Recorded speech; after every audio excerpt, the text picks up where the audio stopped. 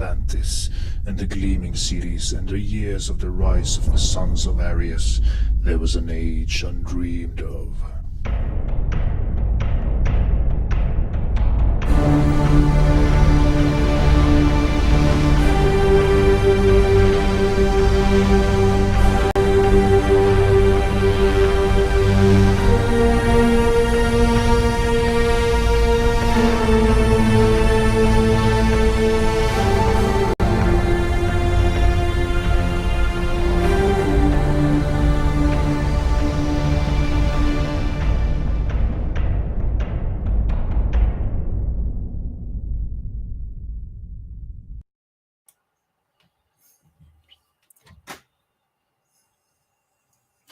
And we can't hear you. Sorry, muted myself. Hello, welcome everyone to World of Conan. Hail to the Brotherhood, hail to all the barbarian horde out there. Hail Conan. Yeah, from beyond Vanaheim down to the south to the Black Kingdoms, from the mysterious Kitai from the east and to the west to the Barakai Islands, but no Picts allowed. Right now, we're joined by the Brothers Krynn, and we're talking about Conan the Barbarian 1982 movie, the greatest sword and sorcery movie. Well, I say so, but maybe It is. maybe the host or co-host disagrees, but but yeah. So let's talk just before we get into the movie. We'll go through the chronologically the movie, or try to at least, hopefully. But let's just talk in general terms first. Like, when was the first time you guys saw this movie, and what was it like, the impact for you guys the first time that you do you remember? Do you have a? You start. I think I actually watched it when I was really young, primarily with my brother, with our older brother, and maybe our father, but I didn't remember as much. Right. I think for me, I might have seen it as a little kid as well, but I wouldn't remember. But the first time I remember watching it would have been around 2009 or 10, I think. And Right. I was fairly impressed. I was immediately smitten, but I didn't take the leap and jump into the stories like I probably should have. But I do remember really loving it. Then about 2 years later, I discovered the second movie, and yeah, that one did not impress me. But this movie has... I also, like, the most notable time I remember watching it at one point was with one of our friends who's now deceased, and so it has a lot of sentimental value in that regard. He was a big Batman sword and sorcery fan. Dan knows who I'm talking about. And he really loved Batman, Conan, so for us, it does have a lot of emotional value and whatnot. Right. Yeah. For me, I also didn't see this the first. I think I saw the Conan Destroyer actually first when I was a kid. Wow. And I really liked the intro, the music. I liked the movie, obviously, but as a kid. But then later on, as an adult, I saw this, the first movie, and I was just blown away. Like, it was completely different. As anyone who has seen both movies know, they're quite different in their approach to the material. So it's not like a bias, when some people accuse someone that they've seen one movie like when they were kids, so they have a bias to it. Because I actually saw the second one as a kid, and I saw the first one later, but the first one is so much better. So it's not a yeah, it's not a bias in that way at all. Should we talk a little bit about, in general terms, more about the movie? Like, what was it that kind of struck you guys first? Like, what was it that made you guys think, "Oh, this is a really like unique or really really great movie"? James Earl Jones acting. I'm kidding. Yeah, yeah, Actually, he is really good. This is probably his best role, and he's done some amazing roles.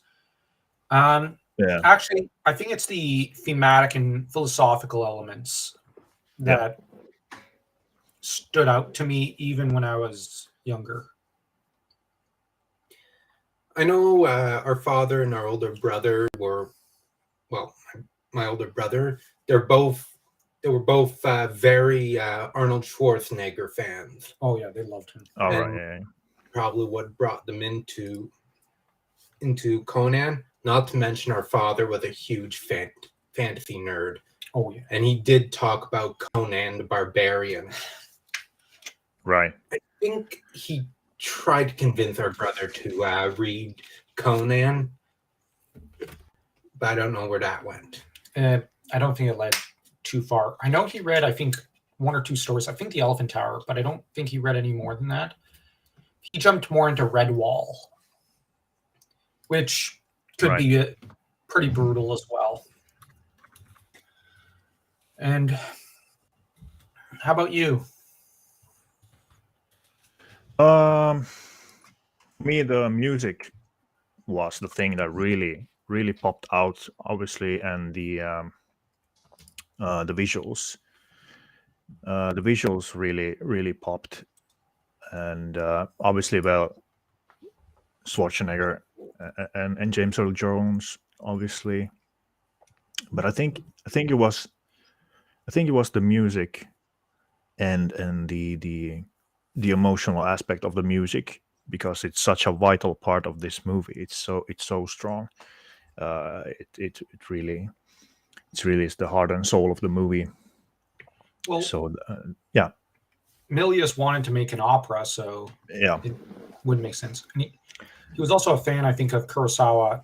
And at this time, George Lucas's influence was felt throughout a lot of the film industry, in that Lucas felt that you had to tell the story, be able to tell the story, just as Kurosawa did, with music.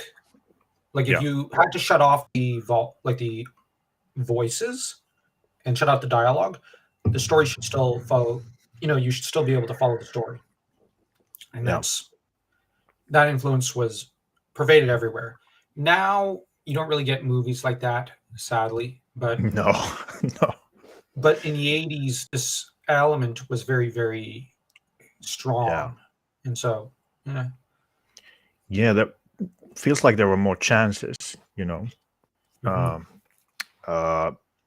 Yeah, I totally echo what you're saying. Like, feels like this still, like I rewatched it yesterday, still feels like a really unique movie with I just can't think of another movie that has similar feel, music, or especially like letting the scenes breathe, letting things, the music, do the talking, and the image, and how it moves the world and all that stuff. You don't have to speak all the time.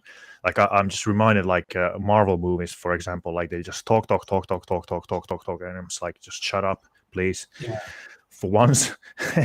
and I don't know, I just really love the scenery, and how the music like tells the story, and how it just breathes all those beautiful shots, and it's not afraid of also shutting off the music and just letting the characters feel. Right. Yeah. Like when Conan says, "I remember days like this. My father took me hunting." Right. That scene, you don't get action movies which have scenes like that, where he's just quietly just thinking back on better days. And then he admits, then there's 20 years of pitiless combat and whatnot, which the thing with that scene is that it's a very evocative scene of younger, fresher days. And since we were introduced to the father at the beginning, we can understand the kind of bond that was there that tied father and son together. Because Yeah. in some ways, Conan's dad, I think I went on the wiki and one Conan wiki, and it suggested his name was Corin. And it's that he kind of looms over the film in a way. Oh yeah. Definitely. And Definitely. it's like the themes involving Thulsa Doom and the father are very distinctive.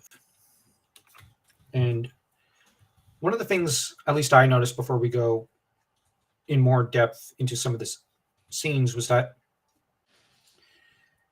I remember hearing somewhere that there was, I forget where I heard it, but someone said that the father was obviously thrown out of Crom's halls in Valhalla because he did not have the correct answer to the riddle of steel. But he actually does. But because, the person said, well, Daddy Dearest said you can only trust in this, the sword.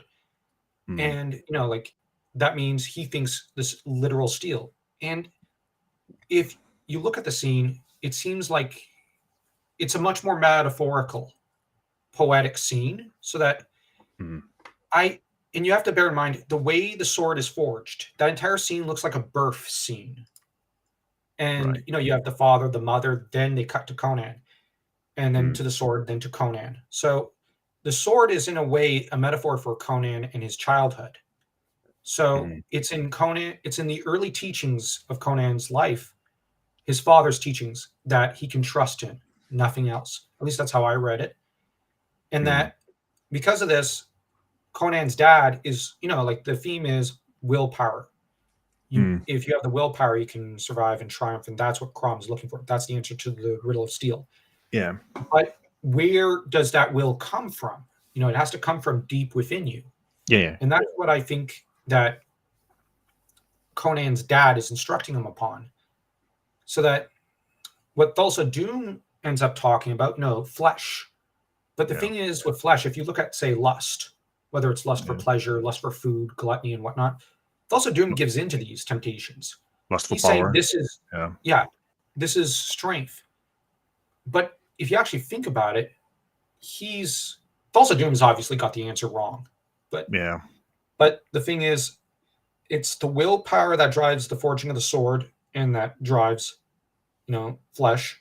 That's the real answer. But I think Daddy Dearest knew the answer, but he can't just give it, so to speak. Oh, okay. It's like every man has to figure it out on his own. Right. But I can give you a hint and say it lies in your childhood. It lies in my teachings to you. I'm passing on the indirect answer. So you have this exchange between the two.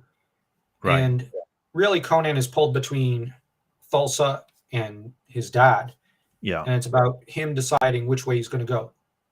Right. And, in a way, it's a film about his soul, but also about willpower. And he pulls it all together. At least that's how I read it. So Crom would probably approve of Daddy Dearest, but not of Thulsa. So Thulsa's chucked out and everybody's laughing at him, but not the father. At least that's how I look at it. Yeah, I don't think Thulsa cared one bit for Crom or for I meant the riddle of steel. Yeah, the riddle of steel. Yeah, I mean, I took it as I think a lot of people probably took it as that the father was wrong and Thulsa was wrong as well, and that it is willpower. It is not material things like steel or the flesh, but it is like your inner strength, the will, which is Crom's. His faith, his religion is that he gives the will to live. He gives the strength to live. He blesses the person with that strength of life, strength of will. So that's what you have to find and understand. I actually do like the riddle of steel, addition. It has nothing. It's not in Robert E. Howard's stories, but I mean it's a cool thing. I don't mind it. Obviously, I think, like I said, I think that the father knew, but he couldn't just say it outright. Yeah.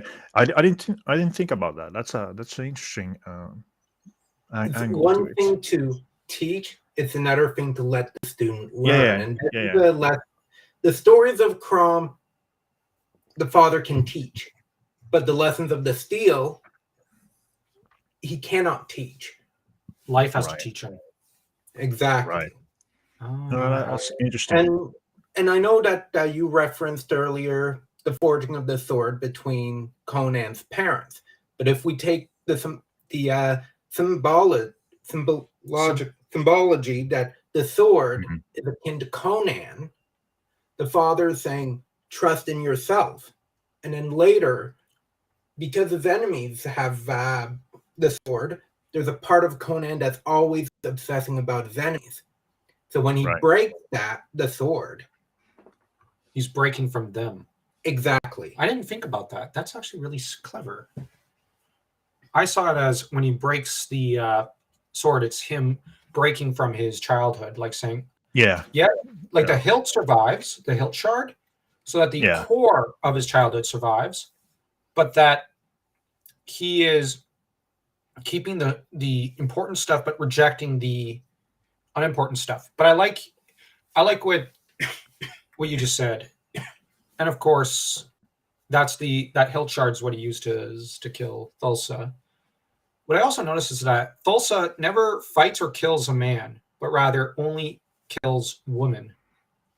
And from afar. Well, except for the Yeah. mom. Oh, yeah, fair. But with the mom, he uses the sword to kill her. Yeah, he's a typical sorcerer from every media in a sense, that he's detached in a way, that he uses spells and others to do his bidding. But say again the thing about the sword. I kind of missed it there. That the breaking of the sword was.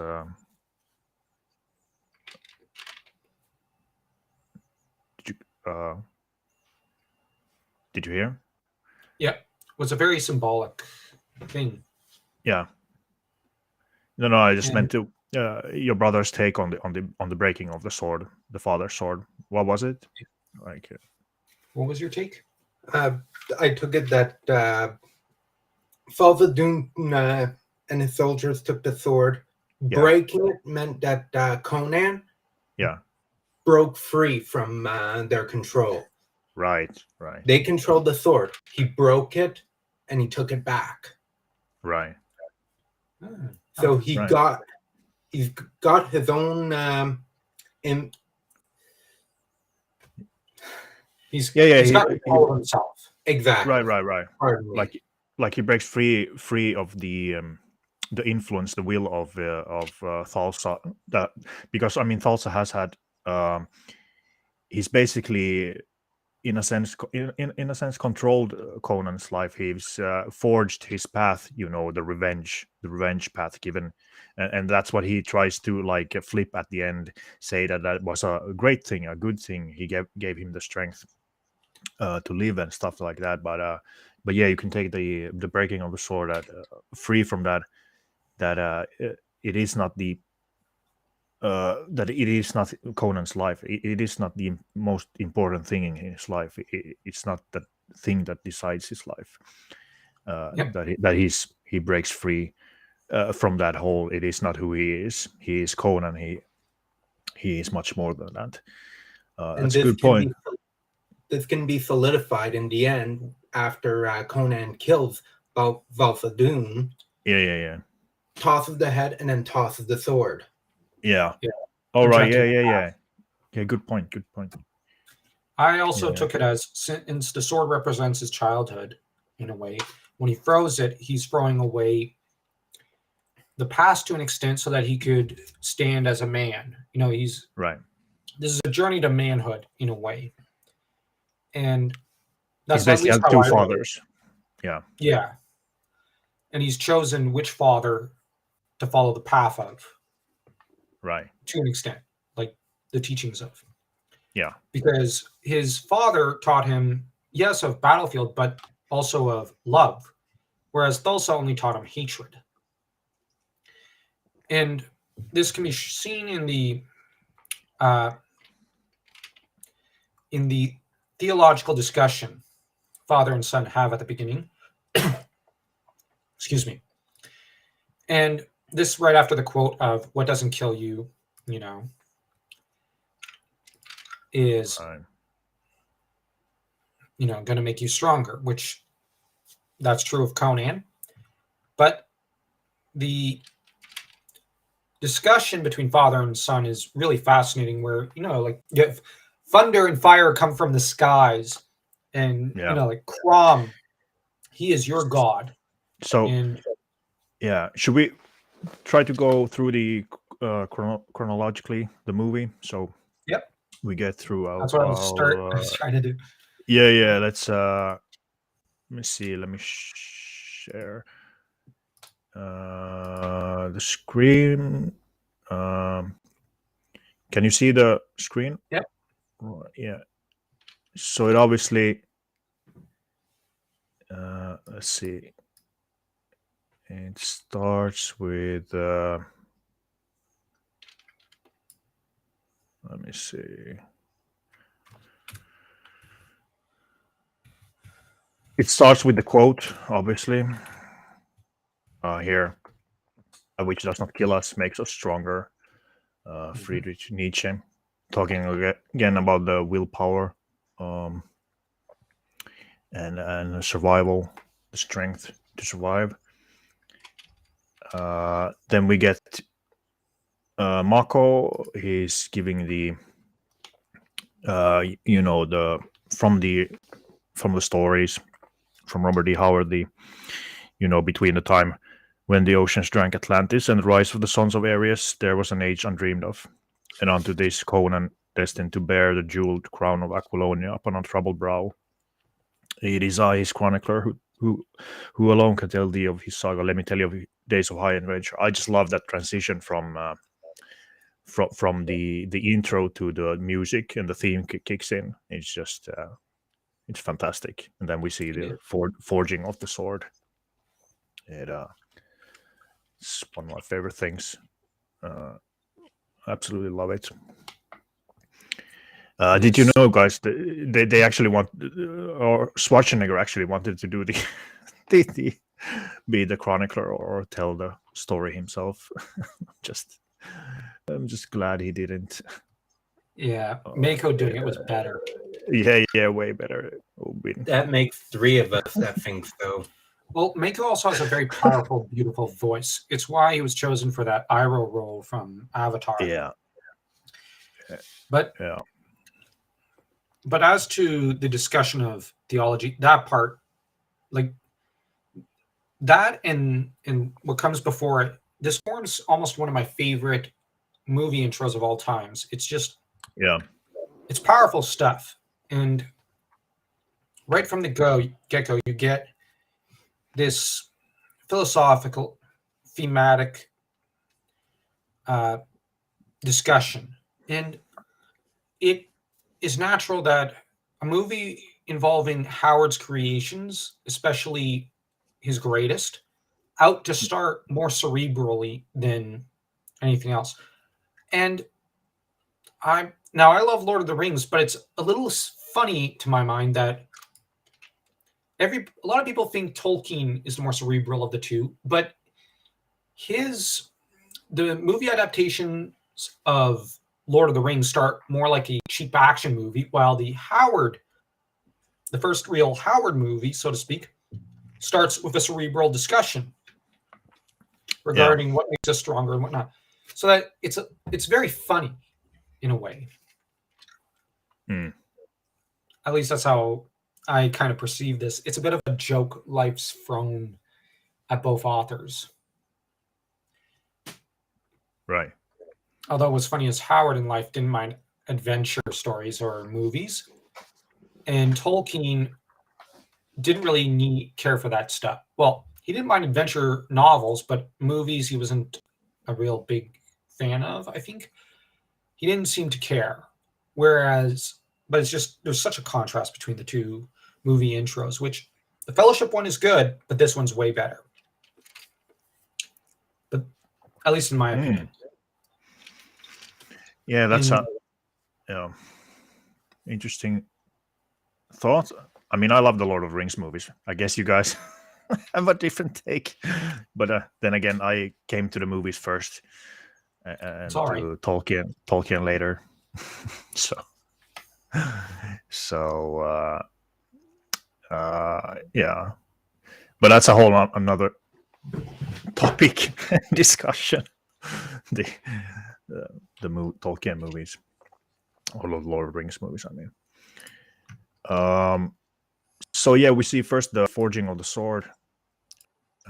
His father forging the sword, mother also helping out. Mhm. It's pretty a classic thing in opera, like in the Ring of Nibelungen, the operas Siegfried and stuff like that. There's I think one of the main guys is a blacksmith. If I think it's Siegfried's father, if not Siegfried himself, is blacksmith as Sigmund. well. Yeah, and so that's a really classic mythology stuff there. Forging the sword, and then we get a beautiful shot of the mountains and the first scene with Conan's father and Conan himself, where he talks about.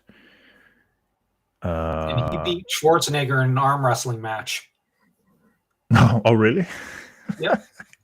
And the actor is apparently a professor of Russian literature. I looked him up. Oh, no way. Really cool. Yep.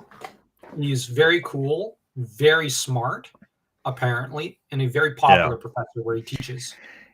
He just killed this role. He was perfect as the Yeah. father. Yeah, he was really, really good. No one could have done what he did. Yeah, he was really And with his the gravitas. performance, he ended up omnipresent throughout the movie. Oh, Yeah. He And looms Jeremy big. Irons also helped with that. What's interesting is that with the mountains of Samaria, it really does feel like something. The mountain scene just feels appropriate for Howard, given how he describes Samaria and the fact that you've got Crom, the way he's described, there are references to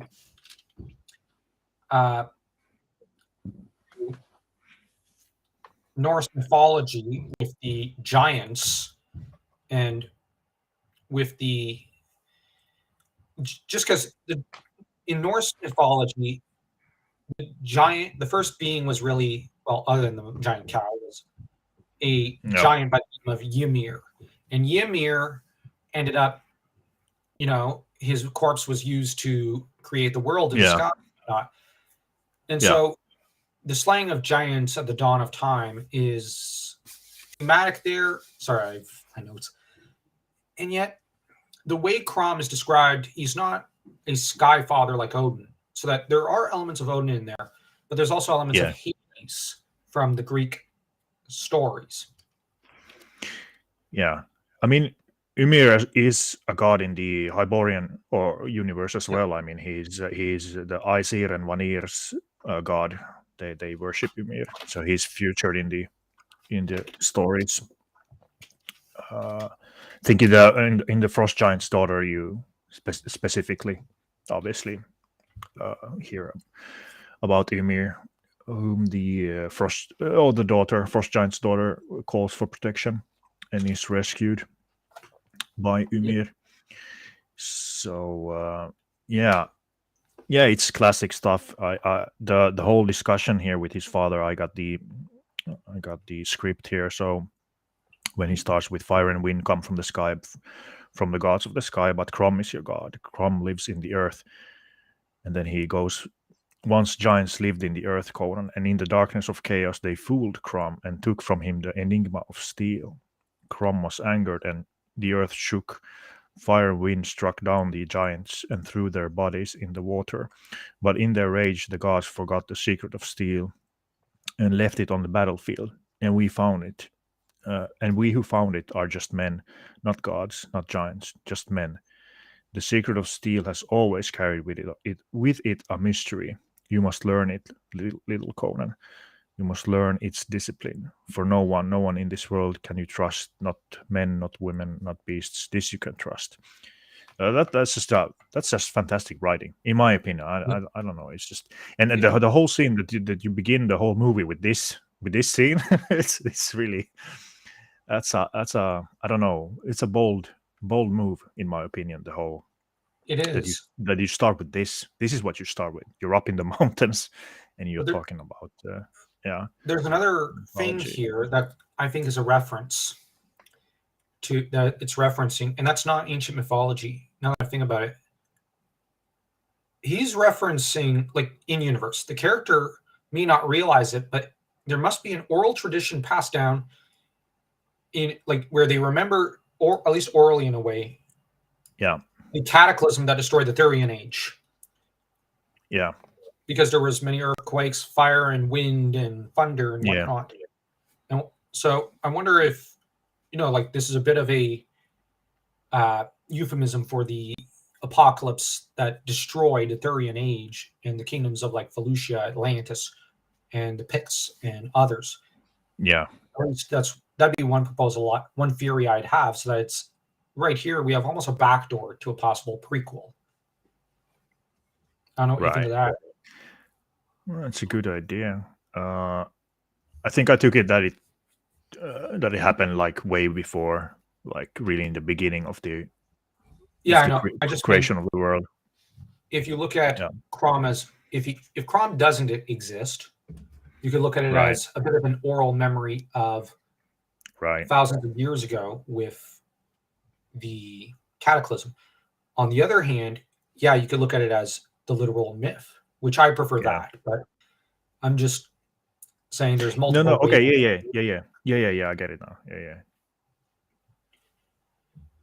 No, obviously they had some kind of oral history. Obviously, all the tribes had, the nations, and you're right. It could easily be that their way of communicating their history and the truth in this way. But I just love the writing in this. I don't know. Yeah. I remember you said this is like one of your favorite scenes, or your favorite scene. Yeah, it's one of my favorite cinematic scenes of all times. One of my favorite scenes in this movie. Actually, this might be my favorite scene in the movie. This or right. That's any kind of the Jones ones. Yeah, that's. I mean, yeah, just kicking it off with a fantastic scene like that. Like it's kind of crazy if you think about it. It's, but I mean, that's a sign of a great movie. You start really strong. Mm-hmm. You bring in the viewer, and you speak about the world where you're going to be immersed in, and you essentially like speaking to us as well. That this is the theme of the movie. That this is the thing that we're going to sink in now. The riddle of steel, the willpower, and all that, and that you have to trust this. You have to. Yeah, I don't know. It's just really well done. Okay, the brothers are taking a short break. Yep. They'll be right back. Well, I can just continue rambling on for a while. Yes, you can continue rambling on. Yes, I'll continue rambling on. Let's see. So the father here speaks with little Conan. We see him here. He's just looking at the whole thing, raptured with his father speaking on the riddle of steel, and it really, like I said, it really speaks to me as well. It gives me kind of goosebumps, and for good especially reason. You don't start with big explosions or big fancy whatnot. You just Right. start with the molding of the sword, Sword. Yeah. and then you shift into this. Yeah. Yeah, it's excellent. But really, when he says like you got to learn this secret of steel, and then or right before that, we who found it are just men, and then when he says you can't nothing in this world you can trust, not men, not women, not beasts, this you can trust. So that I don't know, it gives you the whole scene, right? Gives me goosebumps. That's really, really cool. I can see why it is your favorite scene. Mhm. I can definitely see it's one of my favorites as well. It, it's really strong. So then we segue to another just absolutely beautiful, excellent, might be one of my favorite scenes as well. There's so many here in this movie. Mhm. With the Riders of Doom approaching the Cimmerian village. We begin with this beautiful shot with Best we- fantasy song of all times.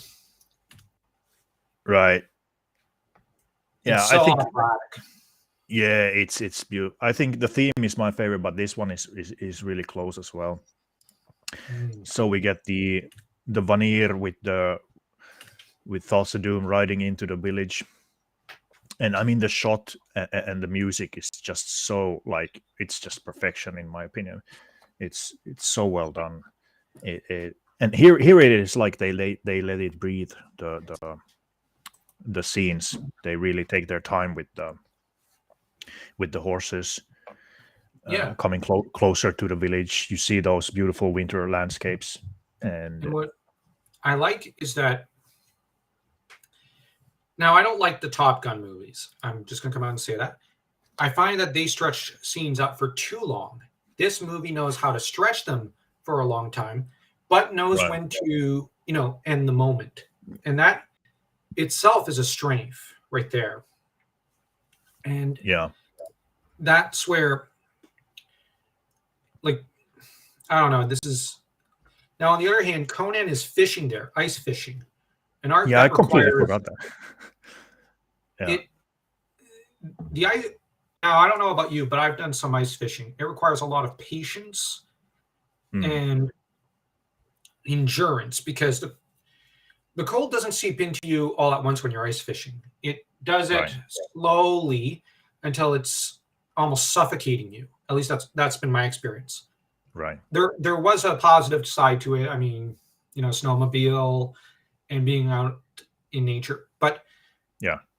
there is a part of it that is stifling and difficult. But I think to an extent, this right there, we're learning something about Conan. He's a tough kid and he has a lot of patience. Yeah. I completely missed this part in the movie. Like I saw this yesterday, and I noticed it like felt like for the first time. For some reason, I didn't remember that he was fishing Yeah. in the beginning of the movie. It's really cool little scene here before the riders come and destroy everything, his whole world. It's really cool. I haven't been ice fishing. I've been, normal Regular fishing. Yeah, regular fishing, but which is way funner. yeah, not a big fan of fishing. Gotta say, Okay. not my thing. But I'm not very good at it, but I do enjoy it. Our oldest brother's a pro at it. He Right. loves it. He's No obsessed. one likes to go fishing with me. Yeah, because you catch all the fish. Yes, not even to put my hook in the water. Not even 5 seconds later. I'll never catch anything, but I'll enjoy just the water, the sea. Yeah, that was my favorite part as well. I think the whole waiting for fish that never come. It was like, I get that. right.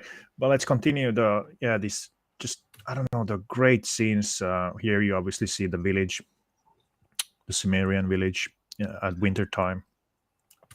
Just going through the normal day to day. You see his father working Now, there. there is something interesting that his father does when he notices the invaders. His first instinct is to try to hide his wife. And his wife's first instinct is to rush out to go find Conan. Yeah. So I get the feeling he's trying to get her to hide herself while he goes out and looks for Conan. But she kind of breaks right past him. So there it's showing, like you have her maternal instincts versus, his instincts as a husband and as a father. He's like, I'll go do that. I'll go put myself in danger. You stay here and hide. So right here, you've got a very male and a very female set of, energy and instincts. Yeah. Not to rush too far ahead. It's just... No. You could almost make a movie about these two. Yeah. Yeah, there really isn't, I think, anywhere to escape anyway, where they are, where they are in the snow and the surrounding area. It's kind of like it's do or die, basically. It's but yeah.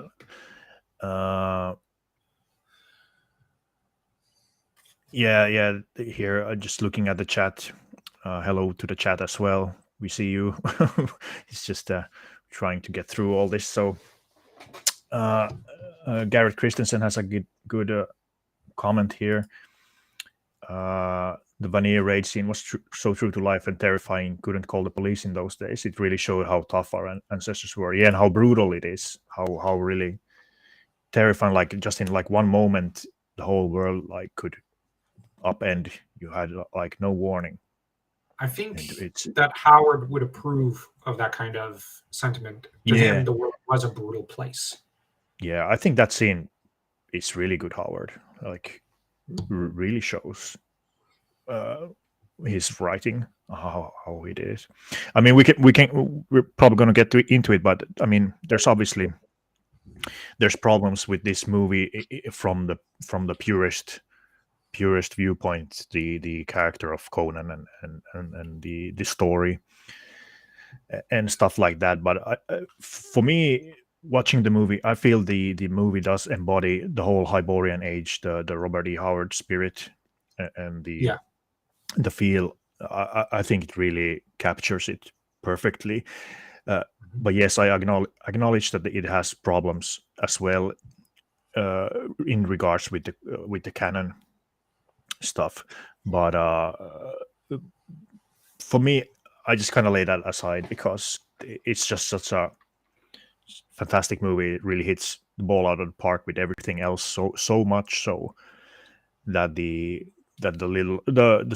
problems with Conan and Thulsa and stuff like that, it doesn't really bother me, but I understand the point. And I absolutely do want to see one with more accurate Conan character in total. But that again, I think comes with, as we've spoken before, with about is the director John Milius. He was more. He liked Cull more, so it's kind of like a mix between those two characters. The character of Conan, so it has a bit of problems there, and that's probably why he brought Thulsa as well along, because it's a Cull enemy.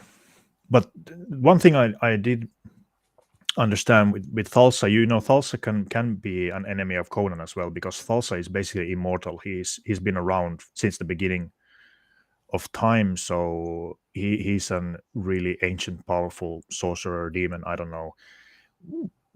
So he can easily be an enemy of Conan as well. So that's one thing I just kind of figure out later on, that that's not such a big leap in a sense. So we get here the Vanir raiders with the Riders of Doom coming to the village. It's really, here we see an interesting view of a tracker I take it he's a Vanir tracker because he has like red hair, which is the Vanir trademark. And I just love they really make he looks really cool, and they make the great shot where he like stands up and you see the light from behind him, and here you can see, and then the horses come then from both sides. They gallop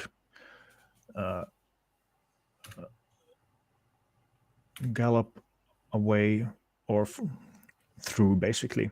That's just so many great shots in this movie. Like it's It's shot. can't go wrong. Yeah, exactly. That made so much sense when I learned of that the opera thing, and he had actually classical musical pieces that he had used in different scenes before the score, and given them to the composer Vasil Poliadouris, and said he wanted these emotional themes in these scenes. So that makes so much sense. It's so much done as an opera. It really is.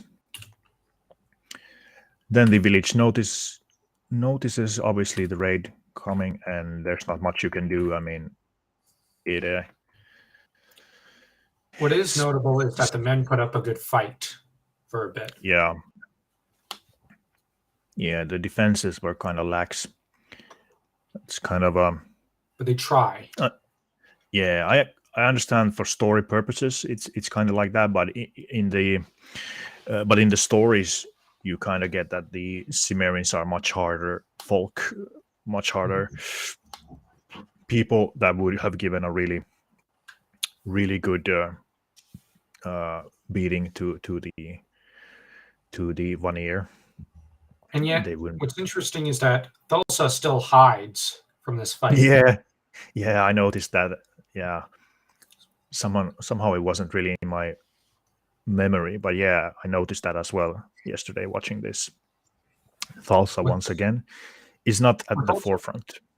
What's also interesting, just from a meta point of view, is that apparently in this film, this is the best James Earl Jones shape that he ever was in, and that now, like I listened to an interview of his recently, and he always struggled with his body weight and with being plump as a kid. But Arnold, he took Arnold under his wing in terms of acting, but Arnold took him under his wing in terms of getting him into shape for the role. So this is they did give a lot to each other, and here Jones is in great shape for this movie. Far better than any other role, but I just thought that was a little bit interesting. Just to note that he's a man who has struggled with his body weight, but he's in incredible shape here. Yeah, I learned that as well. The trivia page for these movies is long. It's really, really long. We could do like another video just talking about the trivia stuff. With the whole movie, there was so much. I was like, when does this end? Like the trivia goes on and on and on and on and on. Another point here in the scene, you see Rexor leading the charge, and I just love the production design and the costume design of this movie. The fantastic like helmets and swords and armor, and the cool standard with the snakes, with the sun and moon. It looks fantastic. I don't know. I think they really hit it out of the park with the costume design. The bearded flunky and Thulsa, the helmets make them look like devils. So there's something demonic happening there in terms of symbol. Yeah. So yeah. Sorry to always go on about the symbols and metaphors and whatnot. It's the English lit in me, and for Dan, it's good. Psych major. So we kind of look at it also for that kind of stuff. And I know that a little bit back, I commented that some of the helmets, part of it looked a little Aztec, and we know how savage the Aztecs could be. Right. The most savage society that's ever been on Earth. Well, they carve people open, so Right. It's an interesting comment regarding Thulsa Doom here. Thulsa Doom is not a Stygian in the movie, right? But worships Set. That's an interesting question. I kind of figured they here as well they mixed Thulsa with Thoth Amon, the arch enemy of Conan, who is a Stygian who does worship Set. And but I would wager that Thulsa Doom did in fact have some kind of worship towards Set, even though it's not mentioned. I would think, since it goes with the evil thing, maybe, but not sure. I mean, that's a good question. I kind of took it as he is Stygian in the movie, because there's a scene later on where, when they're searching for Thulsa Doom, there's a guy who says, "The only snakes I know are those of Set," and I think they say Stygian or something there as well, like the Stygian cult or something. I'm not sure. We gotta see when we get to the the connection. Maybe. I think that we should look at Thulsa Doom, maybe not as Stygian exactly, because he mentions he's over 1,000 years old. So he might predate Stygia. Right. Yeah. I just kind of got the feel that it was kind of a mix of both Thoth Amon and Thulsa Doom. Yeah, they definitely mixed the two together. Yeah. Anyway, Very so powerful. we get here the fight, some brutal scenes. Little Conan tries to be an help of some kind, but he can't really do much. I don't know. Would he be like what age here? 8 or something? I don't know. 5. He's about 5 or 6. Yeah, 5 or 6. We see the father fighting really well.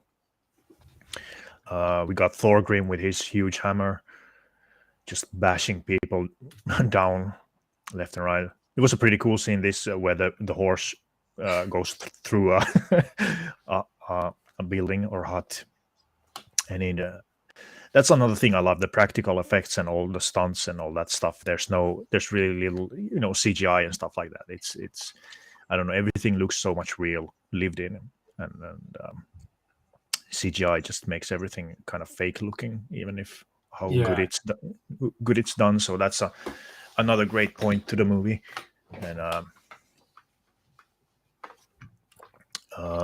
so that's really cool. Then they obviously set fire to the whole village. That's a classic raid thing you do, trying to. And Conan's father really has a really brutal death in regards to movies and stuff like that. He dies to dogs. Yeah, gets attacked by dogs who mutilate him basically to death. Because the men really following Thulsa don't dare go near him. Yeah. Because archetypally, he's the father, but also the warrior, and he's more than a match for most of them. So they're not going near him; they're sticking their dogs on him. Yeah, it's a brutal scene. Well trained dogs, it seems. He's untouchable by all the warriors of Thulsa Doom, but not by Beast. Beast can take him down. Yeah, basically, he was really putting up a really good fight against all the raiders. You could see that he was the biggest problem there. Then we transition into one of my favorite scenes. I just absolutely love the music in this scene, and how like slowly just a Rexor. Yeah. When it comes to the death scene as well, Dan noticed one detail about the mother. Now, though she was staring, she never once shielded Conan's eyes. A lot of times in movies and whatnot, the inclination to the mother is to hide the child's eyes from seeing the gore. she does not. It does show in part that she doesn't want Conan to shirk from the horrors of Life. Yeah. The village I has mean, come to an end. He has to be prepared to confront life. right. I mean, I think that's just the Sumerian way of life. I mean, life is brutal up in the hills with the raids. I mean, this is a constant thing. The Vanir raids. I mean, Frost Giant's daughter starts with a Vanir raid, and like it's a constant thing. In my understanding of the Sumerian way of life, the fighting with the Vanir and Aesir and the Aquilonia and the Border Kingdom and the Picts. So they're really battle hardened with fighting. So so it's not going to be a shilling of the ice. It's going to be, this is what life is here, and you have to be prepared. You have to grow. But yeah, it transitions to this beautiful scene. This is really operatic, this scene, and this is I would wait.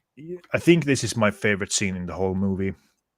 It's what you just, I don't know. It really gives me goosebumps, and it really speaks to me.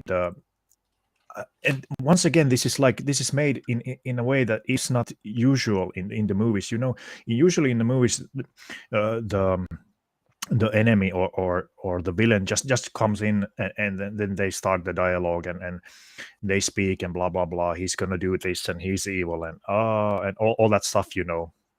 But here they slowly, first his Rexor and Thorgrim come to the scene. You see here, and they slowly come to the confront or stand in front of the mother and take off their helmets, and the music swells, and it really speaks that emotional language, once again really operatic.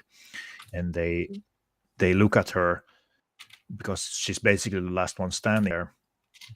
They take off their helmets, and they have found the thing they came for, the sword and the riddle of steel, and they wait for Thulsa Doom to come to the front.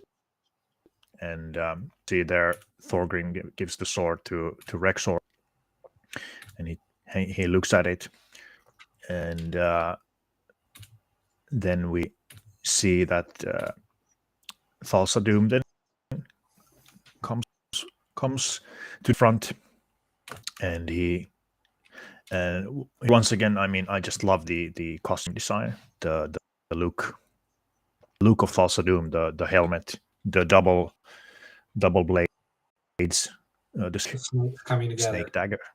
snake daggers here. Those two daggers, like, just looks way cool, and the armor, just so well made. Really well. You could make like a really basic, you know, helmet and armor and stuff, but this is really well thought out. I think it's really. And then he takes his helmet off, and he looks at the sword and admires it. And like we learn later on, that was his purpose in his younger days, to learn the real steel, to search for steel, the best steel that you can find. Mm-hmm. And the music really swells, and then we come to this this hypnotic scene where he basically puts the mother under a spell. Like he really, like, there's something really, I don't know, there's something really otherworldly here. Yep. With James Earl Jones, they really knocked this out of the park. They made him look so cool, so intimidating, somehow really otherworldly. It's like you can feel that there's something really strange. It's like he's snake looking, that there's something that he is like gazing and putting her under the spell, as well as putting all the people watching the movie like As under well a as spell. Conan. That this is, yeah, it's this scene is so good. Which her lower the weapon, and he then turns his back to her because she's under his will now. And this was like the power of Thulsa's will and his magic, and then he decapitates, takes the head off of Conan's mother, and it really, the music, like the choir here is perfection. I don't know, it powerful, so powerful. It really speaks. And here's a really beautiful shot here where you see the whole raid party with also when you see Conan looking at his hand and the thing that he In has shock. lost, or the shock who he has lost now. And And that's here right. there was a point like he watches his arm, and not usually they look at the person who has died. What do you I guys like think? how the child actor slowly turned, and he for a young actor like that to demonstrate such a performance. It's impressive. Probably, in my opinion, second or third best child actor I've seen from the 80s. Just with this scene, only maybe Danielle Harris from Halloween 4 probably gave a better child actor performance. Hmm. In Halloween 4, I mean. But that's its own thing. But what I also noticed is that in the background, if you pay attention, there's a rune stone. Right. So that's a little interesting, and All right. Yeah. which you can Yeah, see right, that yeah. it's not. Milius has taken the liberty of basing the Sumerians. Sorry, hiccup was coming up. The Sumerians, Yep. in his depiction, seem to be based off of Scandinavians, which is not exactly correct. Once again, we get into that purity issue, and Hmm. But I would think there was some rune writing as well. Yeah, probably akin to the something like what the Picts of Scotland have. Yeah, Well, exactly. Used to have Celts and all the old. Yep. Old peoples. Yeah, definitely. But yeah, and I just remembered one detail about the dogs taking down Conan's dad. Now I have it in my notes, and I just glanced and remembered. The canine slaying the father is, I think, also a bit of a reference to Fenrir slaying Odin in the Norse myths of Ragnarok. Okay. So we have Conan here thrust into the role of Balder to succeed his father in a way. Right. I'm not familiar with the Norse myth. Okay. But that's interesting. So there happens like a death by dogs in the myth. Well, the moon and the sun are devoured by Fenrir's children. Right. And Fenrir himself devours Odin. Then Odin's silent son, I currently forget his name. Hotter. No, not Hotter. He's been sewing a shoe since the beginning of time. Hotter's already dead, Dan. And he then plants his boot on the bottom jaw and then puts his hand on the upper one and tears the dog in half, or the wolf in half. Right. But the son who becomes the new king of the gods is Balder, the god of light, the peaceful god. So that you have a peaceful deity that takes the place of the violent era. Well, he kings over an era of peace, while Odin kinged over an era of kind of chaos. But the idea of the Norse myths is that Odin is a self-sacrificing god for mankind whom he dearly loves. So you have these kind of themes playing in, and Odin basically dies for his children, essentially, for man and his actual divine children. So you have a bit of a reference here, I think, from Milius, where he's slyly putting in a nod to the Ragnarok. Oh, well, yeah, I have no doubt. There's a lot of Norse myth going through this movie. So, absolutely. Yeah, this is. I think this was completely on purpose. Spectre's comment on Thassa Doom. It's the straight hair they did. That's how he looked like. He's from a race that's no longer around. Yeah, that's absolutely. They made him. There's also Luke. the detail that James Earl Jones throughout the movie almost never blinks. He Oh blinks a right, few yeah, times, But but he restrains it yeah, a lot. Then there's the blue eyes, like Silver Wave yeah, combat. yeah. Blue eyes. Yeah, and there's something really mythic about Thoughts of Doom, like legendary, like a creature from legend. I think that's definitely they're going for that otherworldly thing with him, that he's set apart from the usual raiders. The Vanir. So then, yeah, that's a great shot with James Earl Jones once again. I definitely think.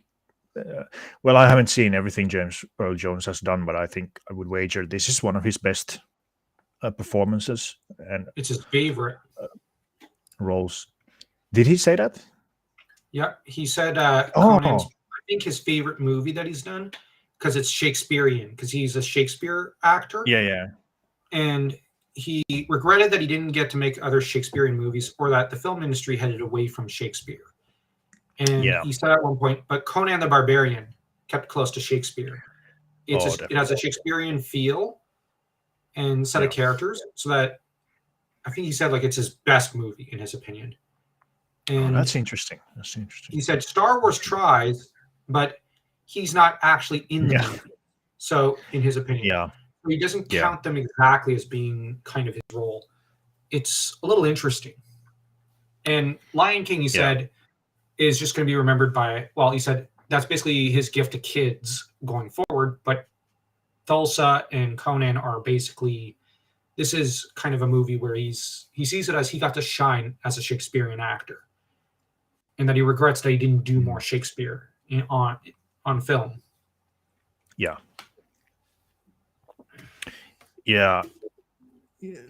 I would figure he would want to do more roles like that. The Shakespearean thing.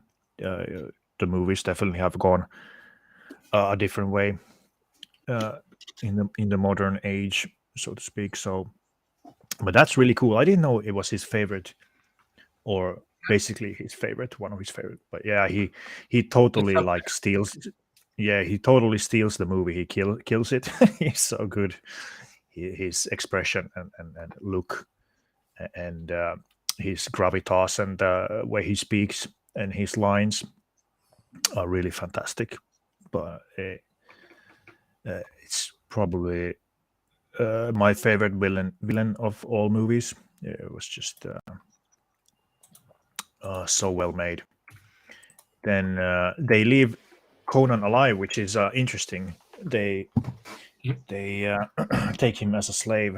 I guess they kind of underestimate Cimmerians, in that they just they take the captive and figure nothing will come of it. So we get Tulsa Doom just looking at the boy, and then he goes away like an evil god that had descended and just given judgment to them and takes There's the that children. Scandinavian poet in you. Yeah, this standard is so cool looking. Really great thing that they did for the movie. Oh yeah, there was a question here from Silver Wave. Do you think he's a snake in human form or can transform into one? Going back to the serpent people question, if Thulsa Doom is one. I'd argue he's one of them. This is that's a really good question. It's kind of like, is he part of that race, or is he a different kind of demon or something like that whose allegiance is to set? Silverwave has a very good theory. One of the original Snake Men from before, like, you got various generations of these Snake Men. Thulsa might be a more primordial one, which I do like. That makes a lot of sense to my mind.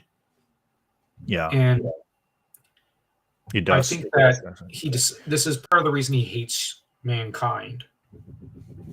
Right. And the fact that he's corrupted a lot of mankind, well, a great many men and women, I think leads to his contempt for us. Yeah. Yeah, no, definitely. That's yeah, I would wager he's one of the original snake men from when Seth walked the earth.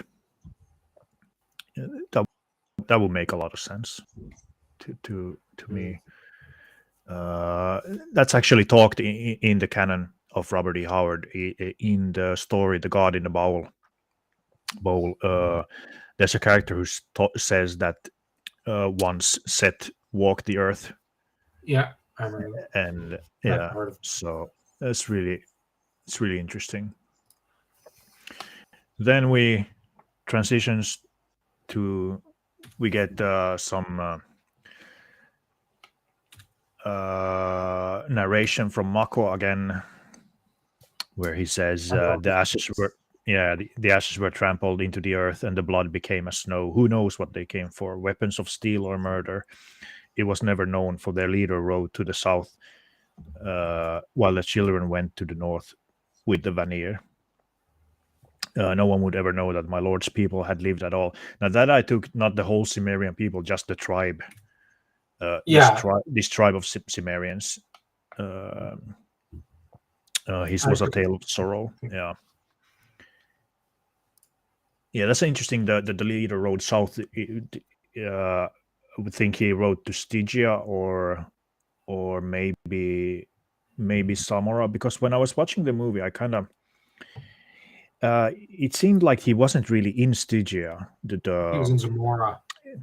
Yeah, he was east from Zamora, I think, a little bit east from Zamora. A little bit east, because Conan is taken east to near the regions of Hyrcania, and then he ventures west throughout the movie, and always heading west.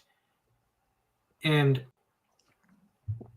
the way Mako speaks though, now we have to bear in mind the entire movie is essentially there's a frame narrative. It's Mako recounting the story to later generations. So in this regard, there are parts of the story he's not sure of, and there are parts where, like the whole thing with Thulsa Doom, he's not sure about that. But then there's also, like, how did Conan spend his childhood? How did he learn to fight? There's an entire gap there where, the movie fills it in, but you could also argue that Mako's filling in the details, but he doesn't know because Conan has almost never told him about it. So, because Conan doesn't talk about a huge chunk of his life there. So, Mako's kind of filling in a gap there. So, at least that's how I kind of look at parts of this movie. There's parts which we have to sometimes take with a grain of salt. Oh, okay. Yeah, I kind of took it just literally that he recounts the gladiator phase of his life. But I mean, he might not know everything that happened. Now the gladiator thing, I think Conan probably would have spoken of it, that. So that part I always took as accurate. The wheel, I think we're supposed to look at that scene, not to jump too far ahead, but the wheel of misfortune, as I've heard it called, is also a reference to the medieval sense of the wheel of fate, I think it is, where you could be on top of the world doing great, but then fate will knock you to the bottom and propel someone who was at the bottom to the top, and then you back to the top and him to the bottom. That's how the medieval mind worked, and at least this is how they regard fate. And the thing is, this happened to Conan. So the whole spinning the wheel thing, I think we can either look at it straight up as Conan basically building muscles by turning a wheel, which admittedly is really silly. But we could also, if we want to look at it as a metaphor, it's Conan enduring hardship after hardship and then the wheel's Yeah. starting to turn, so that life's starting to get a little better for him through the gladiator matches Yeah. and the claiming of his liberty. So I kind of look at the scene as a bit of a metaphor for life itself. Yeah. Time. There's also the mythological aspects of Wheel of Fate. Looking at several mythologies, you do have, for example, the three fates. They spin the thread of fate, Yeah. and this is Right. present in a lot of mythology. I've even seen an aspect of this even in Prydain, Right. where you have the three fates spinning the thread and forming a tapestry. Yeah. Yeah, here we see a great shot of them transporting the children to the Wheel of Pain. I understand it's at least known in the soundtrack when Now the music this- kicks in. I'd also take as a reference to "Now is the winter of our discontent" from Shakespeare. Right. Sorry, I did part of my major on Shakespeare, so I always love to go back to him, Yeah. despite being French. No problem. So we have to Yeah. look at it as life has hit its winter period for Conan, Yeah. at least in that moment, that previous scene. Yeah. my take as well, I just thought about the Wheel of Pain is also like his willpower. His will is like going through the mill of fate, like you said, but his will is strengthened, and he shows his willpower by being one of the last one to survive. He really goes through the ringer, so to speak. He turns that willpower into strength and grows with it, grows with the willpower, and becomes strong. That's also a good point. Do you guys think the little Vanir kid here, he's the guy who comes back later and remembers Conan and takes him out of the Wheel of Pain and makes him a gladiator? Because I always thought that he was the same guy, grown up. Which guy? This on the screen, if you see. Oh, him. Yeah, the I kid, never- the kid, I kid never saw Vanir. that. Huh, Yeah, that would he's be. he's the guy who closes or puts him in at the wheel. Oh yeah. That it would probably be him. Yeah, I always thought it was him. He like looks on and then remembers later on and sees him. And if we look at it as, like we said, it's Conan's life during these years. The guy sees the willpower of Conan, sees how Yeah. tough he is and how he's rising to the occasion, and quickly claims him for a gladiator. So that there's a bit of a bond building there. Yeah, exactly. That he's impressed with the will of Conan, sees how he's grown strong, and he's not letting the climate or anything else like take him down. But he's gonna persevere, Triumph. go through this, triumph through this, and show everyone that he's made of much stronger stuff. Kind of think of it, I recall that that one kid was a redhead, and if we look at the Norse gods, a lot of them were more gingered and blonde. Some of them are blonde.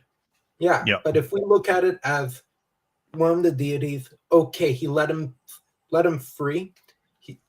And previously he was shown sometimes helping Conan in the small when he appeared, and then he set him free. Yeah. Conan is no longer under his protection. Yeah, I guess you could look at it that way. Mm. Although Right. the liberation scene, I'd also argue, now on another level, that might be Mako inferring that detail, because he doesn't know how Conan got to no longer be enchained. So Right. we have to look at it as Mako trying to fill in a detail he doesn't know about, because Conan sure as heck won't tell him. So there's a gap in Mako's knowledge and whatnot. Yeah, the music is fantastic at this as well. The Wheel of Pain music, really, really cool. once again hitting it out of the park for the score. And this is our introduction to Arnold Schwarzenegger. He changes from the kid to the grown man, and we see him for the first time, and the music swells. It's a good transition, and when we winter time, he turns that wheel, and here we see the guy, the Vanir, come, and I always figured that that's the kid grown up. You know, he went on his adventures and stuff like that, and then he remembers I like that. Conan. Yeah, he remembers Conan. He comes back and he sees, oh, he's really weird. He's still alive. So then he takes him out of the wheel of pain and thinks So that about there's bit. Yeah, there's a dialogue happening between the characters without any words. yeah. This is one of those examples when the movie does so well. Like, you don't have to always yammering on and have a million words and speak, but you can let the music and the scenes speak for themselves and show rather than tell. And he then, I don't know if he probably buys him off the wheel of pain, whoever runs that thing, because we see him meeting with another person here. Probably does a trade and stuff like that. That's a really cool shot.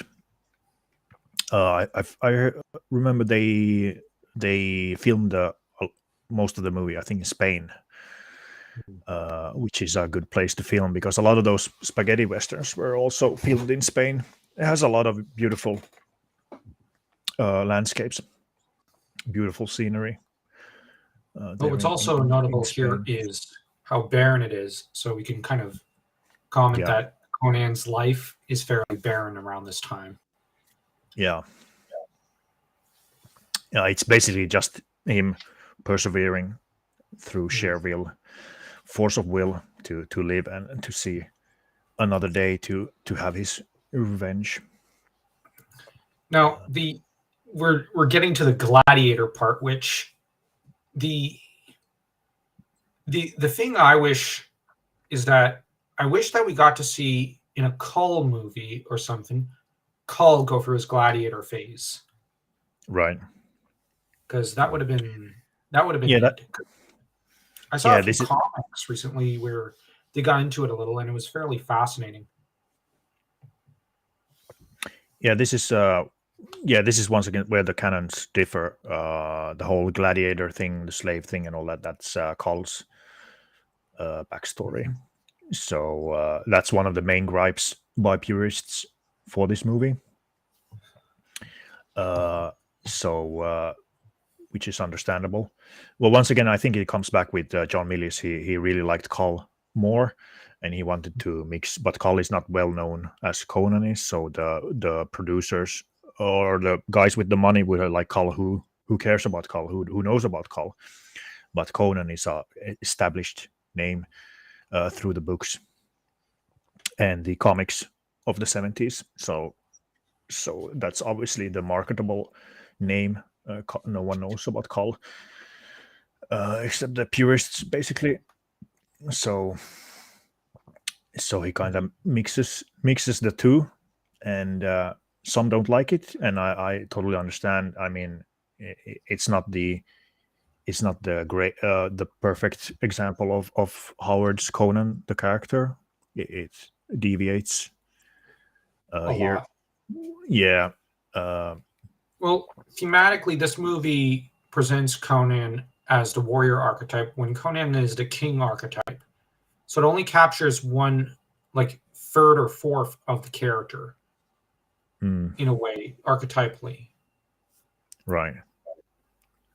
And yeah, it's a little peculiar because the Kull movie actually does do a good job of capturing Kull as the king archetype and as the king.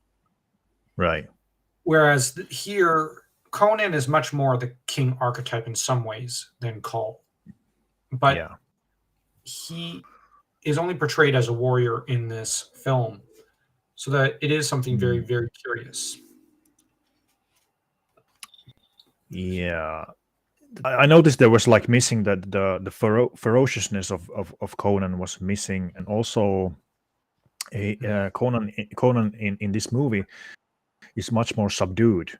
Where in the novels and comics, Conan much he talks a bit more, and he can be boisterous. He can be loud, and he jokes around, and he's not that stoic in that way. He can be as well, but he's less so. Like in the Elephant Tower, he doesn't talk much. Yeah. But he says a lot with his silence. But then you have Red Nails, where he's pretty chatty. Yeah. And there's also but that was a yeah, no, I was just going to say that was once again a choice by John Milius. They didn't really think Schwarzenegger could speak a lot of dialogue without it sounding bad. So that was a conscious choice they made. But he actually does a good job. Yeah, I mean, I think he did really well. There was some. That's interesting. Only thing I grabbed about this great film was I wish Arnie's hair was black. That's a good point. That's a good point, actually. I wonder how he would have looked with accurate hair. Yeah. Well, at least we got Sorbo, who dyed his hair black for his movie. Yeah. Take your victories where you can get them. Yeah, exactly. Did you guys ever pick up the new soundtrack recording? No. No. I think I only have the original on CD. I have to check out that. I think there was an extended version because Basile Poledouris made a huge score, like 3 hours long. I think he made. Wow. So there's a lot of material that is not in the movie because once again, John Milius wanted an opera-like stuff so that he would have a lot of music to work with. So here's an interesting comment by Spectre again. I like the blending of the Cull and Conan worlds. I think it was pretty standard for a lot of Hollywood book to film movies at the time. Yeah. It's pretty basic. They take here and there and they mix and match. It's pretty basic how they usually do. Unfortunately, we don't get a lot of accurate adaptations, but when we do, like they're usually really good. They people love them. Like the recent what was it called? The Lee Child novel turned series. What was it called? Jack Reacher, the TV series. People really love that. I love that series as well. I thought it was great, and it's really accurate to the books, as I've heard. And because those were first with Tom Cruise, and Tom Cruise doesn't look anything like the main character. The main character is like a Schwarzenegger guy, like a big, bulky guy who is really strong. And Tom Cruise decided he would play that character. So the fans of Reacher were really antsy, not happy, shall we say, and the movies bombed after the second one. So a little bit accurate way. Yeah.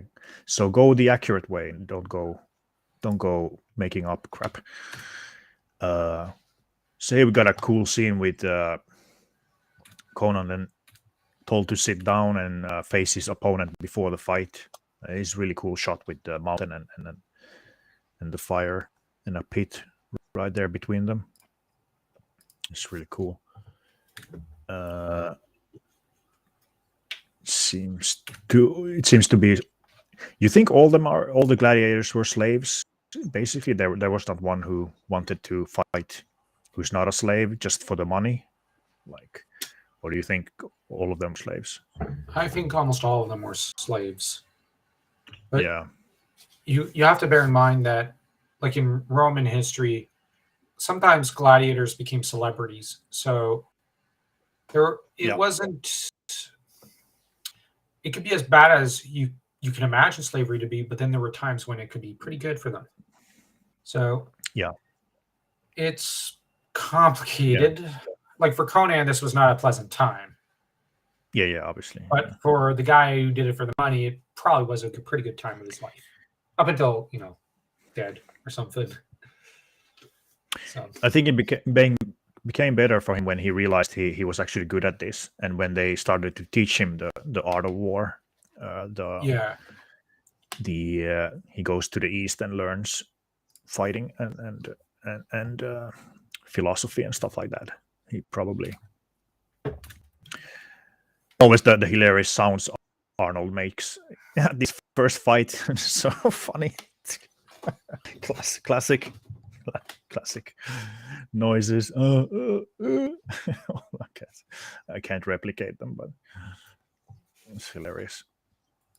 Hilarious noises. But yeah, we get the fight, and then they basically just Mako once again narrates this with that he didn't care anymore. Life and death, it was the same, only that the crowd would be there to greet him with howls of lust and fury. He began to realize sense of worth he mattered.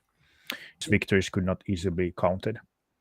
The first And, half where he says life and death were the same, he didn't care anymore, sounds like something Conan might have said.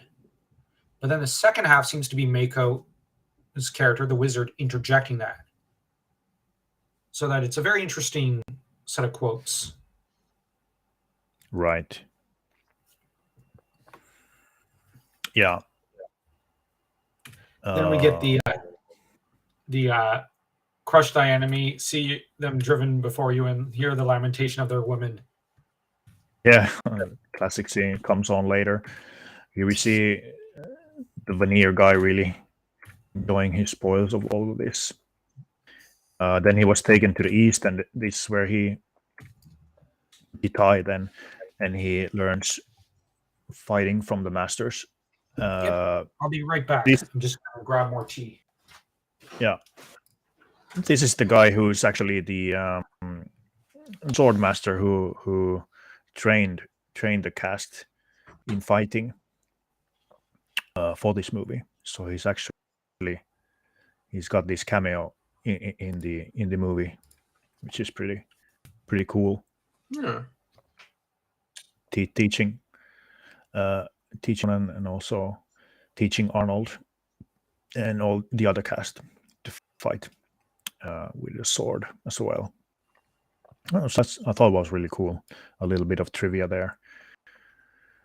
I always thought this scene was funny when he corrects Conan, and then then the other guy smirks and laughs, and he goes over to him and kicks him. It's like, show some respect. I thought that was always funny. Oh, little. Then he learns to read and write in all this, and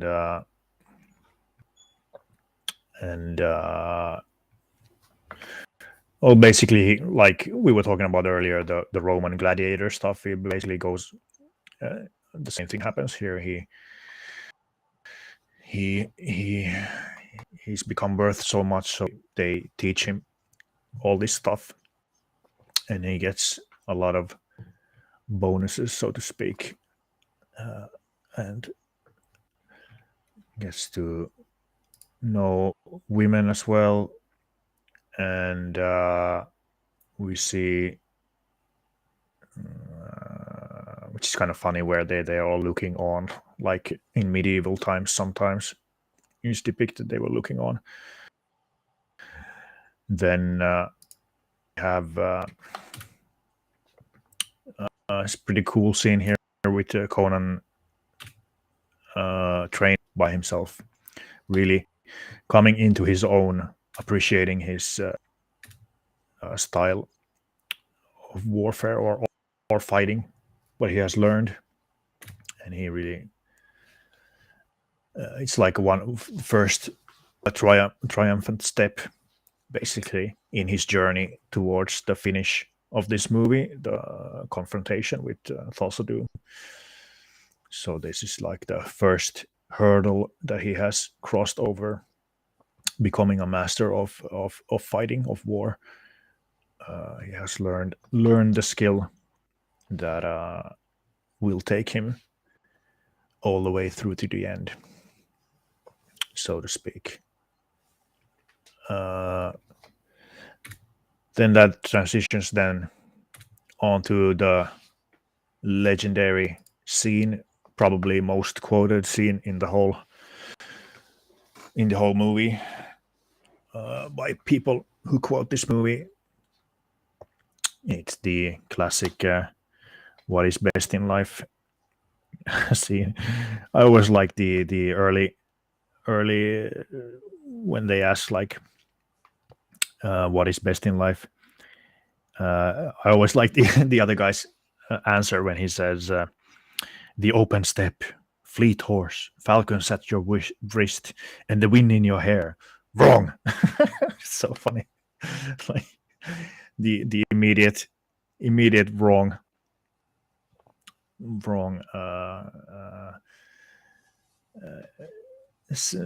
or the older guy says immediately wrong.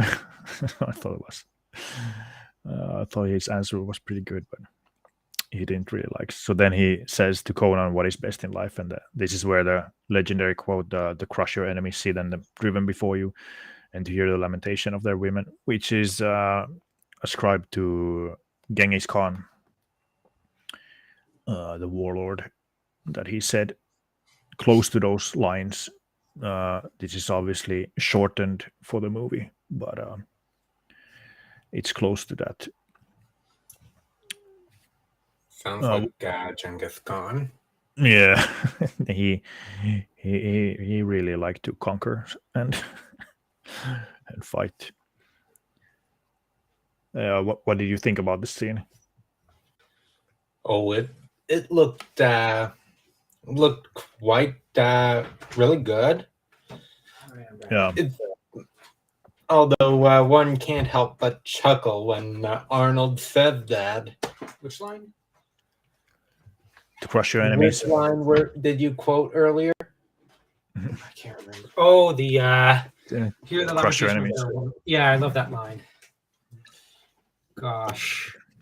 Yeah, we were just talking about this is the most quoted line out of this movie. The classic line. That is from I'd love to Genghis Khan. one day on a mug. Just keep Crom, because there's a image online of that. Keep Crom, crush thy enemies, see them driven before you, and hear the lamentation of their women. I'd love to have that on a mug. Oh, there probably is somewhere. Someone has made. But yeah, we were talking about this. This is actually a quote from Genghis Khan, the warlord. They Pretty put in rough the guy. movie. Yeah, totally. But it's pretty close. It's a bit shortened, but it's a close quote from the warlord. And I mean, it fits because he's in the east with probably in Hyrcania. Yep, he's in Hurricane. And Hyrcanians were the Mongols, Yep. which became later Mongols and different Huns, I think, as well. Not quite sure, but yeah, it's a. I was just saying before. I think it's cool because when he asked the other guy like, "But what is best in life?" and he said the open steppe, fleet horse, falcons at your wrist, and the wind in your hair. And then the old guy was wrong immediately. Like he's like, "No, that's not a good And he answer." says it Like, with he's such heat, like wrong. Like it's a personal offense. Yeah, exactly. And he's just like, I'm enjoying life. I got like the wind in my hair, and I got my beautiful falcon at my wrist, and I got my horse here because they were horse lords basically, and the open step, and like all these beautiful things. It's like, no, wrong. And then it's like, crush your enemies, see them driven before you, and hear the lamentation of the women, just death, death, death, and destruction, and a complete opposite of what he said. It's like, I always thought that was such a funny scene in that sense. It's kind of hilarious.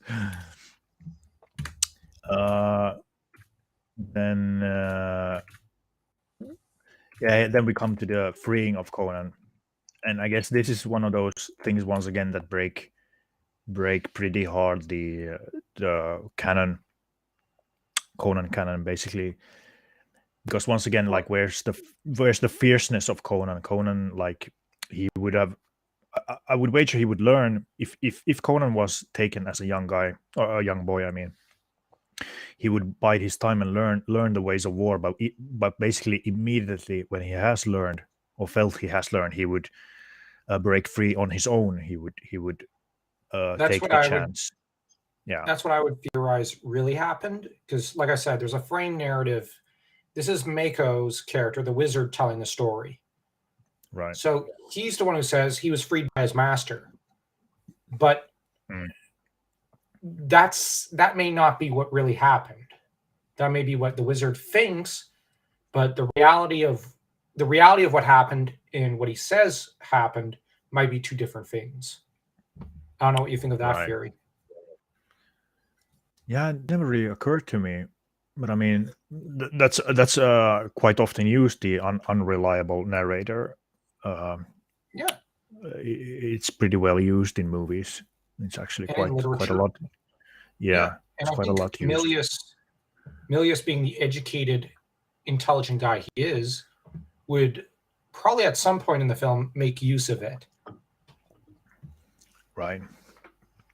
But what would you think is the point with having an unreliable narrator for this part, for the instead of just telling how it actually happened?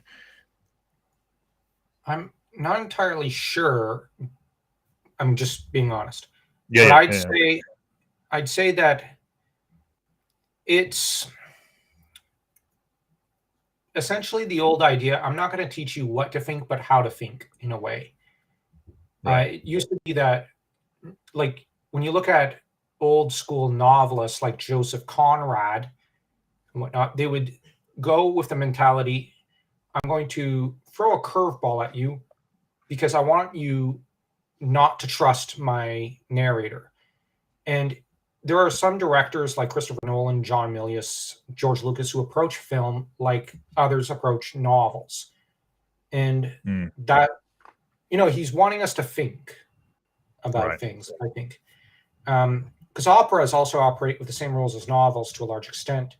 So I think that here, there's that curveball being thrown at us. And I think that the unreliable narrator here is a little more downplayed, so that Milius he's following in a very old storytelling tradition. And at least that's how I'm looking at this scene. But as to why he would here insert the unreliability of a narrator, I'm not sure. Yeah. But I would posit that it's to cover for any kind of mistake made. Right. As well as to, like this scene feels very out of place in a way with the Conan lore. Yeah. So if we actually say it's out of place, what's going on here? And it could be that Milius is not exactly breaking canon so much as he's showing one character's perception of what the reality might have been and whatnot. So at least that's how I'm reading it. Because I tend to think of Milius as a very clever guy. Yeah, definitely. Or more like, no, go ahead.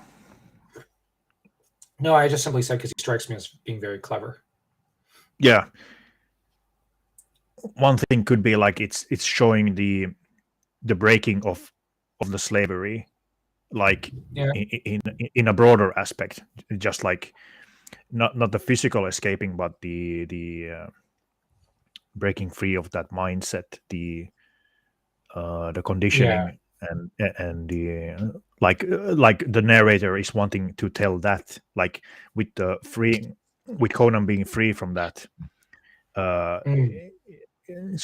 showing that he is free by showing the physical, but actually it's talking about the more of the mental aspect, or the, like I Yeah. said, the conditioning and all that stuff, just showing it physically. But he could There's have like escaped by his own, but it just shows the, yeah. the breaking of that part of his life. Yeah, I mean, Yeah. it could He's be. not a slave in his mind. Yeah, His body I may mean, have that been could trapped, be. but his mind was free. Yeah, I mean, that could be definitely. Although there is one good quote. Conan was like a dog, a wild dog who had been kept for too long. All right, yeah. I think there is truth there. Yeah, it has been surmised that perhaps my lord was like a wild animal that had been kept too long, perhaps, but whatever. Freedom, Oh yeah. so long, Well, an unremembered dream was his. Yeah, this is where he's being chased by the dogs. These were actually quite dangerous, these dogs. By the trivia of the movie, they would attack even the trainer. So wow. so Arnold was actually running for his life basically here. And they really wanted a piece of Arnold here. So one could say they were fans. Yeah, they were fans. I just wanted to quickly just answer this. Is that the same swordmaster who teaches Reg? I think so. Yeah, we were talking about earlier when you were gone there for a bit. The sword guy who teaches Conan is actually the guy who taught them, Arnold and the cast, how to fight with swords. So that's his cameo in the movie. And yeah, now that I think about it, I think he's in Red Sonja movie as well, which we can do as well later on. Yep. After we get through Conan the Destroyer, I think. Yeah. I gotta rewatch that. I haven't seen that in a long while. So anyway, he climbs up, escapes from the dogs, and this is an interesting scene. This is he falls into a cave, kind of like I used this in the video, in the mountain of Crom video, and this segment, one of my because this is favorites of yours. oh yeah, thank you, because this is basically like he breaks into the mountain of Crom. Basically, he finds something ancient, and this is meant to be Atlantean, the thing that he finds. So it's kind of he breaks into an old god's home, so to speak. And this is actually taken from one of the pastiche work by Elsprog the Camp and Lynn Carter, the thing, the crypt, which is a story that takes place when Conan is 16. I think it's one of the first adventures of Conan, or if not even the first.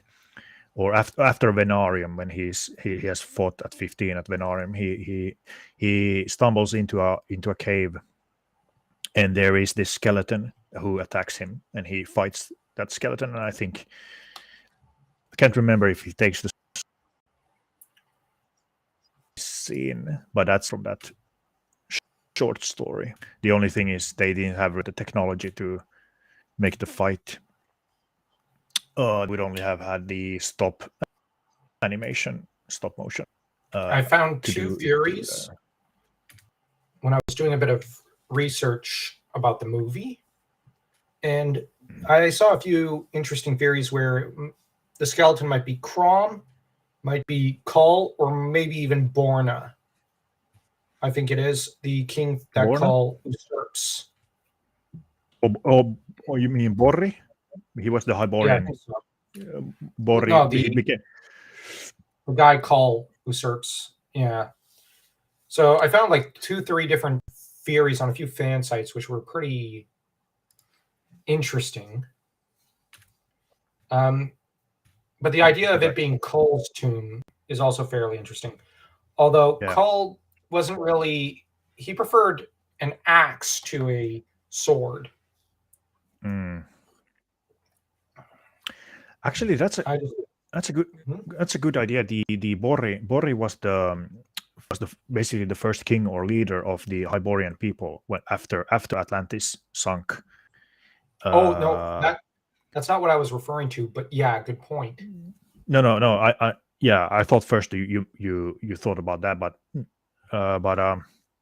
Bori became basically a god. They made him to a god. He was a god to the Hyperboreans.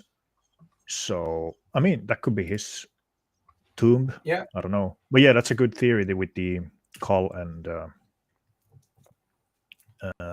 what was the other guy you said? Cull and Crom and the king that Cull usurped. Oh, I think it is. Right. That guy, which I forget his name. I think it's Borna. And yeah, I can't remember either.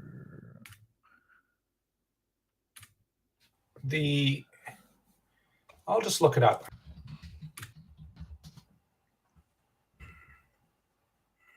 Yep, King Borna. Right. Here he finds the Atlantean sword. And, I like it being the Atlantean sword a lot more. I mean, that's what it's called in the script, and okay, and that's in the what music, it is. It's that's the canon to this movie. It is the Atlantean, so it's Atlantis. It was just a few different wild ideas, I think, that were on a few fan sites, which I thought were interesting. But I like the Atlantean sword idea. Yeah. So there was originally going to be a fight in here in the movie, but it didn't. They didn't really have the technology to do that fight scene with the skeleton. They could have done that with stop motion animation, but I don't know. It could have looked a bit silly, maybe. So they probably chose not to do it like that. Even though stop animation, maybe it wouldn't really have worked here. And this is where he first utters the Crom. This is where, for the first time, I thought about where do you guys he remembered Crom about? Obviously, his father told him about Crom, but it just seemed so many past. Like, would he have remembered like Crom and the god of his people? And I certainly think he would remember. If it's one of the founding stones of his life, of Conan's being, then he wouldn't have forgotten about Crom. Because, like, for me, for example, it's not the most important memory in my life, but I remember the first time I went to the movie theaters. I remember the red carpet, the red paint on the walls. I remember the posters, and I also remember looking up and seeing my parents and whatnot. So that, if I can remember that kind of thing, I think Conan could probably remember Crom and his father's teachings. Because in this film, like we went over it for like an hour. Daddy is everything in Conan's mind. Yeah, I might argue that his dad looms larger in his head than he does in reality, in a way. Right. Yeah. Yeah, good point. Yeah, it's just he went through so much, and I agree. I was just thinking, what would it have like eroded the memories? I think in a way, but then again, yeah, I think they might have, but I think it would have been enshrined in a different way in his mind. Right. For example,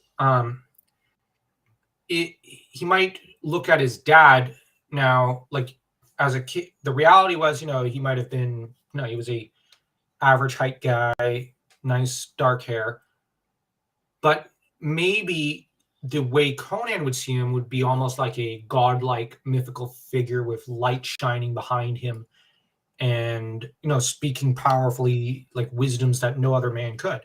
So he might enshrine him as almost a half deity in his mind. Mm. I don't know what you think of Right. that notion. And his father's lesson could have been one of the few things that kept Conan sane throughout all the years. Yeah. But like I said, I think it's also like Bruce Wayne with Thomas Wayne in a way. Like Conan just almost deifying his dad and saying, my dad was this godlike king of a man who told me. Right. So he might have looked at it that way. At least that's kind of how. So I would think the saying Crom when anything like strange happens or something like that, he would have picked up from his village or his father, because I was thinking like, that's probably where he learned it from. That it's but I just meant that he had become, even after all these years, that it still was such a part of him that his instinct when something strange happened was like Crom, like he would utter that word, even though he has had 20 years of Eastern thought, Eastern warfare taught to him, and all the rest, gladiator stuff and all, but he still, like, his instinct was to say Crom immediately. That was what I was kind of like thinking, like, so is it that deep rooted or maybe it mixed together, or was it a mistake in a kind of way? But I don't know. But it's probably because it's deep rooted, the memory of his village and the revenge he wants to go on. But he does something in this scene that I think always found funny, that the book Conan always does. He always calls out to Crom, like, Crom, by Crom. So I always have the theory that, it said, don't ever pray to Crom or call upon him. Otherwise, he'll rain dooms down upon you. So that I always wonder if maybe half the sorrows and troubles that come to Conan is just Crom trying to tell him, shut up, stop calling me. And, and Conan still keeps doing it. So that you can't really say book Conan is all that much better about not calling out to Crom, because he calls out to him too often. And it just gets him in trouble. Yeah. I guess that's kind of the stubbornness of Conan. He's like, I'm going to do this anyways. But then we get this little cool scene when he comes back with the sword and he takes off the shackles, the last shackles of the slavery, and the dogs are waiting on him, and he looks into the camera. I think that's pretty cool, the scene. It's like, this is the end of you. Like, this is one of those steps on his journey. He has mastered war or mastered fighting, and now he's mastered freedom, and now he has the weapon, the means. And he also did another thing here. In the hero's journey, the hero does descend into a pit, into a hole, and has to pull himself out. And that's basically what he's done here. Pulled himself free from hole that he dug for himself. Yeah. Or he was put in by the fates or Crom to shape him into the warrior that Crom needed him to be, to make him the stuff of legend. However you want to look at it. But it's but there's a lot to dig in there. But this is something I didn't think of, but someone pointed this out on some comment on some a long time ago in some video. But he looks at the camera, but basically looks at the dogs, and the next scene he's walking with the dogs on him. he's skinned them and taken them as clothing. The dogs or wolves. Mm-hmm. He killed them. I didn't really notice that the first times I this movie, but it makes sense. Good to make those clothes. That's what I was thinking. That was kind of funny. Yeah. So then this is interesting. Like I was thinking when watching this yesterday, where do you think he is at this point in the movie? Because in the Still in previous scene, Hyrcania. yeah, I was thinking that, but then I was thinking, I think in an earlier scene, the Vanir guy took him back to the north from the east, and they went back to the more to the north to fight and stuff like that. And Yeah, but then and it's now still he's going east. south. Yeah, because the Yeah, of landscape Samaria. doesn't. Yeah, the landscape is very rocky, mountainous. He So it's also not runs really. into Subutai, who's an Easterner. Yeah. Oh, yeah. That's true. But I mean, just looking at it's he's not. He's not south, definitely as of yet. He's more northeast in his travels, so to speak. But yeah, this is then we come to the witch in the hut. It's kind of interesting. The book Conan, I would think, would be, even though he's suspicious here, I think the book Conan would be even more Mistrustful. suspicious. Yeah, because he doesn't trust. In the books, he doesn't trust magic at all. He hates it. Yeah, he hates it. So that's kind of strange that they made him. But I mean, it's for story purposes. But Well, here she's interesting because she's one of 3 female characters we really see. You have Yasmina, I think it is, the princess, the daughter of Osric, the one king. We have Valeria, and we have this lady. So what you get is the crone archetype, female archetype, because there's a triangle usually. The crone, the mother, and the daughter, or the crone, the daughter, and the lover, or the crone, the daughter, and the warrior. Valeria is the warrior. The princess is the daughter, and she is the crone. Yeah. And what's also funny, on the other hand, is that Conan basically sleeps with all of them. Oh, except the princess. Well, you could take it as him sleeping with her after the epilogue.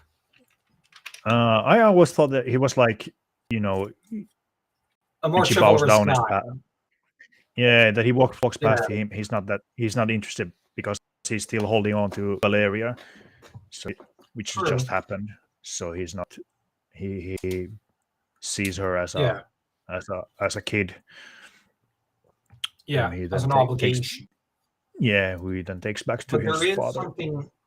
No, I just took it as, because of the last scene, there's something being done in regards to her being, like, she's the female energy at the end. He's the male energy, in a way. But I do appreciate where you're coming from, and I like that. I do think, well, if you look at Conan the Destroyer, he's still grieving for Valeria in there. So that's an important part of his character there. Yeah.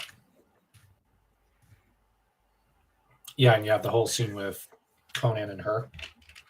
I think it's funny when she throws that stuff in the fire and he's like, huh? He always laughs at that.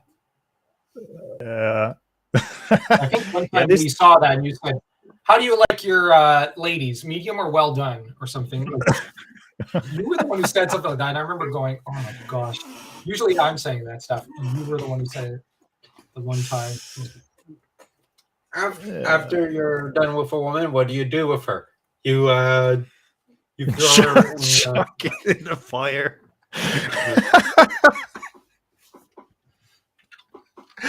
This whole into the fire. Yeah, this whole scene is. This whole scene is kind of hilarious. Yeah, this is so hilarious. this whole scene, all this stuff here, kind of really funny. The whole love scene with the witches is really weird. So all the noises and the transformation to the demon, and then he chucks her into the fire.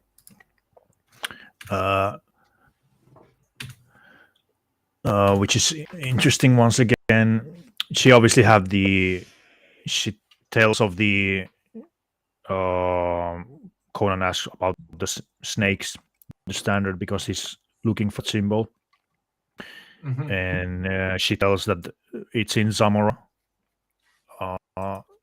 and that's a country, as well as there's the city of thieves in Zamora, Orange and stuff. Which is a So reference to the Elephant Tower. yeah. The whole, we get to that, the Tower of the Serpent. So yeah, that's a riff on the Elephant Tower, Yeah. completely, definitely. It's yeah, you notice there's a lot of different Nods. different stories. They take elements into this movie from different Conan.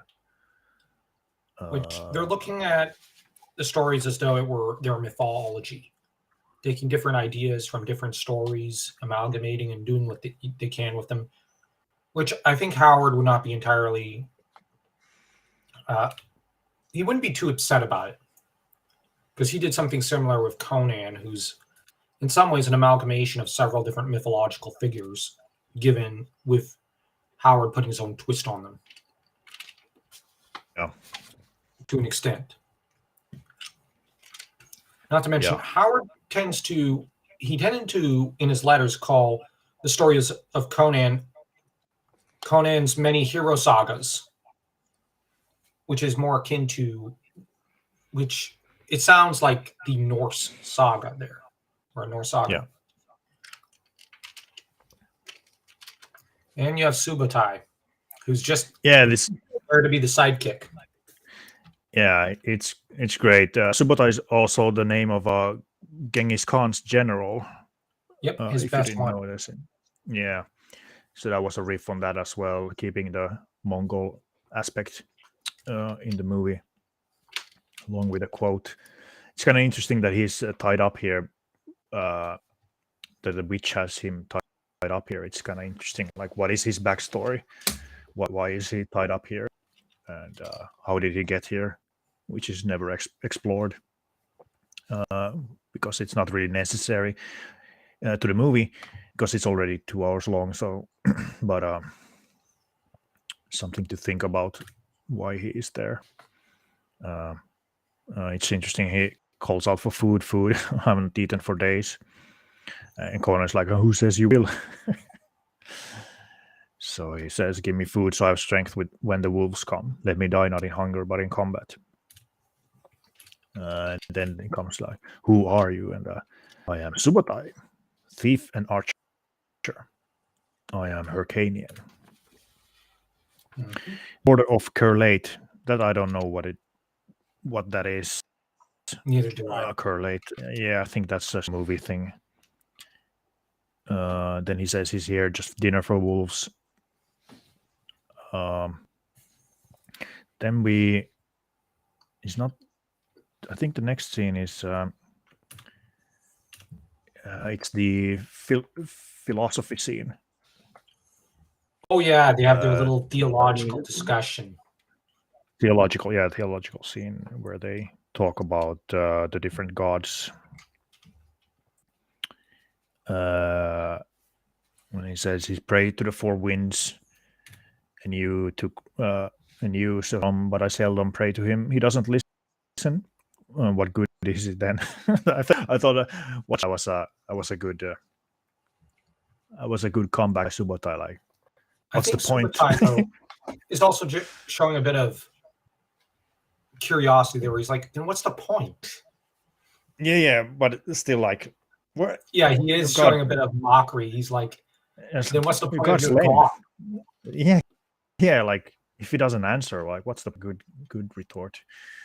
I thought it was pretty And good. Conan Then he goes, the afterlife. Yeah, that's kind of interesting. Here it's talk about once again the riddle of steel, and that he has to go before him. It's interesting that they didn't take the book part of the afterlife. but then again they ran with this riddle of steel, so they had to bring it in. But in the book or in the stories, Conan does talk at length about the afterlife and the gods and stuff like that. So it's interesting that they made their own thing here. And Conan then talks about he has to know the riddle still, otherwise he's cast out. At Crom, he's strong in his on his mountain. And then it goes to that, my god is stronger. And he's the everlasting sky. Crom lives underneath him. I thought that was such funny. The look Conan Yeah, it's gives him. essentially the Zeus versus Hades idea. No, the Sky Father versus the Earth Father, so to speak. Yeah, exactly. So I thought it was so funny. He looks up at the sky, and then see it here.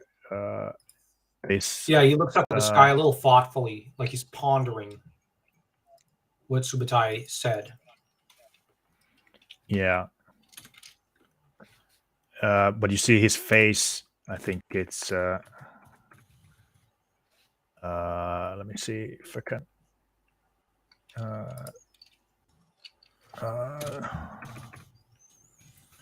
If I can get to the. Can I?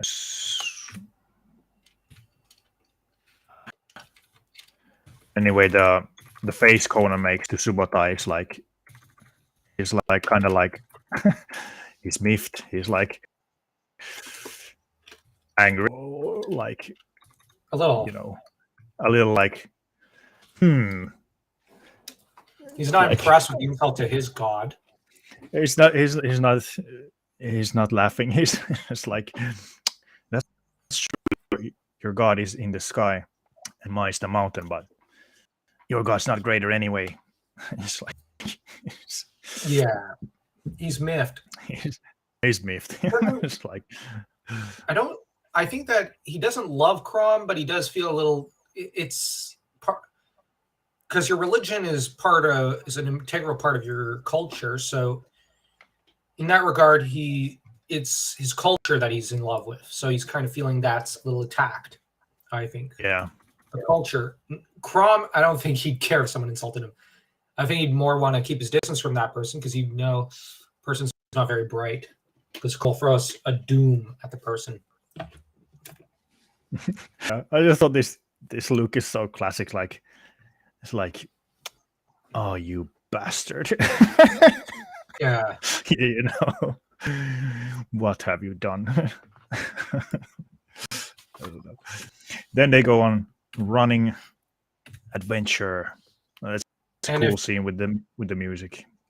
And if I were to do how it should have ended, and if I had the animation skills, I'd just have next scene cuts to R.I.P. Subutai. Oh yeah. Because Crom did not appreciate the insult to him. Yeah, he was taken out. Conan is a warrior. Of course he's going to pray to a warrior god. If you were to pray to a god of love, I'd be concerned. Yeah. Well, then we get this cool little montage of them running. He'd only do that if he wanted to shut Zenobia up. If she was ever to nag him. I'm joking. Yeah. Crom laughs at your four winds, laughs from his mountain. Classic. Yeah. There's some good comments from you guys here. The conversation stuck with me from my early teens. What you think is an absolute may not be true. And then here there was interesting as well by Spectre. Back when men could talk to each other about religion without getting offended and killing each other. You have to go back to the Hyborian age to find men who'd be willing to talk about religion without splitting each other's skulls open. Yeah, yes, I don't know about that. Maybe more. Maybe more at the Thurian age. Thurian age, or even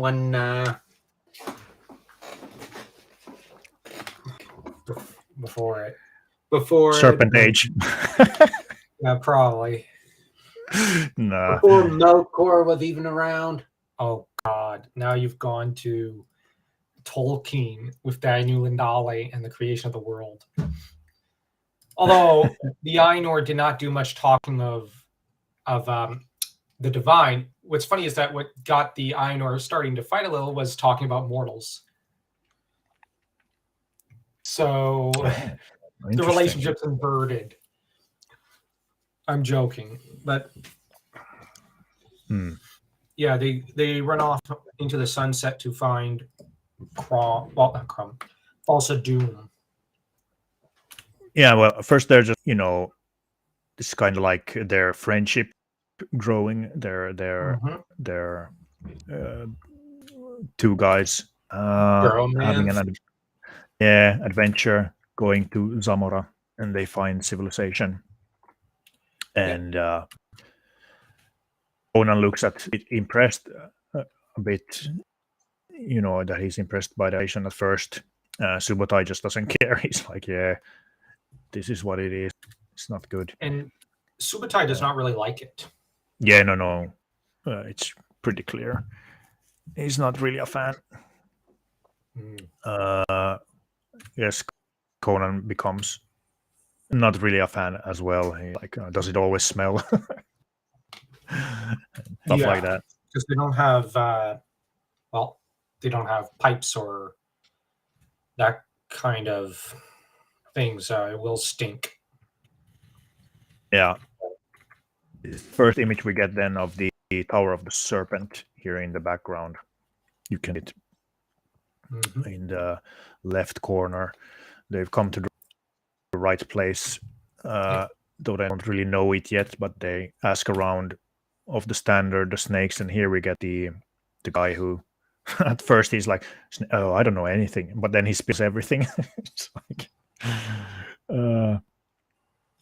what's interesting is he tries to thrust Black Lotus into their hands.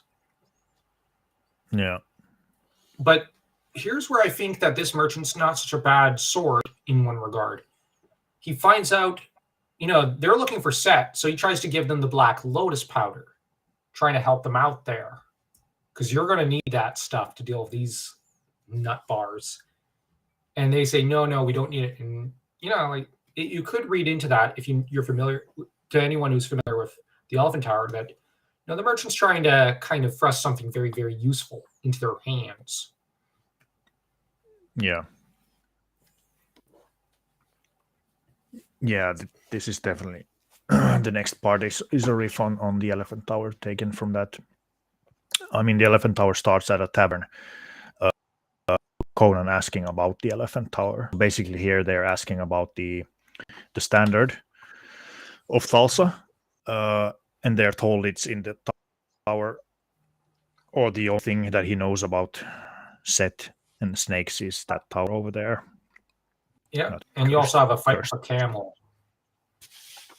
Yeah. Not just anyone that could one-hit KO a camel. And camels apparently are symbolic of long journeys, wisdom, and self-sufficiency, and a lack of civilization. So there's something being done there.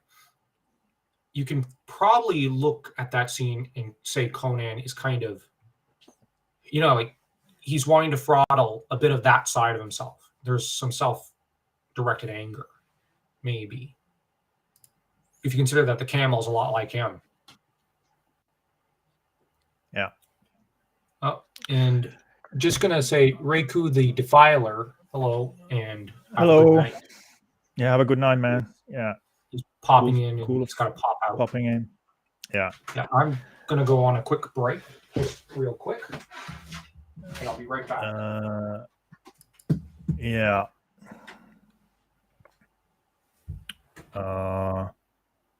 Yeah, I was going to talk about that. Good that you, Lord of Fleck, you brought it up. Jerry Lopez, who plays Subotai, which I think he did a really good job in this movie. he didn't act in a lot of movies, but I think his acting really flowed in this. And though he was actually dubbed, which is kind of weird, so that's kind of strange. They dubbed his voice completely for every scene, which is kind of sad. But I guess they weren't happy with his voice acting. I don't know. I don't know what the really was it that he didn't sound manly enough or something. I have no clue. I'm just thinking out loud here what the reason was, because I can't remember. But they dubbed him with someone else. But I thought he was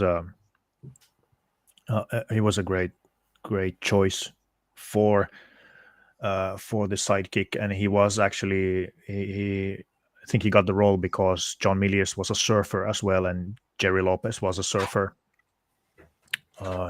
So they knew each other, and that's why he gave him the role, because he liked him.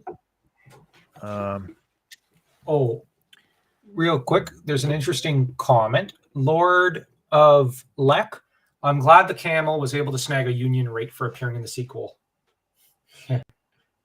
Nice. Funniest comment so far. Yeah, I was just talking about Jerry Lopez here, his earlier comment, who's Subotai. And he was a surfer of John Milius. Really acclaimed surfer, actually. I think he was a champion of some note. But did you know he was dubbed in the whole movie? It's not his voice. Really? Yeah, that threw me off when I read the trivia. It's not his voice, and I was just thinking, like, why is his voice not good enough? Like, was it not manly enough, or what was the reason? He could, because his acting is really good. I think his motions and his emotions and how his physical acting is good. So I was really thrown off with that when I found out that it's not his voice. Also thought this comment. I agree. I also thought Zamora is the sort of Conan's time. Yeah, definitely. Civilization, ancient and wicked. Yeah, that's what they call in the stories about Zamora, the city of thieves. So really, not the best place to live if you have a family. It's quite the wicked place.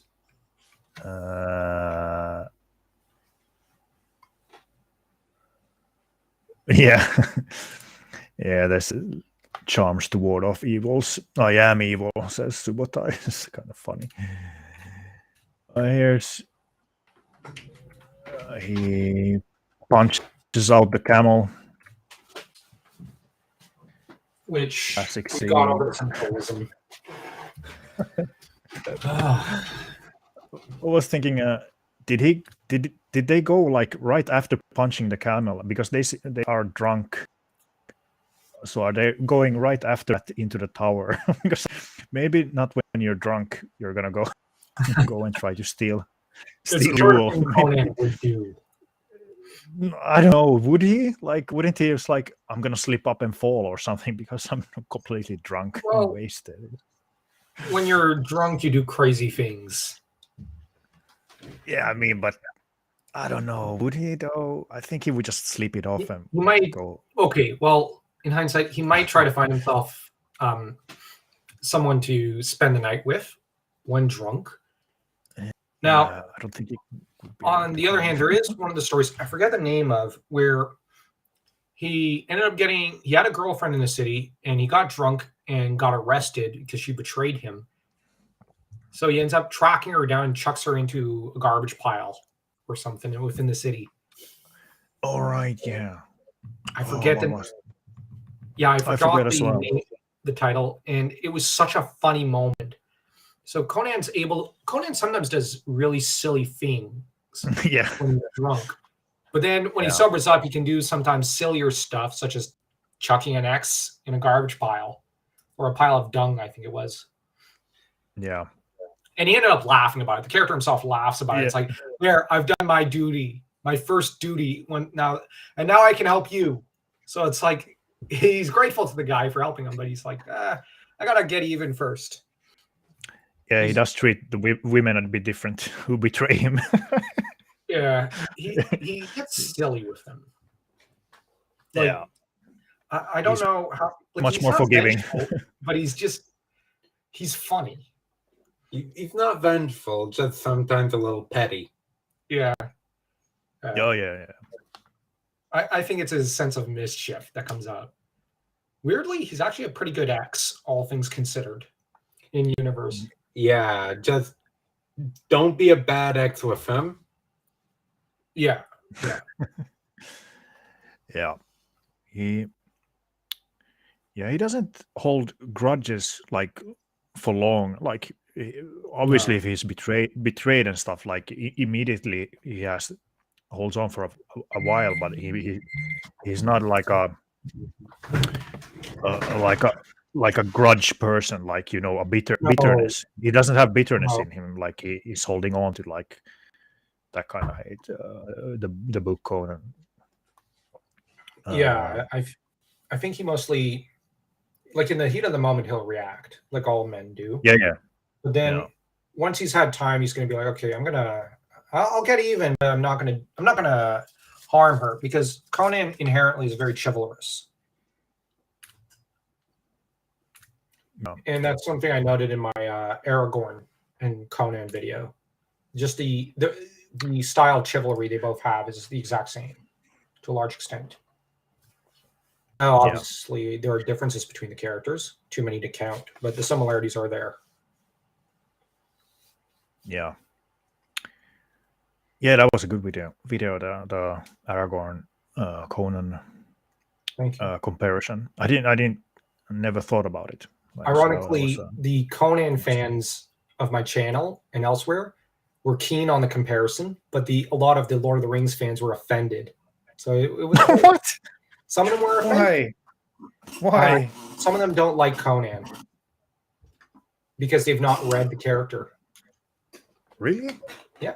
Oh, so. But others were. Oh, what snobbery! Yep. What snobbery! Others, actually, I did get one or two comments. Ironically, I think from two female followers of my channel that said, "We're gonna have to start reading those Conan stories." Never thought about this, so it was a little interesting. Yeah. And one of them said, "Well, if he looks like Jason Momoa," she said in a private message, "I'll definitely have to read those stories." He doesn't look like Jason Momoa. That's wishful thinking. Yeah, that's wishful thinking. He's brutish. He's brutal looking. He has got a lot of scars, and he's quite a warrior of old, more not the looker, so to speak, but he's more of the physical strength and the charisma, I think. Yeah, and thank you, Lord Leck, for moving along. Yeah, we run into Valeria, whom is a mix match, as the chat's already noted some time ago. Yeah. She's a mixture of Baelit and Valeria. And Spectre. Yeah, a lot of fantasy fans have a certain snobbery towards Conan. I used to have it. It's kind of weird. Yeah, I used to have it, but I started losing it over the years. And then I was like, you know what? I'll read one story of Conan. And I really liked that story. So I then said, all right, I'll read the rest. So yeah. So it's kind of strange. I never had that. No. You're not the sort, but I am the sort. So like for a few years, I had a bit of a snobbery, but then over the years, life kicks you in the face enough times, you get a little humility.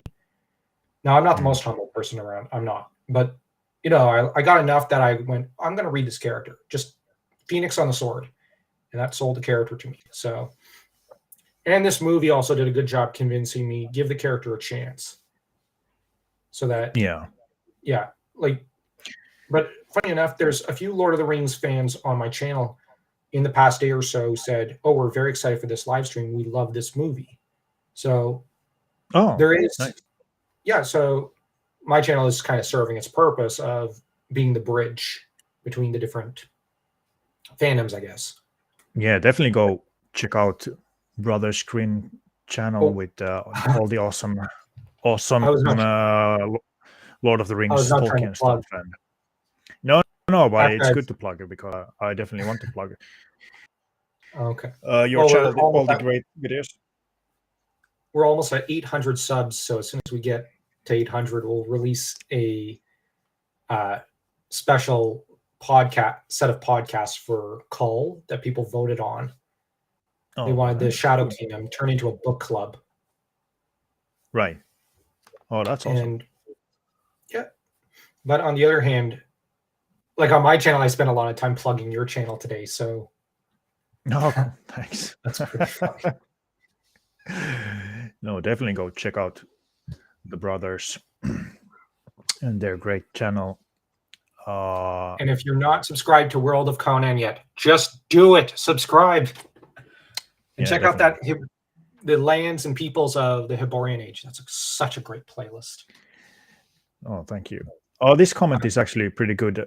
I agree. I like that they used Valeria as there is no sea in this movie. Yeah, that's what I thought yesterday when I watched. It doesn't make sense to give them, Belit's storyline because Belit is a pirate queen, and it wouldn't have made sense. Even though they're close to water, I think they're close to the villa at sea. Towards the end of the movie, when he goes to fight Thulsa Doom, there's a sea. We get a lot of shots of a sea. Yeah, for some reason I didn't really make a note of it in earlier watchings, but when I watched it yesterday, I was like, "There's a lot of shots of a sea here." I think they're close to the village at sea, and the Thulsa Doom place is close to the east of Zamora. That's also a nod to the fact that in the original Conan stories, there's a lot of them that involve Conan becoming a pirate.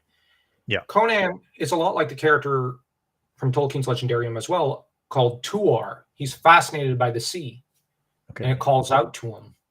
Although in Tuor's case, his god is the sea god, who says, "I have a task for you, and you are basically my chosen one here. I need you." And so, but yeah, there's a few similarities there as well.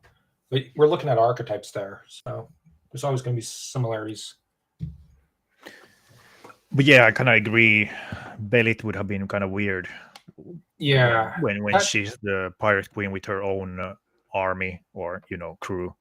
So though it has to be noted, Valeria started off as a pirate herself. Yeah, backstory. But then she became a brigand. She was part of the Red Brotherhood. Yep. But yeah, she had to flee, and so this is then at 40 minutes when we have our first encounter with Valeria, who's there also to steal the eye of the serpent.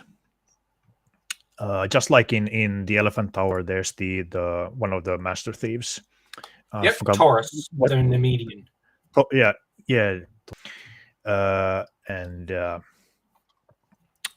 For him, it didn't go so well in the end, as a lot of thieves in Howard's stories, like in what's that?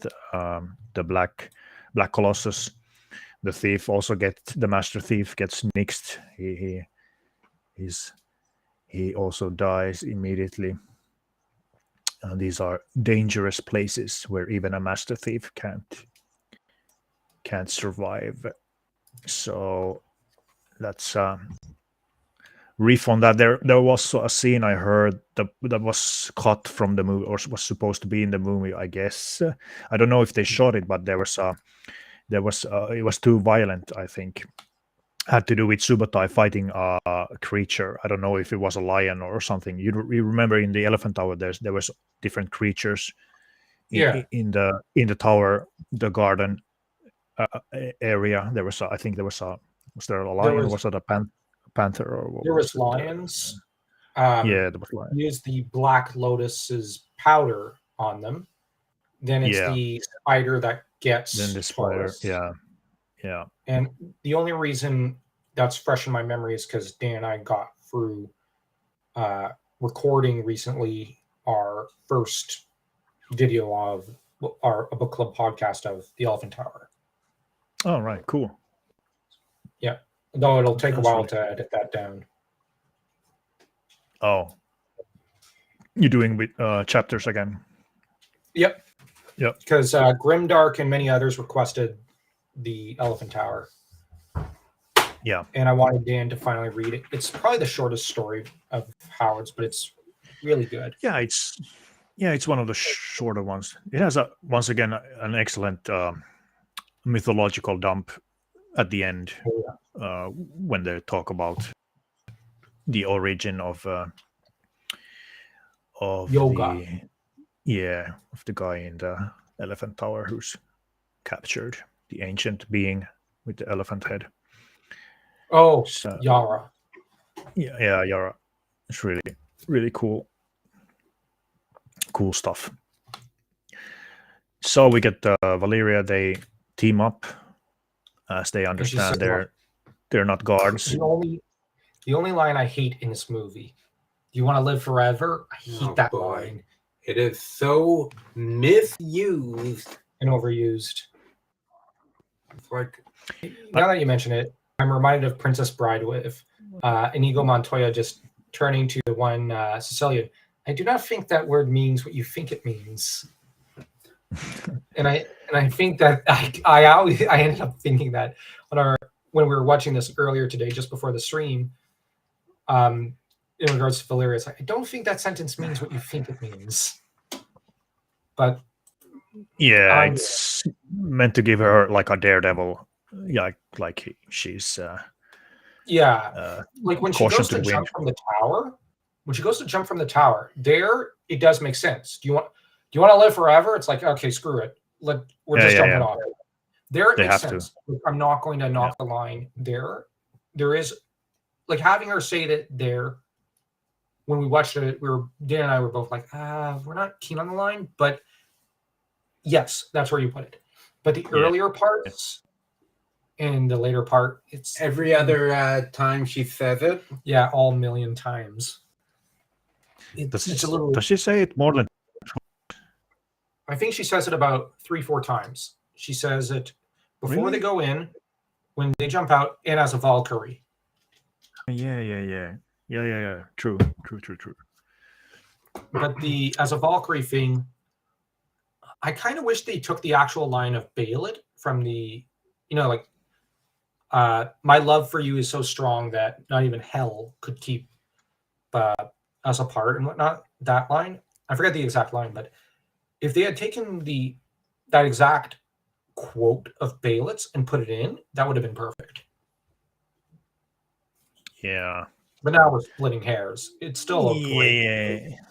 And the actress does do a great job.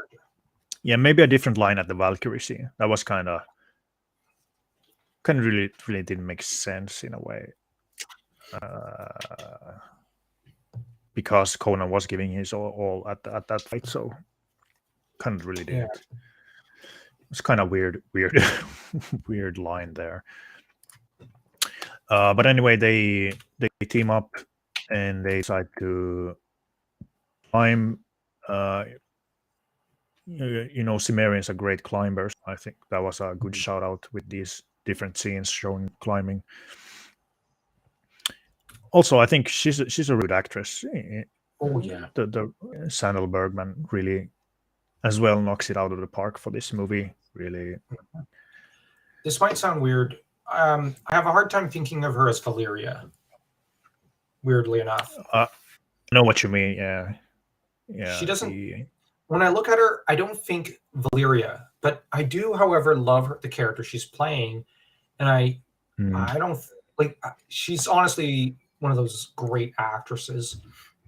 Honestly, maybe they should have had her dye her hair red and had her be Red Sonja for a Red Sonja movie. I don't know. Actually, she was Red Sonja, the movie, in the 80s, but she chose the villain role instead because she had already Okay, I played. forgot.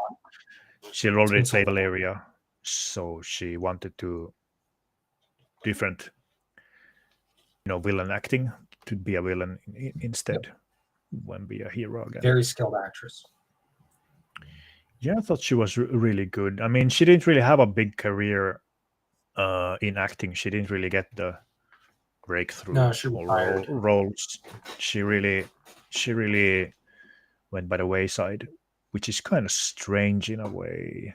I guess they didn't Well, really think her acting was that good. Then I guess people who saw, I don't know. I think with What the Valeria, Valeria's actress, from what I understand it, I think she ended up choosing family and love over Hollywood, which, like, she's one of 3 actors from the 80s that I really like that I noticed they kind of did that. Tom Matthews, the actor for Tommy Jarvis from Friday the 13th Part 6, made the same decision, although he used the money he got from movies to make a construction company, and he's now mostly doing the fan film circuit because his character is one of the most popular in recent horror fiction. And Yeah. you've got Rick Moranis from Honey, I Shrunk the Kids and Spaceballs. He ended up retiring because his wife died and he wanted to be there for his kids. So yeah, that was sad that his wife died. Yeah. Moranis was fantastic. I love that guy. Love his acting. Oh man, it's so good. This was a good. No, go ahead. No, I was gonna say, like, who made that man a gunner? One of a kind.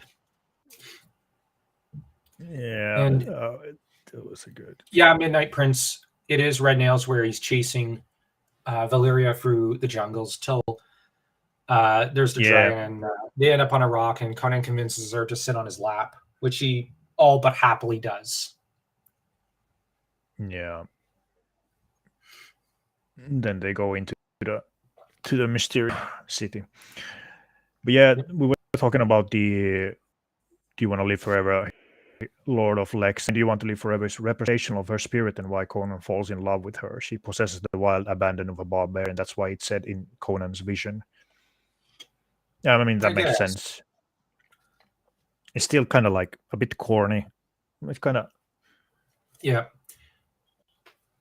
Well, I don't in know. Howard's original fiction, Baelit has a similar moment, and she just mentions her love for Conan.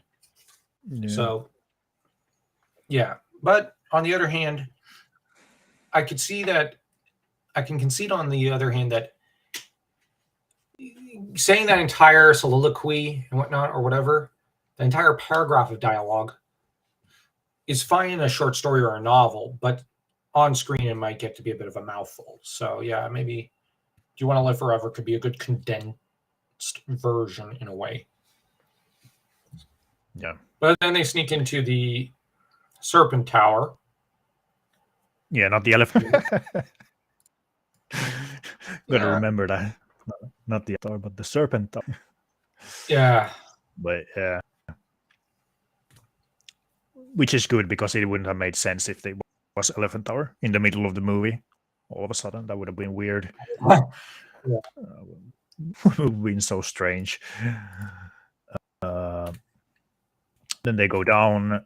They obviously see the cult of Set or also Doom, whichever you want to use, is in the ritual for the snake.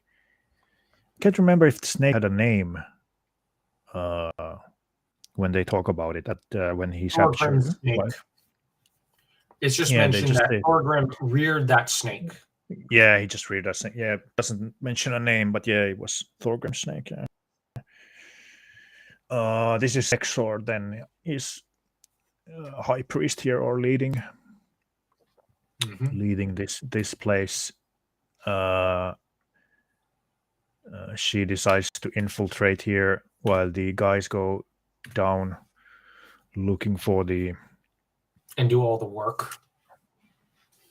yeah, basically. Though, yeah, does she even do anything special here? Can't No. remember. She just She kills the archer who was having yeah, kills trouble the archer. beating Yeah, him after escaping, but she doesn't really do anything.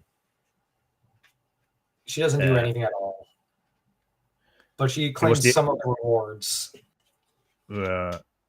It was the 80s. Got to have some corny passing. Yeah, that's very true. You got yeah, very true.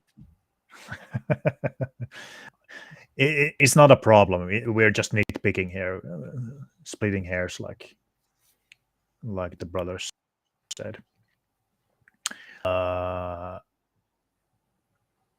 this is a good comment. Yeah, the very Howardian elements abound here, though. Like half of the stories involve a pit and a beast. Yeah, that's true. They did take a lot of elements, though, correctly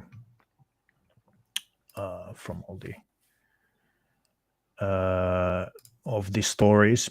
So they're looking for the Eye of the Serpent, but I also thought it was like they wanted Conan to know about the Thulsa Doom, obviously, but it's kind of like he's taken aback when he finds the standard there, like he wasn't expecting it, even though wasn't that the reason basically they were going to the tower to learn? Yes, but he's still surprised to find it there. Yeah, you know what I mean? Like, he knows it's there, but he doesn't expect to find it in a way like it's a very human moment. Yeah, but I was thinking like, now that I think about it, they try to steal the do, but wasn't they steal everything. Wasn't the first purpose though to go find out the snake cult, learn of the Thulsa Doom, find him? They steal everything in the kitchen. I guess it kind of derails him. It kind of derails as well. So, but you can see the standard there, which I guess the high priest's emblem. That's why they recognize it later on, because it's special to that place or this place. I mean, I guess.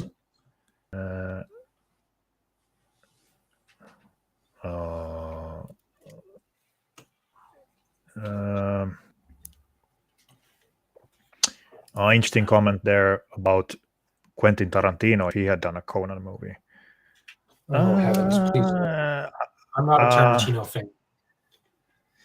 I like Tarantino, but Conan, Tarantino is very, how should I put it nicely, arrogant. He's very. You might be able to make one of Howard's westerns, or Solomon Kane. Yeah. Oh yeah, that's true. But not Conan. Yeah, Tarantino is more about the scenes. I mean, character scenes, which is good. But a lot of Howard stuff is also about the world and the Hyborian age, and I don't know if it would flow. Yeah, mythology. If you look at like something like Inglourious Bastards, the movie, or Pulp Fiction, and then try to pick that as a Conan movie, I mean, I guess in a way it could work, like a small enclosed movie taking place in a small area. Maybe, but I think Tarantino would just make it his own thing. Like he wouldn't care about the Howard or the stories or anything. It would be just another like Tarantino movie. He wouldn't care anything about the characters, I think, from their canon. I mean, there's another thing that needs to be said about the snake getting its head severed, and them coming to steal from it. It's basically a nod to old dragon stories, because the hero will come in for the lady in search to save a lady because the divine feminine, but also in some stories to take the treasure of the dragon. and slay the wicked dragon. That's basically what's happening here, but very, very condensed. And it's not, rather than being the end goal, it's just part of the journey, which that's something very clever that Milius is doing there. A lot of nods there to medieval literature. Yeah. Right here. Yeah, it's the classic. Yeah. Yeah, it's very crafty of him. Yeah, it's the classic. Yeah, it's like you said, the classic dragon hoarding a treasure. You go take that treasure and escape and become a legend or rich. I was just gonna answer this question. I haven't encountered Falsa Doom as a character in other material from Howard. He's supposed to be Thugra Kotan or just completely different villain, you think? I mean, he's in the Cull stories.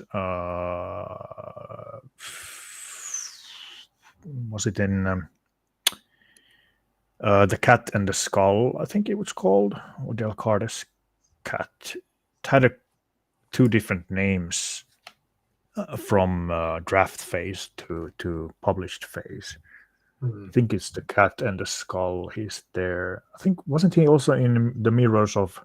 He was in the Tuzun Mirror Thun. Yeah. Yep. It's a great story, So that Mirror story. Oh, yeah. That's So that's where you find Falsa Doom. He's a Cull villain. But like I said earlier, before I thought Falsa couldn't be a Conan villain, that was once again a breaking of character or breaking of canon. But actually, Falsa Doom is a really old monster, so to speak. So he's been around long, and as I understood it, they kind of make inference that he's around Conan's time as well, or afterwards, or something. I don't remember now. But I mean, he could easily be a villain during Conan's time, so it's not breaking any canon. It's just that he's Cull's. That's where he's introduced. That he's his enemy, arch enemy, so to speak. Right. So they steal the Eye of the Serpent while also waking up the serpent sleeping right there, which is just trying to get a good look at the background. Yeah. Not a good idea to wake up the huge serpent. No. But on the other hand, it's surprising how quietly Subutai and Conan move there. It's just that some of his sweat falls on the beast and startles it awake. And it's funny how the girl jumps down, then ends up shrieking in shock at the beheaded serpent. Yes. Oh no, I'm not going to be eaten. Yeah. Oh no, I'm not going to be killed. But yeah, first there's the fight scene with the snake, which is obviously limited by the technology. It's so good. Of the 80s. Yeah, it's good, but obviously it's not as bombastic, action-packed, thrilling as it would be nowadays. With it would be CGI, but I appreciate that it is actually real, so it gives that realness to the scene. But obviously it would have been cool if it had been a bit more involved, the fighting scene, but it's understandable they couldn't do it that well at that time. So we get Tai shoots at it, and they also cut the head off the serpent. She jumps down, and all pandemonium breaks loose, basically. And Exor is not pleased. He wants to kill the thieves, and Valeria also escapes with them up. And they jump off. Now, when they jump off, doesn't it look like the or whatever it is?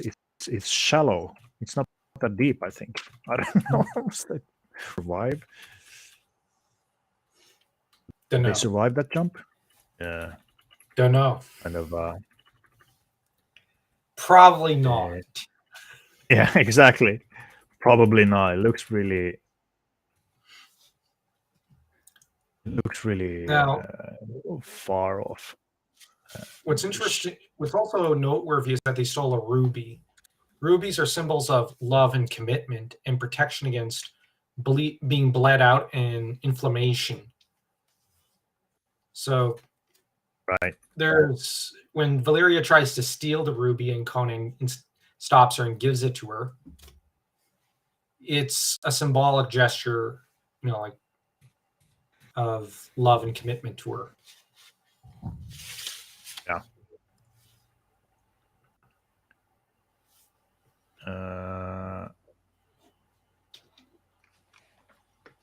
Yeah. But we also get Subutai, Conan, and Valeria just getting drunk on victory for a bit. And they act a bit like Rocky from Rocky 2. Just they have more money than they know what to do with. Oh yeah, Rocky 2, great movie. Oh, yeah, we saw the Rocky movies recently for the first time in our lives, and they're just such great movies. All 6 of them were just well, actually, the 5th one wasn't very good, but the other 5 are amazing. Yeah, I kind of like the 5th one, even though it's obviously not the least best. I like one. Some of the ideas in some of the scenes, like the shower scene and the obvious bond between Rocky and Duke, and like out in the street when Rocky has that fight with Adrian and then they make up. Those scenes are great. But anyways. Yeah, and also I like the that there was some damage to him after all these brutal fights.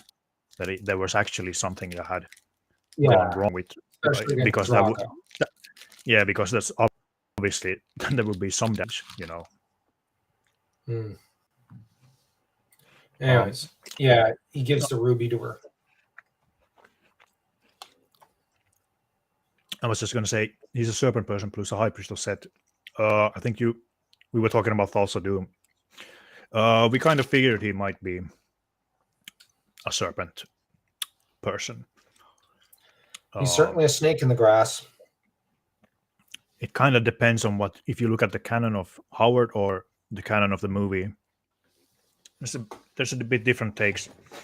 In the movie, he's a mix between Thothamon and Thoughts of Doom, which Thothamon is the archenemy of Conan, who was a Stygian sorcerer, whose god was Set. So Thoughts of Doom, we're not so sure his complete background, if he was or not.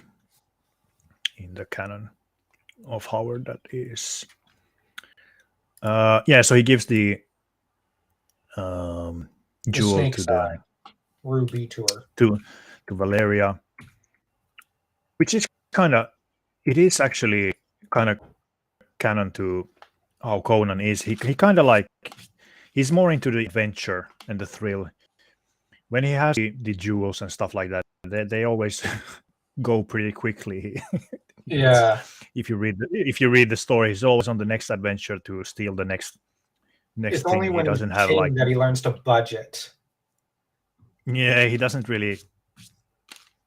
travel with a lot of money. He doesn't have thousands of I don't know what the currency is, but gold and stuff like that. He's always on the next. Well, I'm just saying I noticed which is kind of from what the characters reference in some of the stories when he's king, he's pretty frugal as a king, but as an adventurer, he couldn't spell the word. Yeah, he's a spendthrift in his younger days. You would think he would have millions, he would have so much money. He robs priceless artifacts, but I was wondering one time, where does he go to fence something he stole from the Elephant Tower or somewhere else? The it's same a priceless pawn shop artifact. Johnny Lawrence goes to. Yeah, exactly. Like who's like it's a one of a kind artifact, priceless in the whole universe. And what kind of rate is he gonna get? Like who's gonna pay him $3. anything? Yeah, exactly. Like here's your 20 gold pieces. Like go away. It's like yeah, it's worth about 1 million, but okay. Yeah, it's kind of hilarious if you think about it. So this is where they fall in love basically. Yeah. And we have the love scene between Valeria and Conan, and they basically, like you said, they get so much money they don't know what they're just They just waste it all. waste them all, and this is actually also close to how Conan is in the books and the comics. He's drunk and he's having his spoils, so he's because in many stories he's caught unawares when he's drunk out of his mind, so he gets locked up. So this is actually very Conan like, that he's he's loud and boisterous and just takes he's been drinking a lot. In some ways, the polar opposite of Kull. Yeah. Kull's an introvert, Conan's an extrovert. Yeah, true.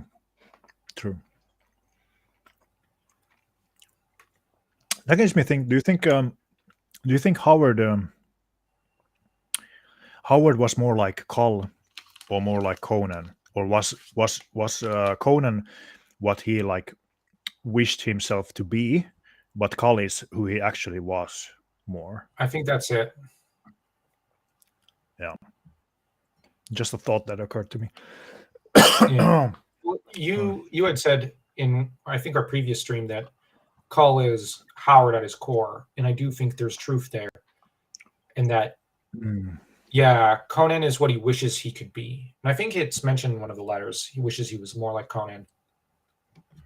Yeah, though I mean he is quite, he did boxing a lot, and he was quite a lot in that sense, but maybe he wasn't as outgoing as Conan was and stuff like that.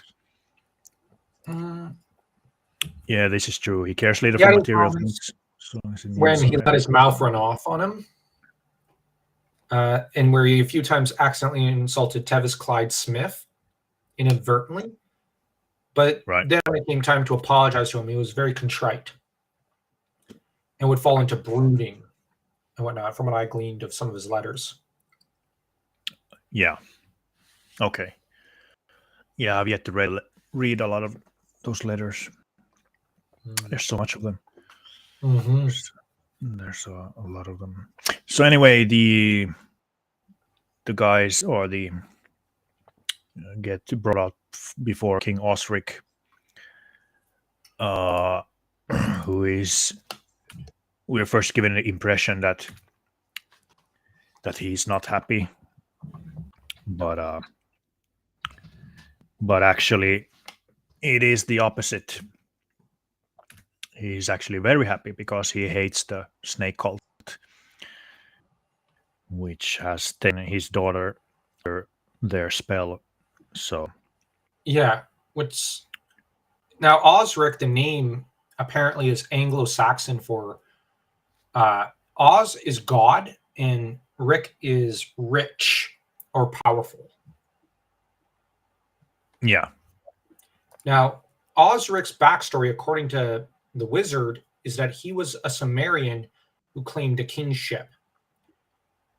And like, what's interesting, when I first looked at this scene, I kind of thought of it in some ways as though, you have an older Conan in a way interacting with a younger Conan in a way here.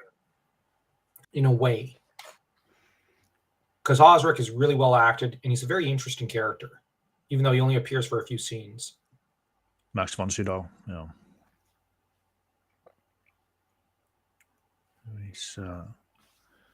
He's a very well-known actor, Max von Sydow. I think he won an Oscar. I think Really? he's a Swedish guy. He was in the Ingmar Bergman movies. You know what was the Seventh Seal movie. The main character in that. Oh, he was briefly in one of the new Star Wars movies. Well, that's not that special. He was the main priest in The Exorcist. Okay. Or not maybe not the main, but the old guy who with the experience. He was in a lot of other. Oh yeah, he was Ming the Merciless in Flash Gordon. You know that 80s movie? Yep. Yeah, I know it. He's Ming. Yeah, he's Ming the Merciless. Very good actor. The villain. And he also mentions that the twin serpent's dagger was thrust into a father's heart by his son. So I wonder if that's his own son who tried to kill him, or if it was one of his noblemen and friends who suffered such a fate. Yeah, I think it was one of his noblemen. Oh, that's how I took it. Yeah, same. Also, there's a good point here about the once again harkening back to Elephant Tower and a scene that was cut. I wish it would be cool to see that scene where Subotai fights the lion, because they say when they're brought before Osric that our companion died in the gardens. Lions ate him, and Osric is like, lions ate him. The lions ate him. So, but obviously that's not true. But there was a fight scene there. There's also a deleted scene of Osric dying. Yeah, but that's good that they kind of clipped that, because I think we don't need that. The death scene of Osric, because that's who Conan brings the daughter back to. So I don't know. I think you can also kind of look at part of Conan's plot in the latter half of this movie is, if you were to look at this as like when he goes to ascend to kingship, he's in a way forging an alliance here with Osric. But like I said, there's also the idea that this is what Conan could become. Yeah. Well, yeah, he says you can become kings yourselves. He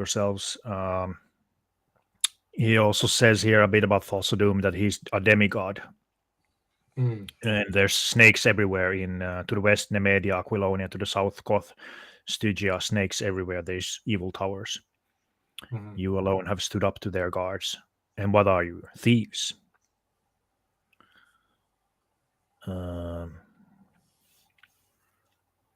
So he then gives a great scene about,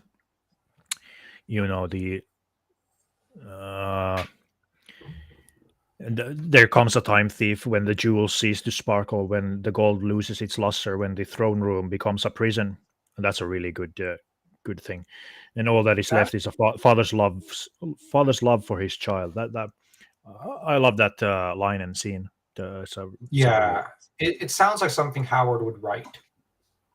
Yeah. The first half sounds almost like something with Cull, but weirdly, when it comes to, and all that remains is a father's love for his child. Yeah. That, on the other hand, reminds me of Conan, and probably how I imagine he probably feels to an extent for his heir. Yeah. Because Conan is someone whom, from what I've read, it looks like in some of the later in his life, he's fond of his legitimate children, at least. Yeah. I'm not sure about his illegitimate ones because he has a bunch of them, but he doesn't seem to pay too much attention to them, or at least the majority of them. Right. I can't remember. It's primarily Khan he pours. Yeah. the vast majority of his attention and love upon. But Khan's not his eldest child, Right. and yet, I guess, like, I always took it as part of the reason he favored Conan was because that's the eldest son of Zenobia. So, like, that's his favorite girlfriend / wife. So he's, But was there her children take priority. But was there any mention in the original stories about different children of Conan? Because I can't remember. I thought there was a reference in the letters. I'm not very far into the letters. Oh, right. But yeah. I thought right. I had seen a quote about it, but I could be wrong. That could be me misremembering stuff. Right. Yeah, the letters. Because I can't remember in any of the stories they talk about different children of Conan, except Con, I think, if it was mentioned. So then they get the choice of do they want to do this? And Valeria and Subotai obviously are like, to hell with Thulsa he's evil. A sorcerer who can summon demons. His followers' only purpose is to die in his service. Thousands of them. I mean, she makes a good point here. But this is where this is not Valeria. Because if it was book Valeria and Conan, she'd be the one saying, let's rush in there. Right. And she'd pull out her sword, hold it aloft, and say, like, let's charge in. Like, let's go take them all down. She's that gung-ho, impulsive hothead. And it'd be Conan saying, whoa, wait a minute, Valeria. Let's plan this out. Yeah. Let's think. Even with revenge, Conan thinks things through. Yeah, that's true. Valeria's That's true. a hothead. Yeah. And it's why they make one of the best duos in all of fantasy fiction, really, because they balance each other out very, very well. That's why they also make a really good pairing because, they recognize their own weaknesses and foibles and each other's strengths. So that's where it kind of, Milius kind of breaks from Valeria, but on the other hand, the actress does a great job. And there's also the, her describing it as she was wandered by the tents of others, but let someone else wander by this time. Yeah. Red Nails was the last Conan story he wrote, I think. So Valeria is kind of like the sunset for Conan, the walking. The end of the story when they walk off. That's how the story ends. Yeah, they walk off into the sunset. Yeah, and she's a great choice. Zenobia was always kind of like not up to par with Valeria and Baelit. Weirdly, I actually like Zenobia more than I like Baelit. Okay, yeah, that's true in a relationship sense, yes. Because I just mean actually overall as a character. Crazy. One thing I'll actually give Zenobia over even Valeria is that Zenobia is way more resourceful. Right. And she just strikes me as being a little more crafty and clever. Because she survived her entire life, in a seraglio without attracting anyone's attention. When she's the most beautiful woman there. That takes some skill. At the same time, she slips Conan past all the guards and even chooses the correct weapon for him. Yeah. And she just strikes me as she's a lot more underhanded and clever, and in some ways more feminine than Baelit and Valeria in a way. Yeah. The quote I would use to describe her is one that Caligula used to describe his ancestress Livia Drusilla. Ulysses in a dress, or Odysseus in a dress, as you might also say it. Zenobia is more cunning and cleverness, whereas Valeria is more force and strength. But whereas Baelit is just crazy. No. Between the two, though, I like Valeria more. But Yeah. It's just like overall, I like Valeria more as a character, but Yeah. I do. Well, we see think her that- more of her, I think. Or Yeah. more of the, That said, I think Valeria is the sort of character who she knows herself. She's more going to rely on her brains and her cunning. And right. Valeria is someone who doesn't know herself half as well as Actually, Conan all knows the himself. actually all the characters are great. They're very different, and I think that's a really great plus for Howard. He created very different Yeah. kind of female characters that have Weirdly, all their strengths and weaknesses. So they all Yeah. have their own. weirdly, I find Very, Howard very writes well. female characters better than any other fantasy author and whatnot. Mm, I just find that, like, I love Dragonlance and Tolkien, but I find that their female characters aren't always as good as his. That said, there is one female character I find who does measure up to Howard's over with Tolkien, and that's Éowyn, but that might almost be it for me. But Éowyn is essentially the same archetype as Valeria. Yeah. And Valeria is, well, like I said, she's up there as one of the best. yeah, definitely. Yeah. So we left off with them about if they're gonna do the or accept Masric's quest, like the daughter who has been fallen under Thulsa spells or spell. John Milius also he made the Thulsa Doom thing. The cult took inspiration of the Jim Jones cult and Manson and all that stuff.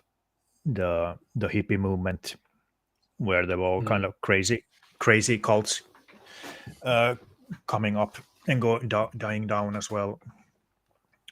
Which you can see later on when Conan rides to Thulsa Doom's place. You see a lot of those flower people, or so to speak, with their It's all chanting. show.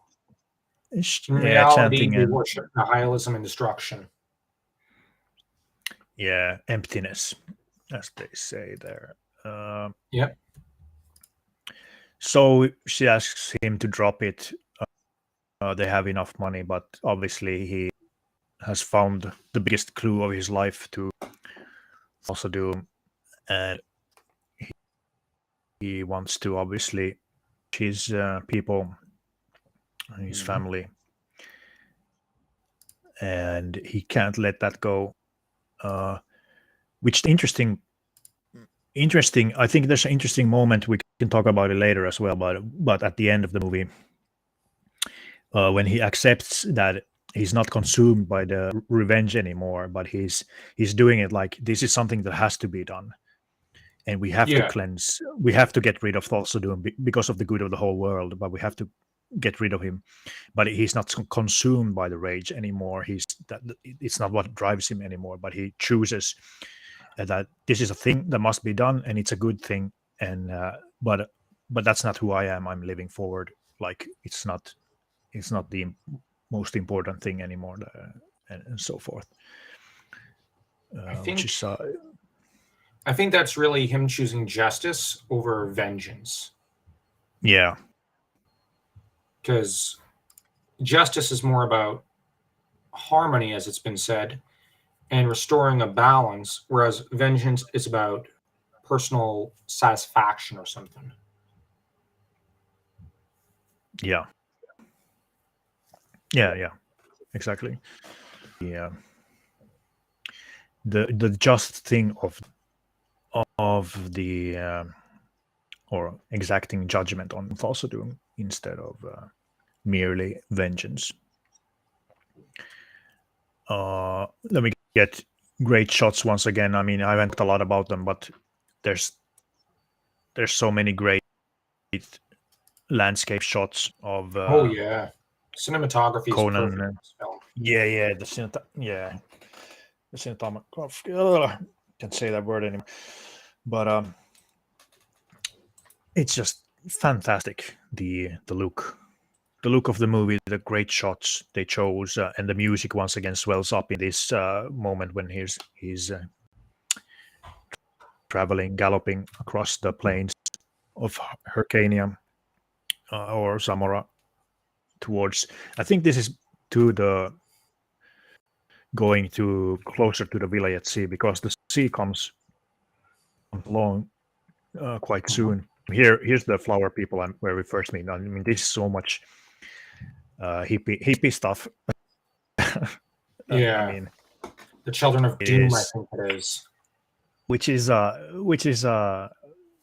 it's a fun thing, because if you know about John Milius, he's conservative and stuff like that, and he didn't really. I gather that he didn't really like the hippie stuff I did not know that. of his time. So yeah, I mean, he says he was blacklisted after the Red Dawn movie, where Americans fight. Wasn't it the Chinese? Was it the Russians? I completely forgot. I haven't seen that movie in a long time. But anyway, he says he was blacklisted from Hollywood after that because of his values, his political leanings, because he's very outspoken. I didn't know any of that. But anyway, yeah. But anyway, wouldn't be a surprise that he doesn't like hippie. He saw right through that thing. Agree with him there. The nihilism and the emptiness, self-indulgence. Anyway, they tell him to lay down his weapon and join the flower people, but he's like, nah, bro, no thanks. Here we see the sea. There's something I kind of missed before for some reason. I don't know. But you see the big sea here. I think it is the village at sea. I don't know if they meant it that way, but it kind of like feels it to me that this is the sea in question, because that's the one sea at the Hyrcanian Turan Samora location. So Yeah. I'm just going to pull up the Borean map. Indeed, the score is essential. Yeah, I looked at the map yesterday, and it's kind of how I interpreted it. Yeah. If you look, Yeah. All right, Spectre. See you. Have a safe drive home. Thank you for the thumbs Safe up. drive, Spectre. Yeah, thank you for all you guys who've been listening here. Like that's really awesome. Obvious, And great fans of the movie, and thanks for tolerating my constant trips out of the room. I'm just glad my voice hasn't cracked yet because of this flu I've got, or a sore throat or whatever. And it shall not crack. We shall go on forever. I hope not. Although I am enjoying this, I don't think I can hold out forever. Yeah. It's been really fun. But yeah, the music is awesome, and we see the first shot of the graveyard of, I guess they say, of the gods or giants who lived here. And this is obviously where they meet. Great battlefield.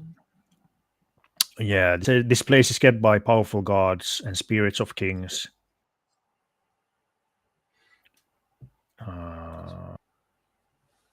No, once lived here, giant gods. Yeah, this is where he meets the wizard, Mako. Yep. Well, Mako's the actor. Yeah, he's the actor. What was his name? I couldn't find his name. The character name, I mean. Yeah, he did have, but I don't think do they utter it in the movie? I don't remember. It's cool that Conan has the armor of a Hyrcanian. Yeah. On in this segment, which he does in stories.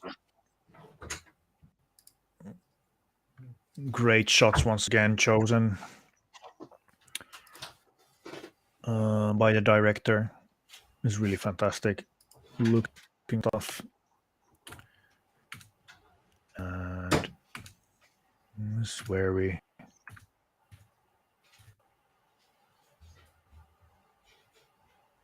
meet with the wizard,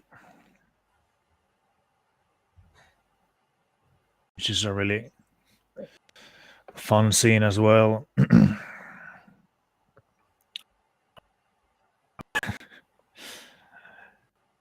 He says, I'm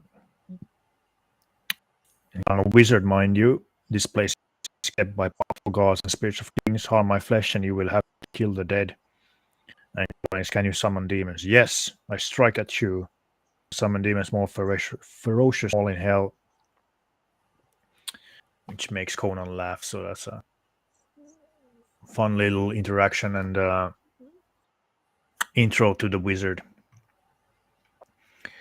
It's not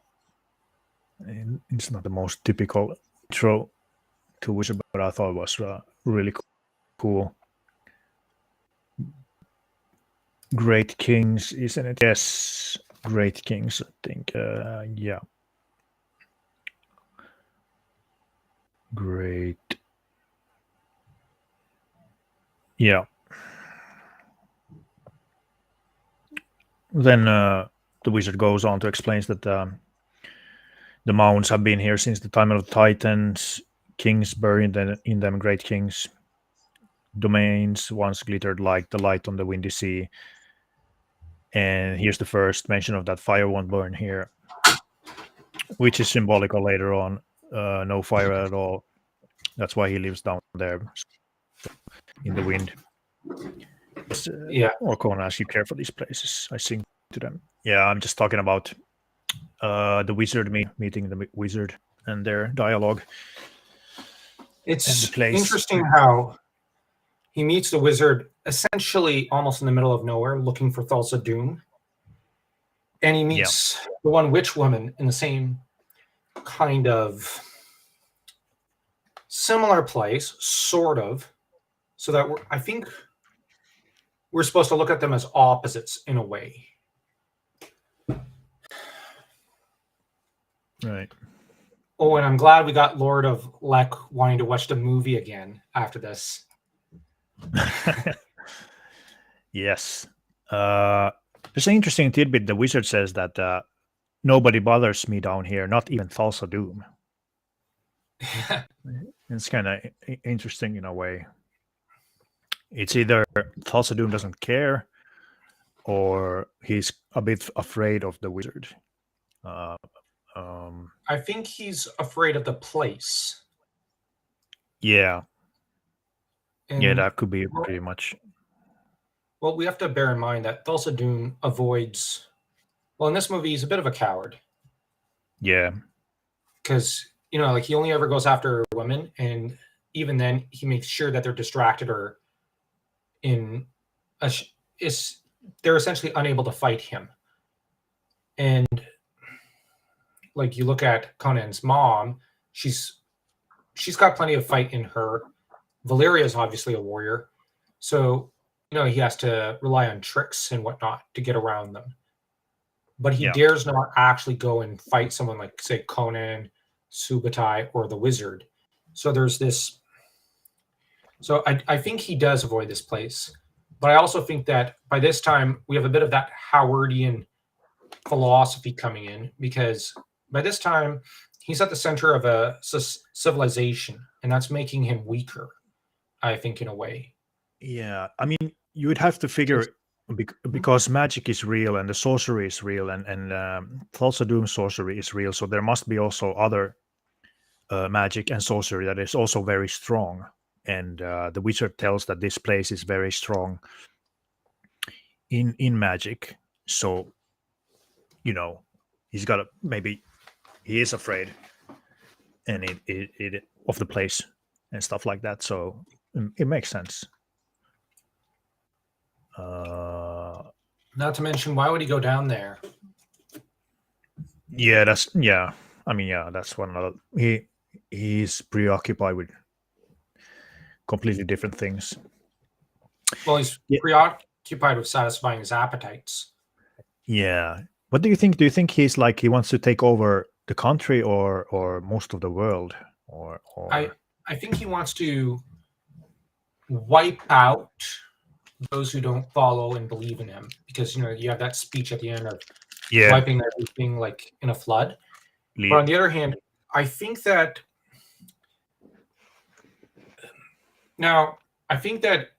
I've mentioned how he has the vices of gluttony and lust, but he's also got sloth. I think he's getting lazy in a way, in that we have, in a way, the old Howardian themes of barbarism versus civilization. Conan is barbarism, and Thulsa Doom is civilization in a way. You have this fight between the two. Yeah. Thematically. And yeah, I think that to an extent Thulsa is being brought down by his own by the civilizing aspect that he's succumbed to.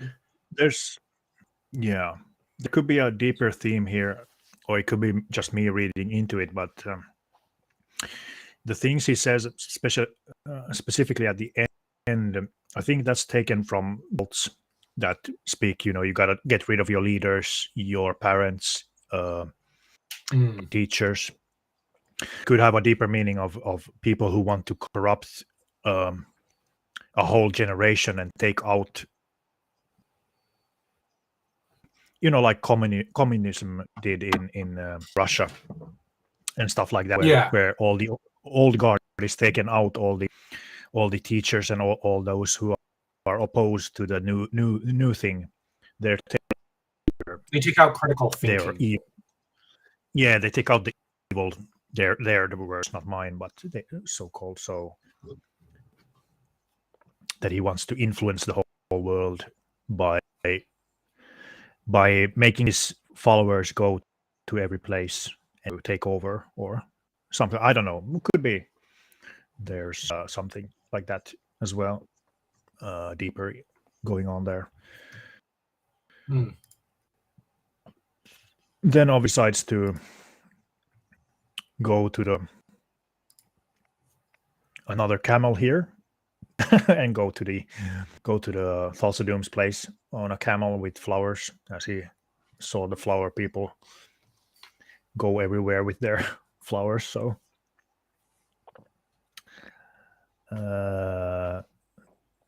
that's kind of funny. I heard that he had problem riding the camel. Arnold didn't go where he wanted it to go, which is funny. I never rode a camel. Have you? Have you been on a camel before? I've climbed up on a horse once, but that was it. That was in Japan. Oh yeah, I've been on a horse here in my country. Only for a few minutes, not on anything more. I've never been. Nor do I want to. I've been on a horse. I've trotted, or what's the word? Trotted. Yeah, that is the word.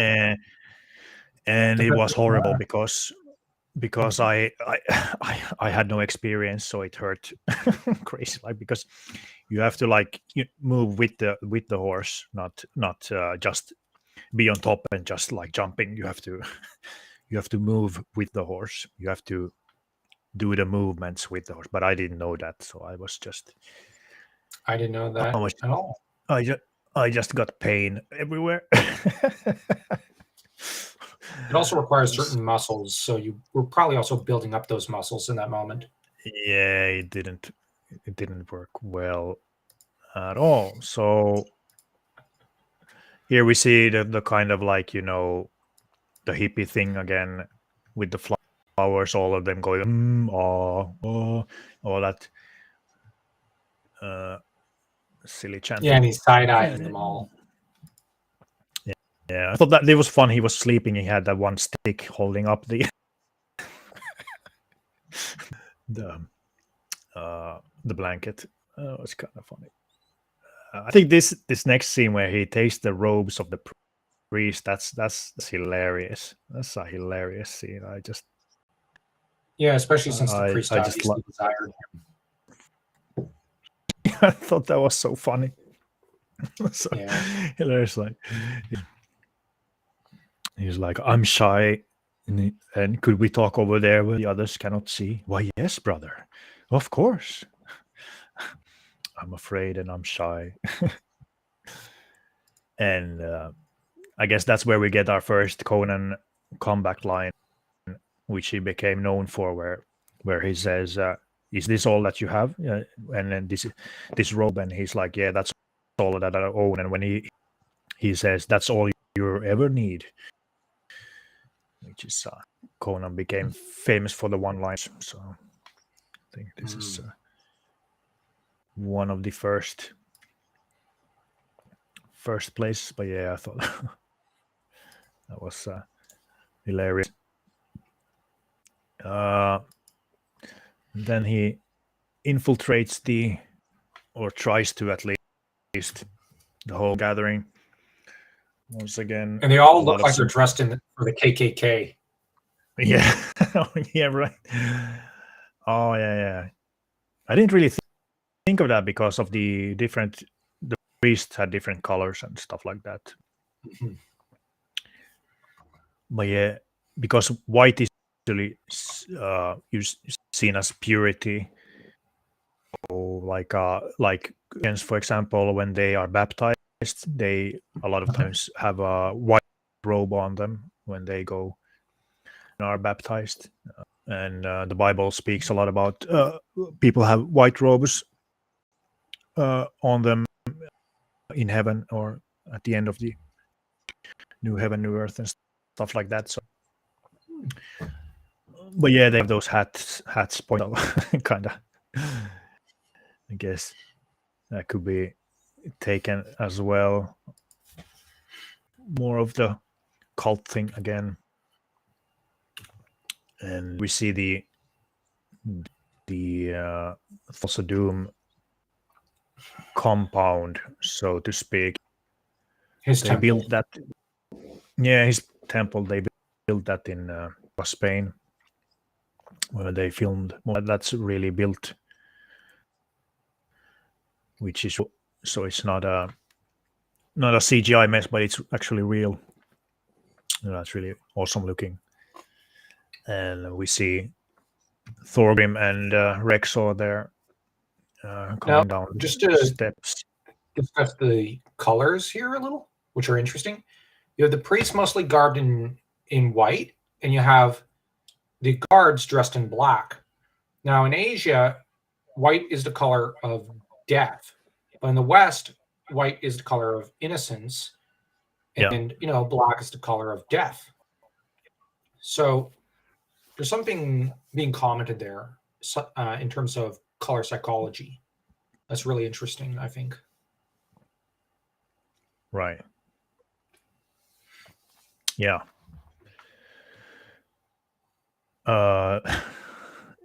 There's not a lot of farmland around there. Good thing they eat a lot of meat. Yeah, well, good or bad. That's how when you find out what meat it is. Yeah. It's people. So Yep. I guess they don't have a lot of other food, or cannibalism is really bad for your health as well. So Yeah. Well, if you've read if you read the Shadow Kingdom of the cult stories, at least I always took it as being implied that once the snake people had killed a king, they usually ate his flesh. Yeah. Because the But they're bodies not are never human. found. Yeah. But yeah, there's studies of those cannibal tribes. I mean, in real life, was it in Papua New Guinea where there are some tribes? There comes kind of nasty diseases from eating human meat that are really devastating. So it's not a good idea. Yeah. Very not a good idea.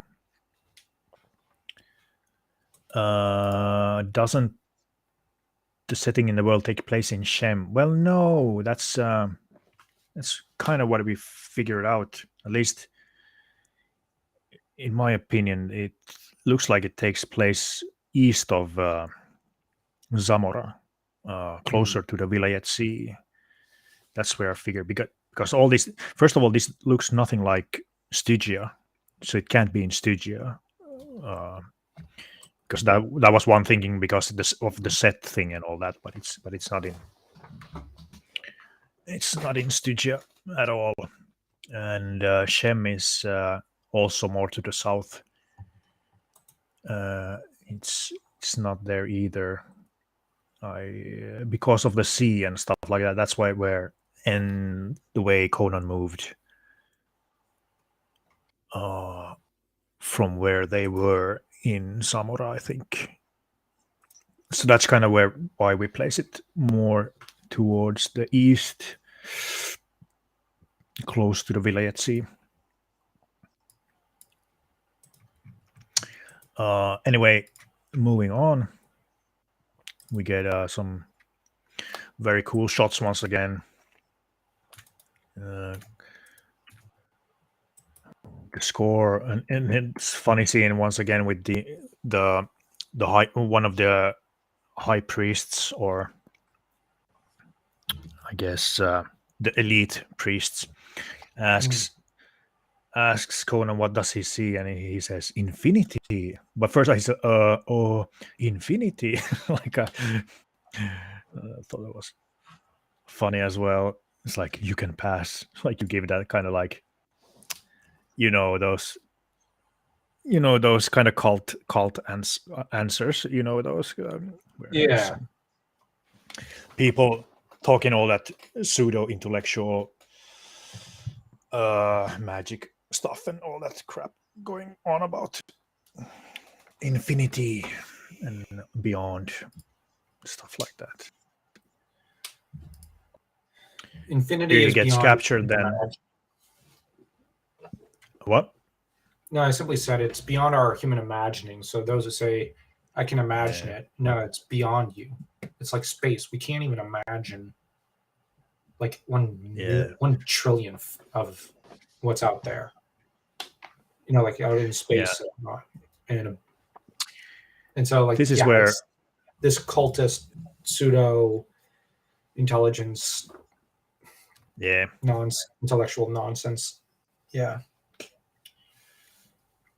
This is where Conan messes up. Yeah. You gonna say something? No, I was gonna say he messes up here. Yeah. You already said that.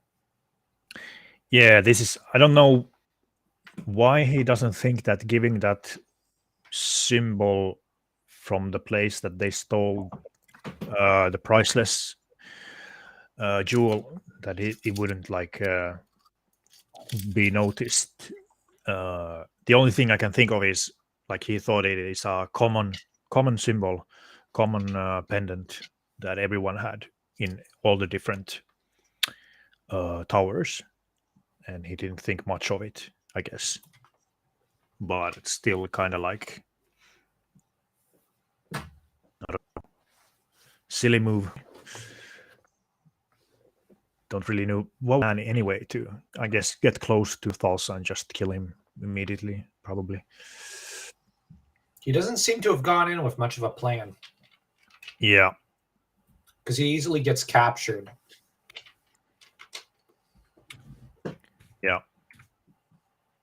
This is, of course, we first see the princess. Who makes.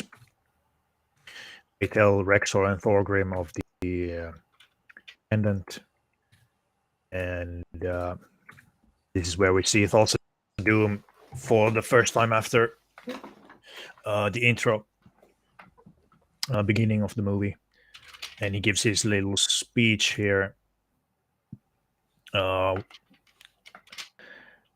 He says, I see you, I have watched you, 1,000 years I have watched you. Who among you still fears death? Who will not face emptiness? Yeah, which is kind of interesting, the thing about emptiness. I guess he wants them to be empty so he can fill them with his propaganda. He's Yeah, that and he's also telling them that, and he's also telling them exactly what he's going to do to them later. yeah. He's going to kill them. But wait, yeah. Because he think says, so? like, well, he says, fill your minds with emptiness and whatnot, and, you know, you have to long for it and whatnot. He's telling them, you know, like, I'm going to get rid of you when I'm done with you. You mean at the end, where the Oh, no, I mean, like, right here. What was the quote you said? well, this is where he says, "I see you. I have watched you for 1,000 years. I have watched you. Who among you still fears death? Who will not face There. emptiness?" Oh, you mean, yeah, who among you still fears? I took it like more like you have to get rid of fear. Oh, yeah, he's wanting them to get rid of the fear impulse so that they could be fanatics for him. Yeah, I'm not saying he doesn't want that, but he's also saying... Because doesn't he want to use them, though? Exactly. That's basically my point. He wants an army of fanatics. Yeah. But once they wipe the rest of mankind, right. he won't have much use for these guys. Right. Okay, I thought you meant he just wants them to sacrifice themselves immediately. No. Like No. Yeah. Right. So this is where he gets caught. They say infidel, and we get this next fantastic scene with probably the best scene of Jones's career. Yeah, this scene is fantastic. There's a lot of great stuff. There's a lot of pathos. Yeah, definitely. The dialogue here is fantastic. After they beat him up, wish to speak to you now. He says, "Where serpent?" Rexor says, "You gave it to a girl, probably for a mere night. What a loss." People have no grasp of what they... Yeah, exactly. People have no grasp what they do, which is true. Yeah. Then he goes, let's he says, "You broke your property, murdered my servants and my pets. That is what grieves me the most." It's kind of funny. He places much more value on the pets, on the snake, than the people. The people are just, whatever. They don't matter at all. He can always get more humans, to do his bidding. But the pets take time to grow enough. And he says, "That is what grieves me the most. You killed my snake." Thorgrim is beside himself with grief. It's funny in a way. And Conan tells him, "Well, you killed my tribe and my people and murdered my pet." Yeah, exactly. Like, dude, you want to complain about a Exactly. pet? Like, you've done way worse to me. Yeah, exactly. The complaining is kind of funny. And the reaction Here, from Thulsa Doom is very fascinating because he just says, must have been in my younger days. Almost dispassionately, like he's examining something from an intellectual angle. Yeah. Oh, well, yeah. Younger days, I was a bit, you've also been young, it was, it's just kind of stuff that you did when you were young, I mean, it is actually really, really great. He says, well, Conan first said, "You killed my mother, you killed my father, you killed my people, you took my father's sword." Must have been when I was younger. There was a time, boy, when I searched for steel. When steel meant more to me than gold or jewels. Riddle of steel. That's good. That's interesting. I noticed when he says to him, because denoting him that he's a lower. Obviously, to him, he's a child. Lower being. Yeah, he's a child. He's a lower being to him. He's way more superior. But it also speaks to the age and eons that he has lived through. Yeah, exactly. and it's dismissive of him that oh, just when I was young, like who cares, like these things happen. There's the riddle of steel, or Conan says that steel, and he's yes, do you know it? You know what it is, don't you, boy? Shall I tell you? It's the least I can do. Steel isn't strong, boy. Flesh is strong. There on the rocks, that beautiful girl. Then he says, "Come to me, my child." That is. Then when Here's the question: the follower jumps to death. why did he look for the answer to the riddle? Did he maybe fear death in his younger days and feared that, he needed to... Oh, right. Maybe he feared to face Crom in the afterlife. But there was a lot of gods. There was a lot of gods, though, and his was set. Why would he be? Why would he care about Who knows where his soul will go? Crom? Maybe he was hedging his bets. Because Why would Set's he not... care? Like, I don't know what the afterlife is for him, but with Crom in this movie, we know what the afterlife is like. So maybe he was trying to hedge his bets and try not to, in his younger days, he wanted to be able to guarantee his way into Valhalla. But then he thought he found the answer, which is actually a subversion or inversion of the actual answer. One thing that comes to mind is maybe he thought in the riddle of steel there is power, or there is it's because in the beginning the father says to Conan that's something the gods forgot on the battlefield. Like it's a powerful thing. Real terms of power. Yeah, it's a very powerful thing that Thulsa Doom then craves, that he wants that power the riddle of steel will bring him, and he thought it was actual steel and stuff like that. Maybe, I don't know, that could be. I think that he was looking at the afterlife, but he was also looking for some sort of power as well. So like cover his rear, but also try to in the next life if need be, but also cover it in this life. And try to find some sort of source of power. I gotta say, I think he doesn't care for Crom at all.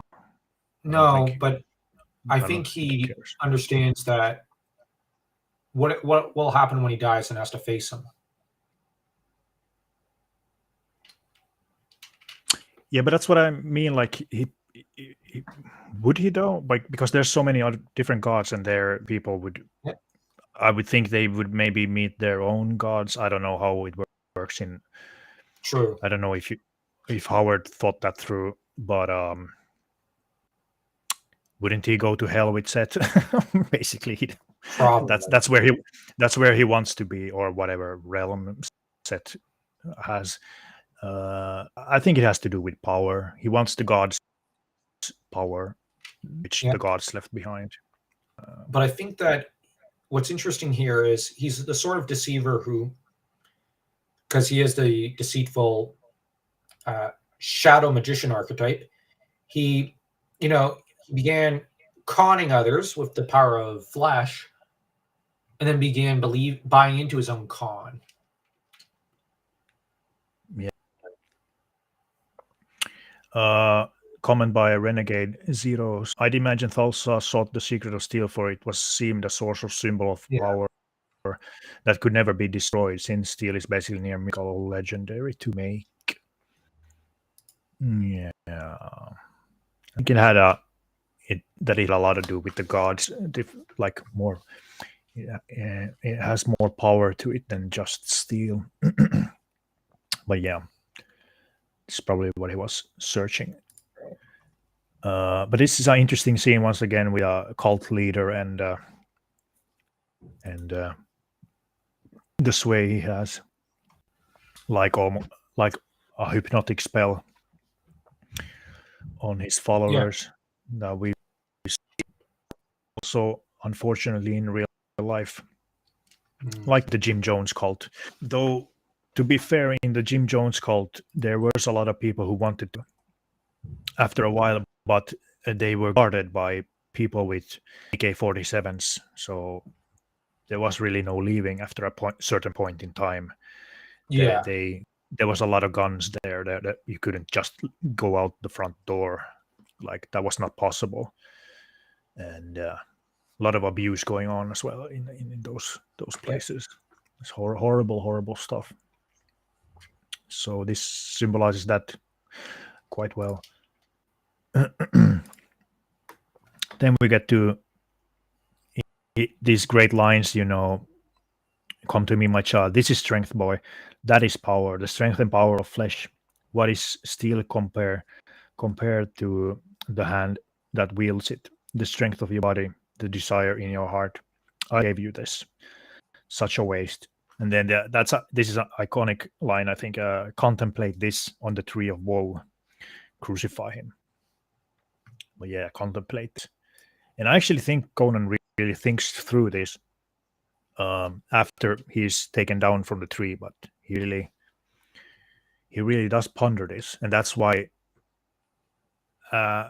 later on he breaks off from the revenge part, like that it becomes more about the justice part. And even though revenge is there as well, of course, but the consuming part, meaning that he really does he gets the one track mind. He starts to really ponder his place in the world, the point of himself as well, like beyond Thulsa Doom. So I think Thulsa Doom kind of shoots himself in the foot, makes him in a way. But that's what villains do: arrogance, overconfidence. It's those classic mistakes. All right, that's interesting. I remember James Earl Jones said Milius told him to read everything he could find on the League of Assassins to research his role. Yeah, I read similar thing, that the influence is also from the League of Assassins. That was the Middle East, I think. The Hashashin, I think it's called. There's a similar tale about someone jumping to his death by the leader making him jump to his death to show the power of the assassins, the obedience and stuff like that. So I think there were some multiple influences there, definitely. That's an interesting point as well. Lord of Lek, he doesn't know Crom exists except on the periphery. Conan's people are flung. Yeah, that is to an extent. Well, my earlier point was just that he fears Crom. He knows enough to fear that god and doesn't really want to cross him. But he's kind of like avoiding someone, but making sure you have the AK-47 to fight them, just in case. Yeah. To an extent, sort of. Yeah. Anyway, we have this crucifixion scene, which harkens to biblical notions.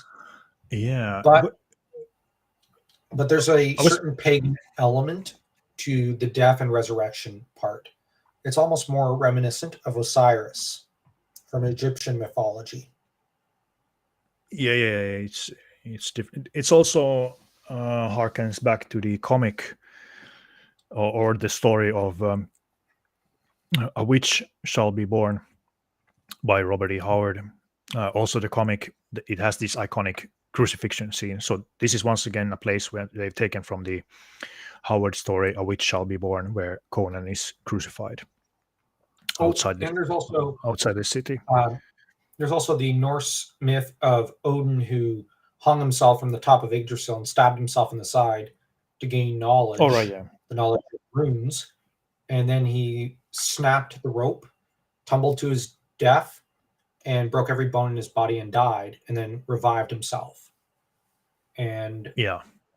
thus he gained the knowledge of runes and passed that down to mankind. So the idea is like here Conan is crucified to this tree, and it's there on the tree that he gains the knowledge he needs to defeat Thulsa Doom Thulsa. and save Right. the world. Yeah.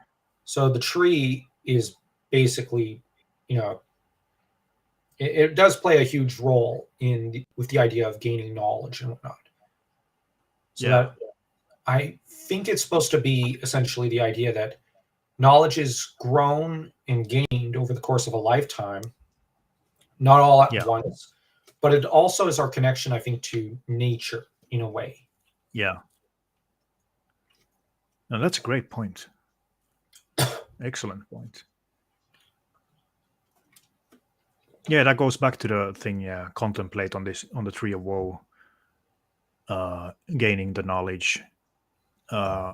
Basically, he shoots himself in the foot. I mean, Thulsa, because he grows in knowledge, gains the wisdom, and learns from this. I wanted to ask one thing about Thulsa Doom. Do you think? Think the movie him more like just a user, obviously one who is lived long and stuff like that, but less of the supernatural. Because I was thinking about Steel gain that power. Is he trying to gain that power to eventually like even fight the gods, basic, or is it just on a human level he wants to stay only?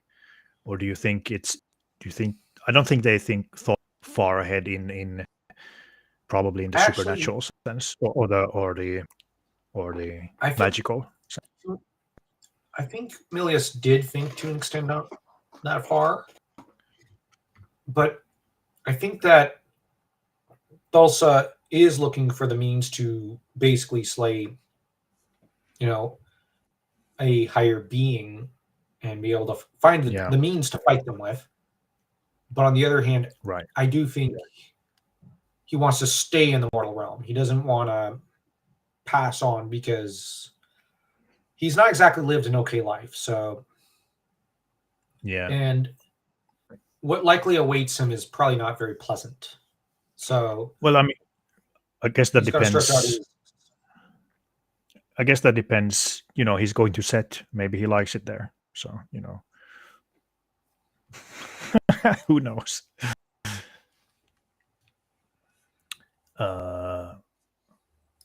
The end of the Dark Horse run of Witch is great.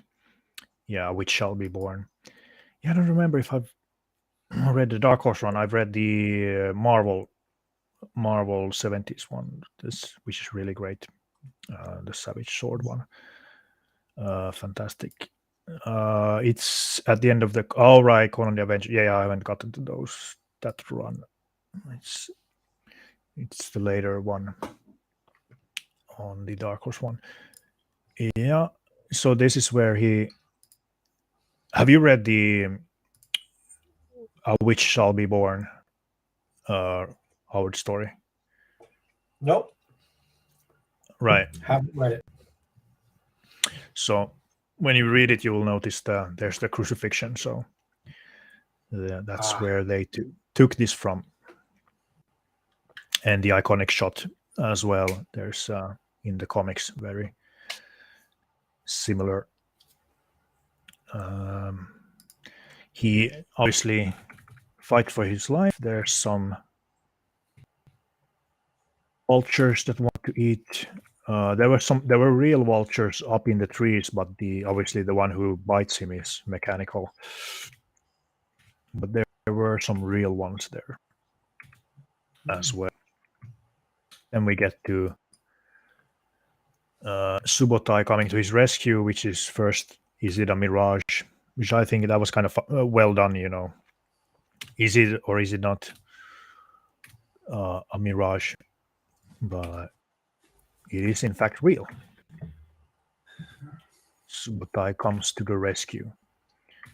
And then we have Valeria talking with the wizard if there's anything they can do or he can do to get him back to health. And he says there's a heavy toll to pay. And she says, then I will. And then he goes on to make runes, or I don't know what that language Turns is them actually. onto Conan. His flesh. Mhm. And I always took it and as I thought, she has to sacrifice all of her years to give them to him. oh, okay. And that's the heavy toll. I She is giving her future to Conan. So she can't be revived like Conan wants in the Destroyer, or the second movie, yeah, because she gave all of her years, her entire future, to Conan. I think she didn't know what she signed up for. I Yeah. think she didn't think she would die. I think she would maybe, well, like you said, maybe some misfortune would happen, but not death. Yeah, she didn't think about it. Specifically. Here's a good comment from Lord of Lek again about just Thulsa Doom, which we were talking about. I think he always intended to enslave all men when he was younger. He tried through conquest, steel, and now he's trying through flesh. And that's a good point. Fair enough. To Thulsa Doom as well. Probably I was true.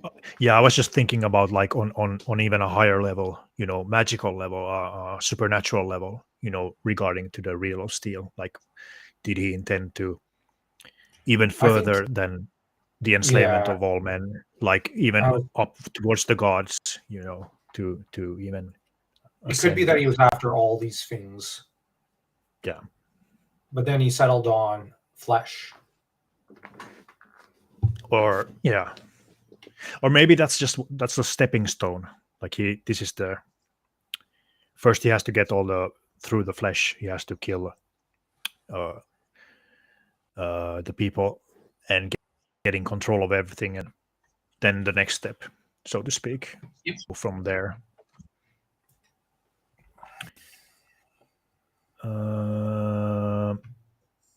I thought that was always she was really, ready to die, or I mean, ready to kill for Conan. He says when the wizard says, "Sometime, perhaps soon, perhaps tonight they'll try to take him in," and she says, "And if they succeed, you'll follow." And I think here is once again the sea. I missed this. I really pay attention to this shot in earlier times I watched this. So this raging sea is really interesting. That's why I immediately thought of the Vilayet Sea, that they're close to it because of the different shots of the sea. So it's really cool. Then we get the spirits try to take Conan, and I think this is really. I'm thankful this is not CGI stuff that it would be now, but this is actually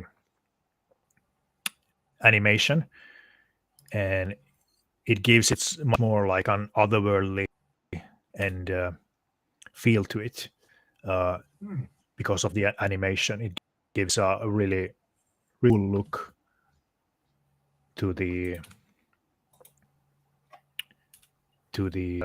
scene with It certainly does. with the spirits. They look more not like they're not manifested in the real world as much as they would be if it was CGI. It's more like it's more how or something like that. It's more, I don't know how to explain it really. Well, it looks great either There's- way. Yeah, I think fantastic. I really think this is a great looking scene, and obviously they don't get Conan. He's saved by Valeria. Yeah.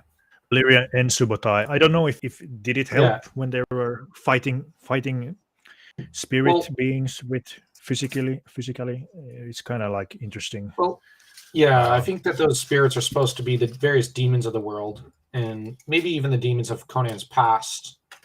And he can only be rescued through the love his friends feel for him and that he feels for them. Yeah.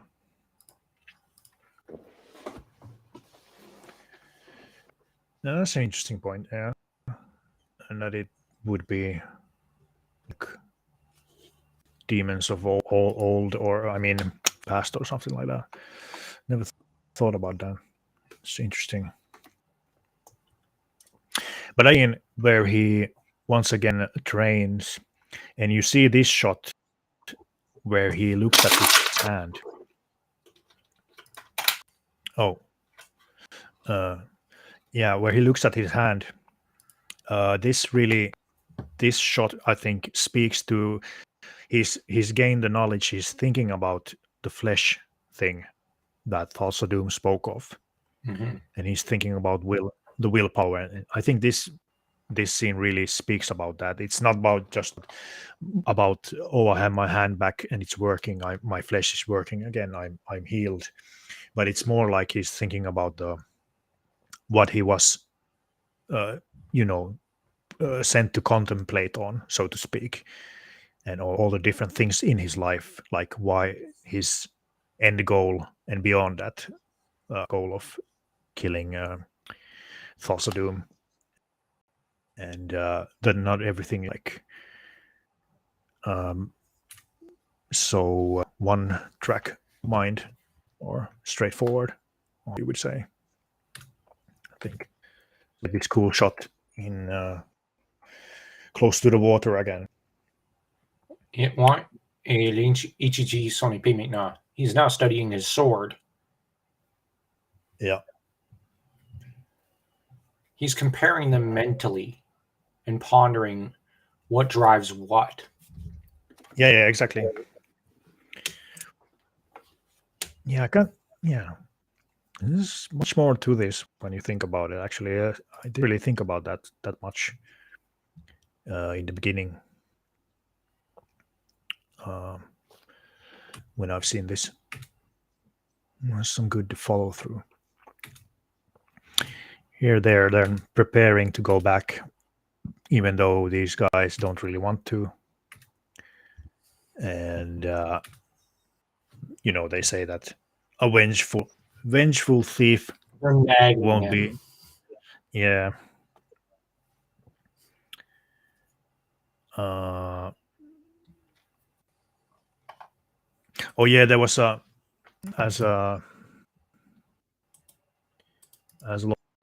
was again saying before this, there was where Valeria gets the Belit vision speech. I would come back from the gates of hell. I think she says all the gods, they cannot sever us. If I were dead and you still fighting for life, I'd come back from the pit of hell to fight at your side, which foreshadows the Valkyrie scene at the end of the movie, or close to the end of the movie. So yeah, which was also one thing that the Milius wanted to do. He wanted to do a Valkyrie scene. I guess he likes his Wagner operas, since one of them is called Valkyrie. It's good taste. Yeah.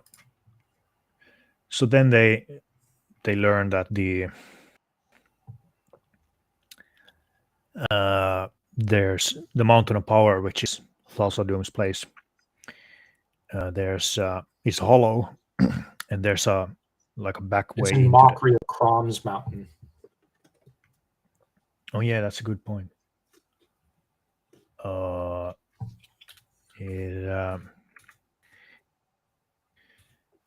They ride to the mountain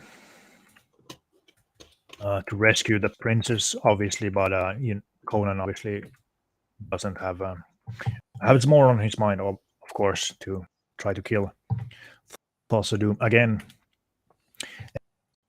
This is a great looking scene with basically the with the smoke rising, the once again harkening back to mythologies, Hades, descending into Hades. Yeah, descending into hell, Yeah. whatnot. Yeah.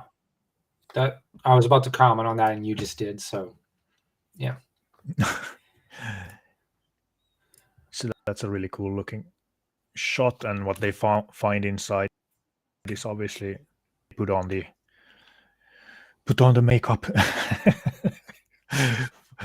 fighting makeup.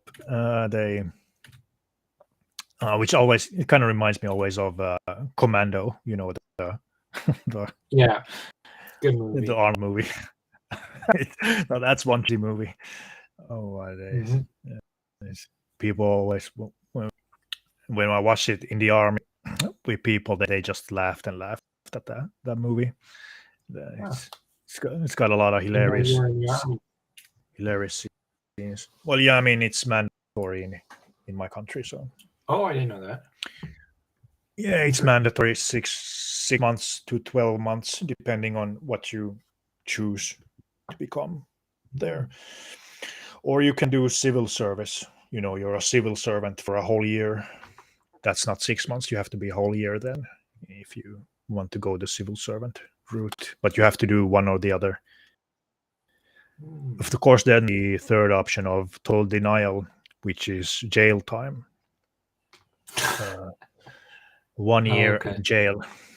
So it's one of the three options, unless, of course, you have choices.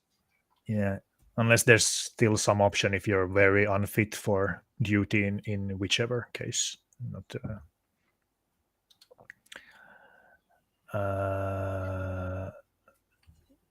We got a new person here. Good to see you, John Smith. He says, I love how the Lotus merchant tells them all about the snake cult, then proceeds to say he knows nothing. Yeah, that we kind of talked about that. That was kind of thought that was funny as well.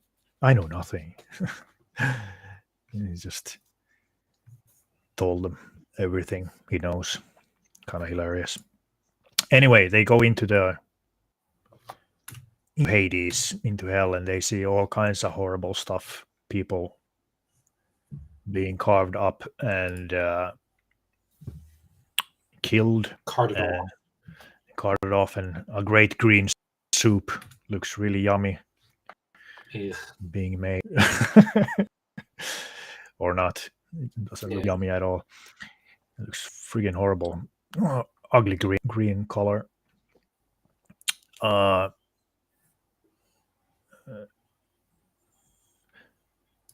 Let's get a comment by Lord Vleck again. He's such a masterful sequence right through to the escape.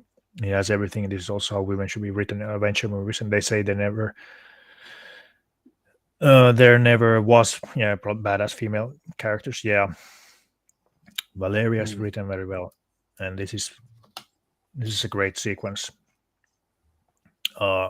Definitely. This is fantastic. We get a bit later on there.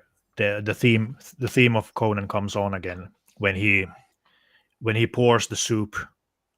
He pours it, and then the theme kicks in. That is from beginning of that's fantastic scene. The switch to that that's brilliant, brilliantly. Yeah, and we have the contrast of civilization and barbarism, with the orgy being something that's more something like civilizational and whatnot. At least that's how I've always taken it. Yeah, it's about the corruption, and they're not. Yeah, pretenders. Yeah, it is all about corruption. Yeah, the Howard classic corruption of great empires or kingdoms and civilization, and how barbarism must always triumph. But isn't kind of the civilization, aren't they kind of barbars, but just in a different way? Not maybe in a like straightforward physical way of a raid, I'm thinking but about it. Yeah. but they're barbarous in all the other ways, like decadence, abuse, all kinds of horrible stuff. So Yeah. oh, I didn't know that the black and white camo was crazy when I was in my teens. That's very interesting. People use that. Yeah. So there's a fantastic scene here. We see that there's a human hand which goes into that. It's horrible. You understand? It's yeah, they're all cannibals. We see Doom sitting on his little throne or whatever with the princess staring into the infinity, looking like He's asleep like a or semi-asleep. like a statue or in some kind of hypnotic spell where he's about to change into a serpent. Because he's about This ready is- to go to bed. Yeah. But this is Well, I always took it as, like he turns into his snake form, his true form, and goes to slither into that hole. He's essentially going to go take a nap. all right. Oh yeah. But then he's startled awake because of the mayhem and Of trouble. Conan. And and races out. Yeah. Right. I didn't think about goes to sleep. That could very well be. I mean, this is the place where he changes into that to the Snake. Yeah, to the snake. He which gives credence to the serpent men or serpent people that he is one. Here we see him fully reptilian, fully like a serpent man, which might be, or I mean, the other theory is that he's just illusion. He's changing himself. All right, dog, open the door.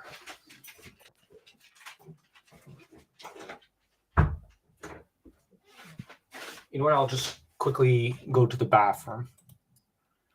One sec. Right. Hang out with the chat a bit. Then most of the practical effects will hold up nicely. Yeah, I agree. Obviously, that we talked about earlier, there's limitations with the, you could have done more with the snake fight. It kind of hinders that. There's not much of a grand fight with the snake because of the practical effects, because they don't really have kind of hard to move it because it weighed a ton and can't really make that. But then again, it gives that realistic look, so it doesn't look like fake looking, like a lot of CGI does look very lacks depth. It looks fake. But I agree. I like it's a great time they made this movie. Great effects. Love it. It's a glamour. Yeah. I mean, yeah, that's the different takes you can take on it. It's a spell. It's a glamour. He changes into a serpent, but he's not really a serpent man, or he is an ancient being. Like he's an ancient being. Specifically in the Howard canon, in the books, the stories. I mean, he has the skeleton face, so he obviously is a creature of All right. of long standing. So I'm going to say it's not a glamour. This is his true face. yeah, I mean, that was what we're talking about. Like, you can take it two different ways. Oh, I thought for a minute. Sorry about that. I misread Lord of Lex comment. He's definitely saying that the human face is a glamour. Yeah, I misread it there. I was distracted because the dog. Well, never mind the dog. He opened the door and raced off to jump on the bed. So, I kind of took it like he meant it as that the serpent thing is a glamour. I don't know. Yeah, that's how I misread his comment. I don't know which way he means it, but either way, I mean, that's two different things you can think about. It's either spell, glamour, or he's actually a serpent man, because he's an ancient being, like I was talking about, and we know from the stories, Thulsa Doom is obviously an ancient being. He has a skeleton face, so he's obviously a. And they say he's been around since the beginning of time. So he's obviously very ancient. So, but you can take He's it. a lich of some sort in the original stories. Yeah. So I would side with the serpent man thing instead of. But I mean, this is a good point. Yeah, I agree. Sorry, I meant this one. I'll take mediocre practical effects over of 90% of CGI. Yeah, I mean, the problem with CGI is the depth. The realness is easily missed. So, but I mean, sometimes it looks great. But yeah, some directors know how to use CG properly. You look at, I'll use the example of Lucas with the prequel movies. He did a fantastic job with them, and there's a lot more practical effects in those prequels than what a lot of people realize. And like Lucas was able to balance it fairly well, but really, today no one knows how to do it.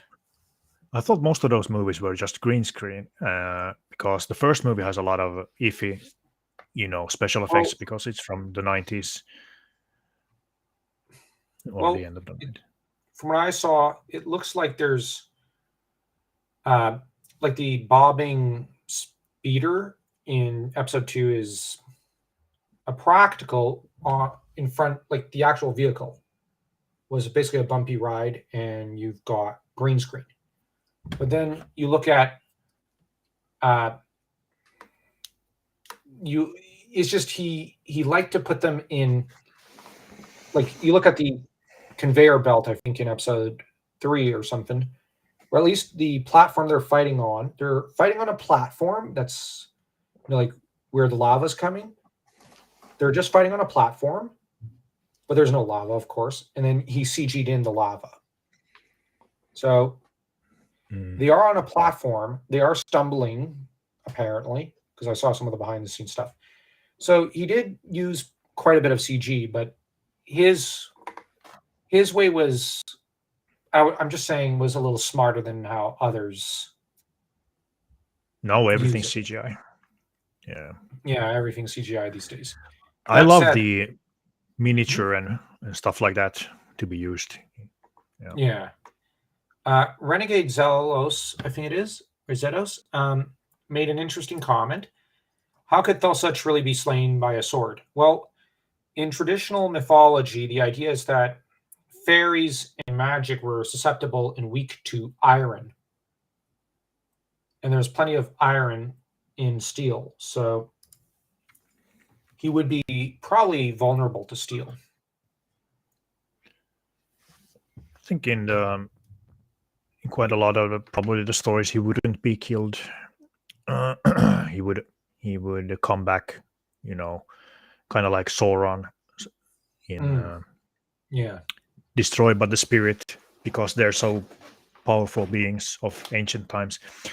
John Smith asked, is he Atlantean? I think he means Thulsa Doom. No, he's before that in Howard's canon. About the movie, I would think he also means. I mean, the movie, I think Milius I don't know if he thought about it, but I would suggest that it is also he's been around before Atlantean, maybe as well. Not sure. I actually really like the CGI and the models in Lord of the Rings movies. They used miniatures. They called them. They were such huge, the miniatures. You can see all in the behind the scenes stuff how they made a lot of that. Looks really cool. All the castles and stuff like that. Yeah, it does look great. It's actually made. As for here, I don't think this Thulsa Doom will revive after he's killed. Yeah, that's what I was thinking as well. That it probably leans more to that it's not possible with this incarnation of Thulsa Doom. Though I would wager with the original, it would be absolutely possible, because in a lot of those stories, like all these evil ancient sorcerers come back, like in Black Colossus.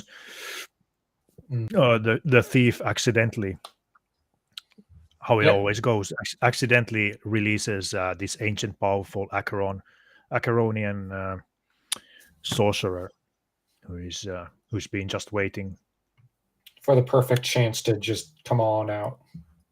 Yep. Yep. So that's quite a actually used trope in Howard's stories. I must invest in the Stygian insurance plan.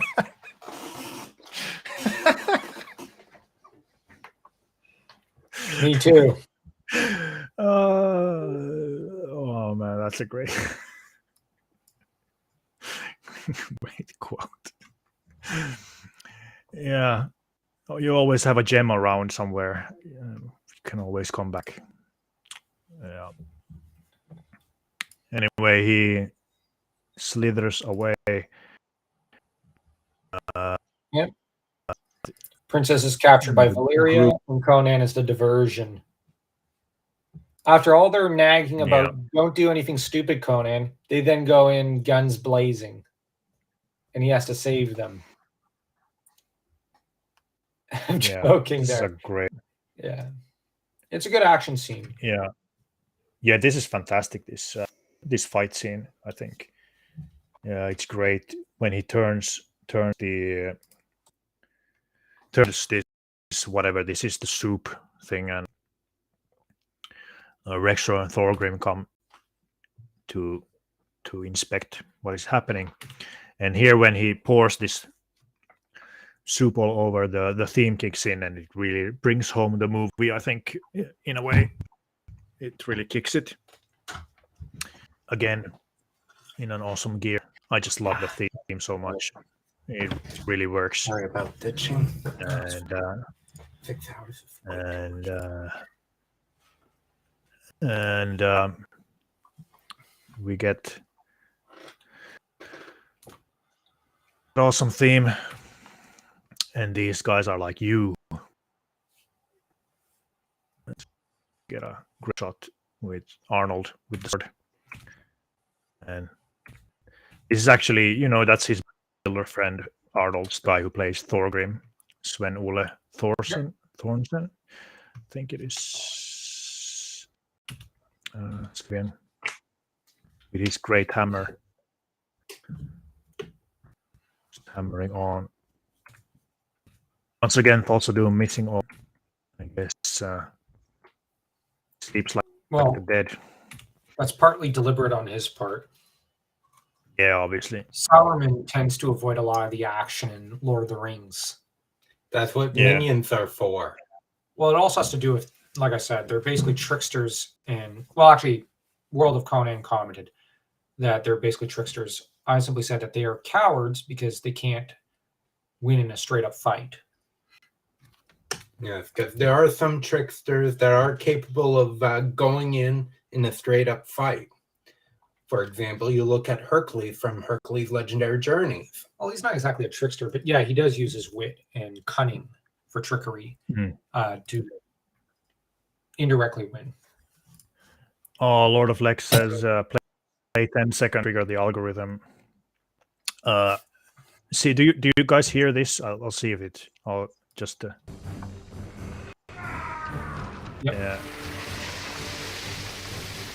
Good Tom. Yeah, that's a classic. Did you hear it? Sometimes. Yeah. Sometimes it's muted. So now, fight ensues with the two heavies, as they call them in acting, the muscle. And They try and fail to take Conan down. He escapes they- because he's smarter than them. yeah, they But the other basically thing knock is, themselves you out. can see that, yeah, you can see that Thorgrim accidentally knocks down that column, and that Yeah, he himself is startled by this. And yeah, it's very iconic that he stares at his own hammer and he's just surprised. And Yeah. he seems to be on his guard and scared of kind of going around a little. He's like, what do I do? He's being very smart because he realizes if he goes too fast, Conan will kill him. Like he might get ambushed by Conan, I mean. yeah. I was trying to find the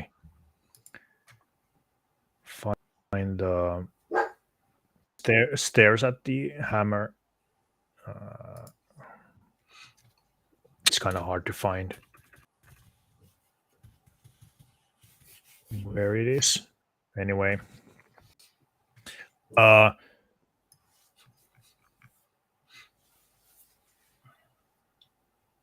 yeah, it's a good point actually. The soup going down isn't of Doom's head raw temple. Yeah, there is a, Yeah. a skull in the soup, which rolls down the steps there. That's a good point. Everything's foreshadowed, and events happen Yep. because the past events made them inevitable. It's great. Yeah, that's awesome just feeling. Yeah, absolutely. This whole scene, like I think it was you, Lek, who said it, is just fantastic. The whole escape, the fighting, which then leads to the absolutely epic fight at the graveyards. Actually, I'll go also to the bathroom. You guys entertain the chat for a while. All right. Well, we got the escape where Valeria ends up lagging behind the others, forced to fight because two of the guys start to gain on her because, well, they're a little faster than she expected. And it's very apparent she didn't expect them to be quite so quick. And there she turns to fight two of them and starts to get a little cocky with two other guys after she's killed the initial two. And it's just in her expression and whatnot that she gets a little cocky with them. She does intimidate them a little and then obviously easily dispatches them. She gets a little flashy and in her movements, and sometimes in a fight that's not the best approach. But it does look cool. It does look cool with her Jumping off the wall and slashing the one guy. I love that move. That's one of my favorite moves on her part. Oh, I must go. I'm food for wolves. Conan very nearly suffered that same fate, John Smith. But yeah, you weren't here when we discussed it, but the idea was that when the trade that Valeria had to make might have been all the years of her life, so to speak, transferred to Conan. That's an interesting take because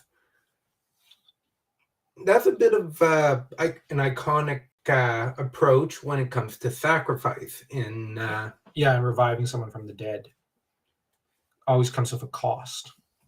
And sometimes it doesn't seem like you could avoid that, but something will happen that will cause just that. That events will line up. Yeah. And that's often the way with Howard. What is also notable is just in the escape when they finally get on the horses, like we can't really show you what the next scene because we don't have access to World of Conan's computer. But when he pulls the snake arrow thing, like he takes a snake, notches onto the bow, which is really cool, but also harkens back to the serpent priest of Set and whatnot. Oh, and all right, stay well, renegade Setos. And fires.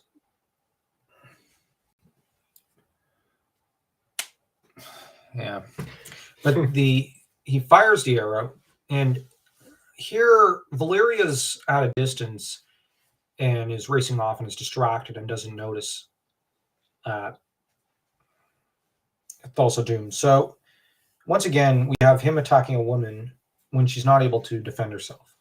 That said, we skipped because my brain's not working as well as it was a while back. But in a preceding scene, he says, "Oh, you're back."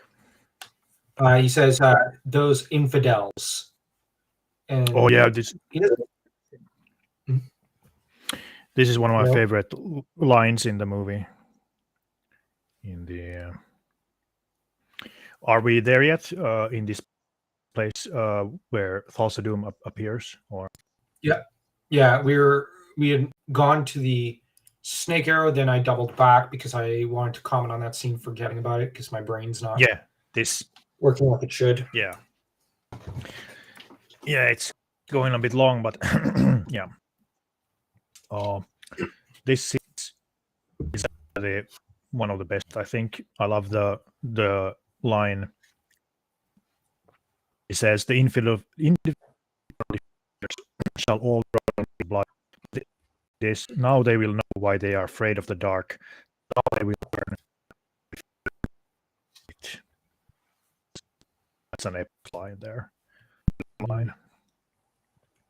It really shows darkness, so to speak. And then we go to the arrow thing. Yeah. Once again. Which he fires once Valeria's at a distance. Once again, he's a coward. He's the total opposite of what Conan is. You know, like Conan won't fight a woman or kill one for the most part. He's inherently chivalrous and barbarous, whereas Thulsa Doom in this movie is fairly civilized and refuses to fight except if it's a woman and he knows he can take her out when her guard is lowered, and relying on tricks to kill her. So this is a case where they're total opposites. Yeah. Yeah, definitely. That's an interesting power. Serpent arrow.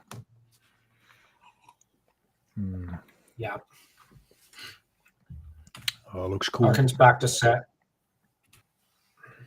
Yep, definitely. Heavily. So they shoot Valeria. And which is obviously, she thinks is, now I must pay the gods. I mean, you can take it like that, but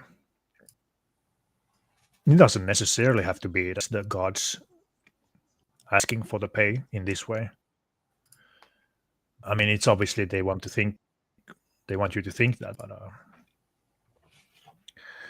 maybe not early. Then we get the death scene of Valeria.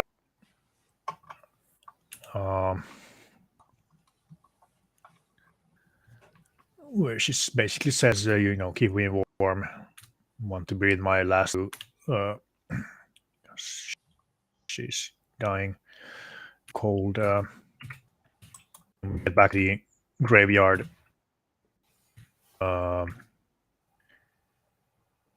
And which was foreshadowed, obviously. With the fire won't burn there, but it actually does burn. Which I guess is the point made that this was the gods' decision. It's also a and their nod price. to Homeric themes, because the greatest honor a warrior could get, at least at their funeral, would be to be cremated. At least in the Iliad. Scandinavian thing as well. I also took it as essentially, to an extent, a case where the wizard was mistaken. Fire could burn up there, but he didn't know that. To an extent, it was only for a certain purpose. Yeah. Well, he hadn't tried it because he didn't want to try angering the local spirits and whatnot. Wise policy from what we've seen so far. Yep. Definitely. So then we get this is the wizard face.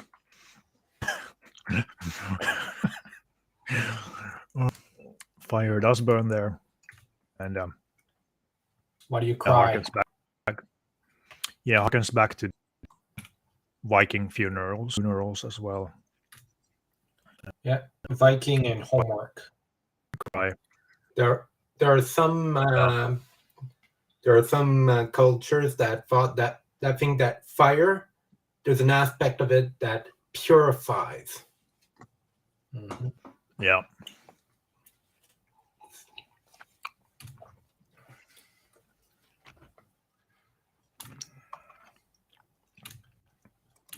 And yeah, he cries for him because he's Cimmerian. Because Cimmerians are not prone to crying.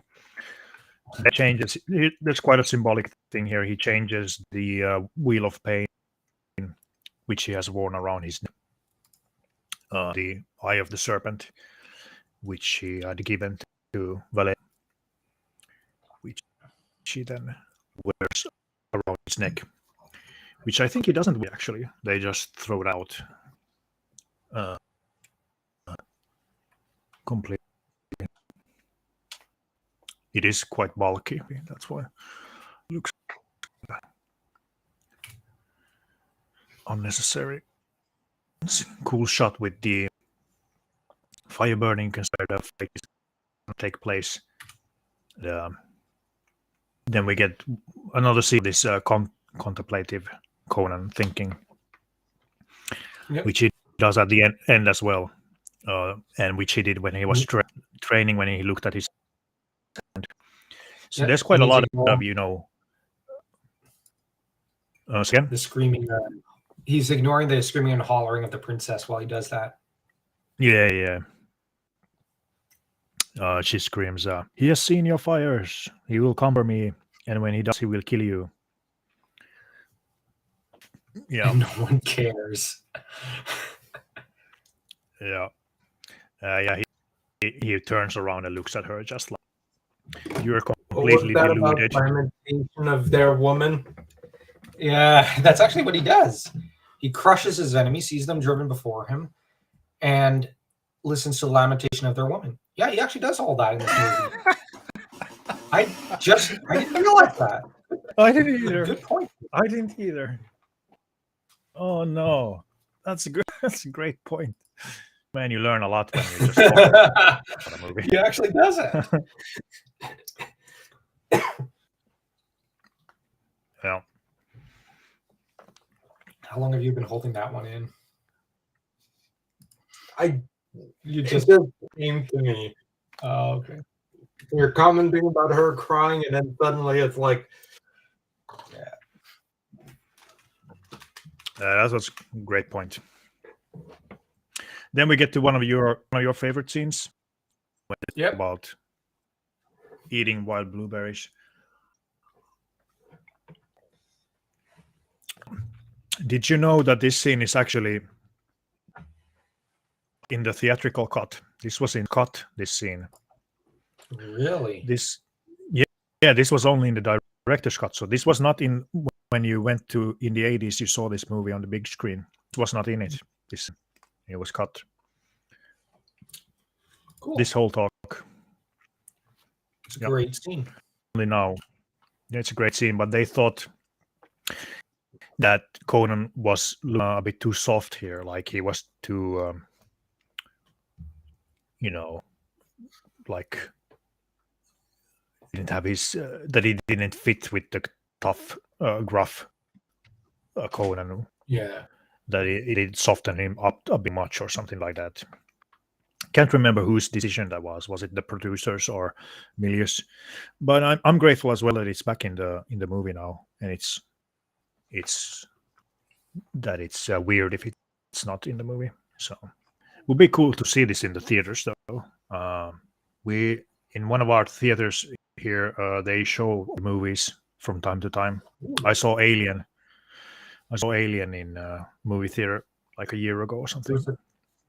There was a theater in our hometown that used to do that, but they closed down a while back. Yeah, so that's cool. Hopefully would be cool to see it on the big screen. Laura Flex says, this is where the blueberry scene actually makes the film seem most Howard, also super hot princess. Yeah. Yeah, I mean, yeah, the contemplative scenes is definitely Howard also. So where sort of his memories of his homeland. He does that in Phoenix of the Sword. Yeah. And stuff like that when And he he speaks of thinks on- his homeland. Yeah, of his dad. Yeah. Let's see here. I remember days like this when my father took me to the forest. We ate wild blueberries. And then it continues. More than 20 years ago, I was just a boy of 4 or 5. The leaves were so dark and green then. The grass wheat with the spring wind. Almost 20 years of pitiless combat. No rest, no sleep like other men. And yet the spring wind blows, Subotai. Have you ever felt such a wind? They blow where I live too, in the north of every man's heart. It's never too late, Subotai. No, it would only lead me back here another day in even worse company. For us, there is no spring, just the wind that smells fresh before the storm. It's Very great. melancholic response. Yeah, I think it's a. Yeah, I think that's a great, very well written scene. Like, It also feels. It also sounds like the sort of dialogue Tolkien might have written. yeah, Just because there's the melancholy there on both the characters' part, and melancholy and sorrow are two things that are constantly omnipresent in Tolkien stories, because all the characters long for better days, for younger days. And so Howard also has that theme a lot. And so you have this similarity. That said, I just imagined Conan and his dad going blueberry picking with blueberry baskets. One thing that I can't help but think is that Conan and Subadai are talking as if they're prepared to die in the next battle. Yeah, because it's a battle. Who knows what will happen? I think he's prepared. Yeah. Yeah, I mean the melancholy. That's completely Howard as well. Conan is described as a one gigantic mirths and gigantic melancholies in the the classic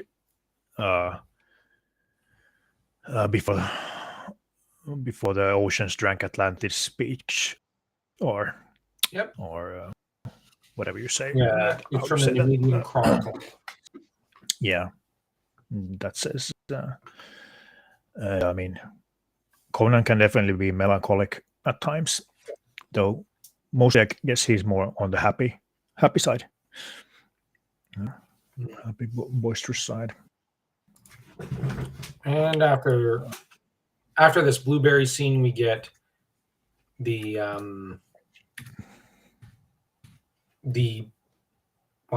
battle preparation, or as I like to call it, the Kevin McAllister scene from Home Alone. Yes. Yeah, Home Alone fantasy style. Home Alone before Home Alone, though. Home Alone stole it from this. Yeah. Just one. Compare Orgrim and Rexor to the Wet Bandits. Sure, let's do that. Definitely. Yeah, it's unfortunate bandits weren't impaled. That would have been funny. Yeah, but I mean, it's just one trap, I think. Like this, the others are just in the ground.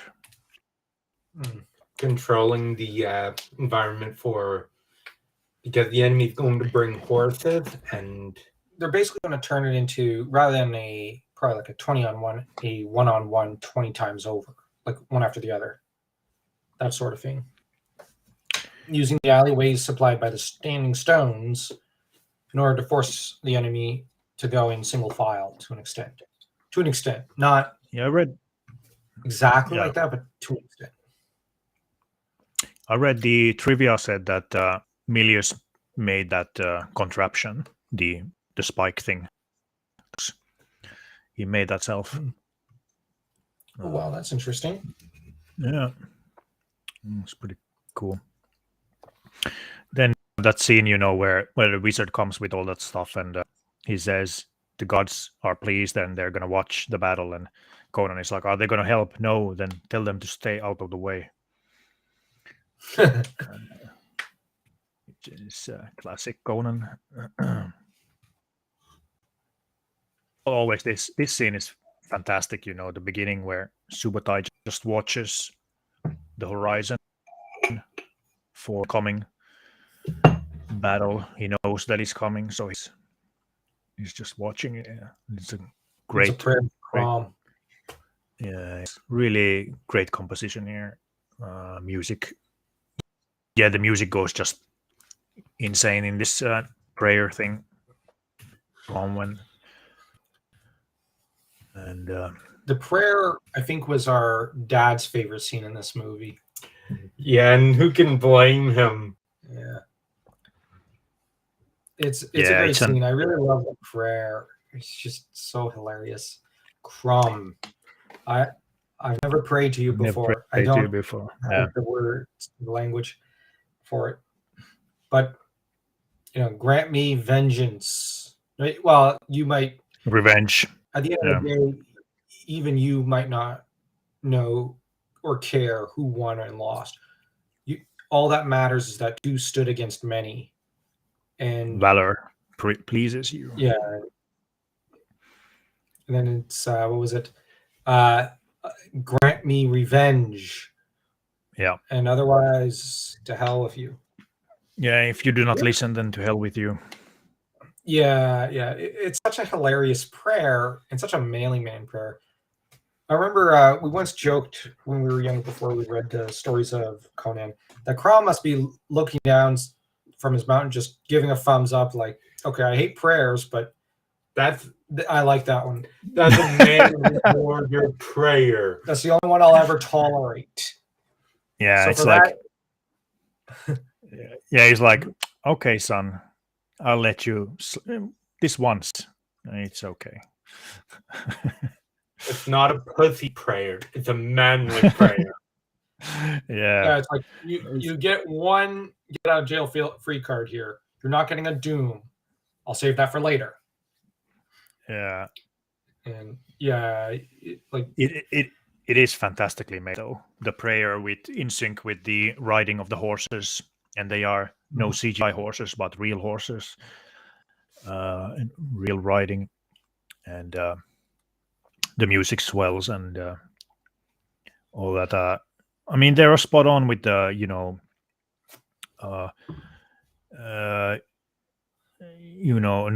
one, not even you, will remember if we were good men or bad, why we fought or why we died. No, all that matters is that two stood against many. That's what's important. Valor pleases you, Crom.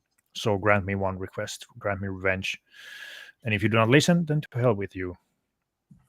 So, that's again with the strength of will, battle, and proving oneself, and doing all those kinds of things that Crom likes.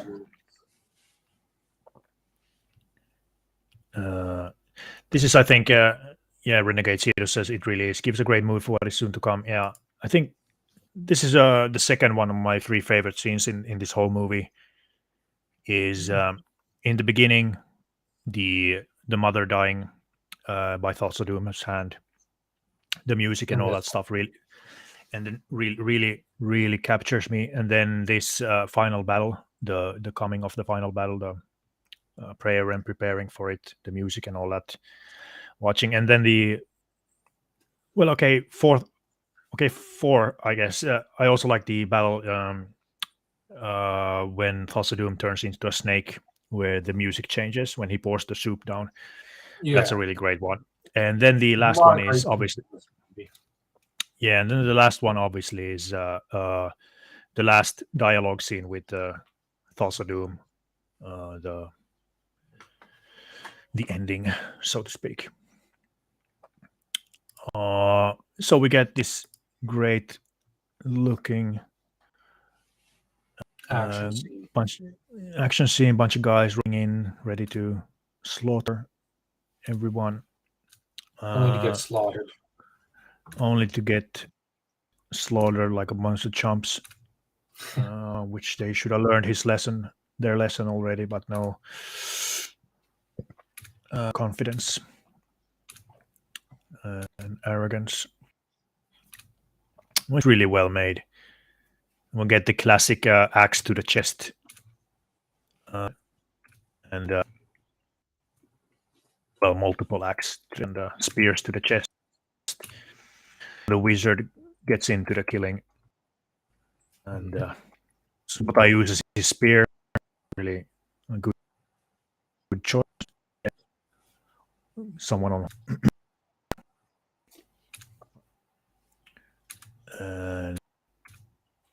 This is where, once again, Thoughts of Doom is looking on from. I The really little like the design and everything. The cloak, it looks very striking and great. Yeah, Mhm. it's really iconic. But what looking, happens yeah. with him? He does the opposite. Yeah, he turns and runs. Yeah, is he really? He's probably really fighting with a sword. Then I guess he doesn't have any confidence in himself. Yeah. Figure with over thousands of years, you would have learned to fight really well. Which I mean, I would make that a priority in this kind of world. Yeah. To learn sword fighting and be a master. Trouble is, he values his skin too much. You think? And I mean, that's the idea. And I Yeah. think there's something else to say about that, because Conan, being mortal, he's going into this battle unafraid to die. Whereas Falsa Doom Yeah. lived 1,000 years, Thousands of years. Yeah. thousands of years, and yet he fears death. Yeah. Yeah. True. And it Very probably true. has to do with mortality. And the same thing can probably apply to the elves in Tolkien. No, they get pretty impulsive and throw themselves almost like idiots onto the fire, so to speak. Like, no, they just plunge to their deaths. They're like, oh, you mean the chance to not live in Middle Earth and not be weighed down? Because their spirits are burning their bodies apart eventually to an extent, so that they'll start to fade into little more than shades. So they go, oh wow, we could die in combat nobly for the cause.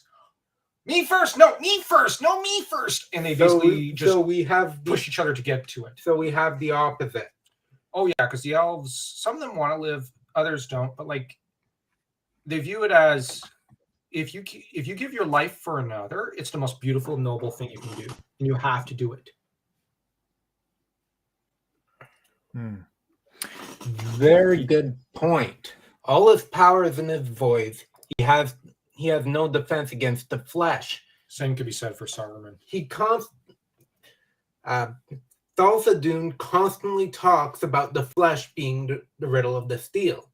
The answer to the riddle here. Yeah. And he has no defense against it. But anyways, yeah, we then got the great battle between I was just going Conan. What's his name, Rexer? No, Thorgrim first. But yeah, I was just going to say, I think like in the earlier scene where they escape with the princess, but this scene also really exemplifies where Conan's will is stronger than Thulsa Doom's, and where it goes like forwards and much farther than the Thulsa Doom's will. He basically flees to his last place where he can flee, and it's like a madman just ranting away his last seconds of life before his end judgment comes. He bravely ran away like a chicken. Yeah, his will ran out, and Conan's was found victorious in every way possible. First battle with one of the heavies is with Thorgrim. He falls for the trap after Subotai shoots a bunch of arrows into some people. And here's Thorgrim, and he falls for this deception and strikes his huge hammer on that thing on the helmet, and he's impaled by that thing. And it's an interesting way of getting rid of one of the main bad guys. Not in single combat, but more of a like a cunning, like a device. I wonder if Conan could have if both of them fought him like simultaneously, like directly, would he would probably win, but of course with the movie's logic. But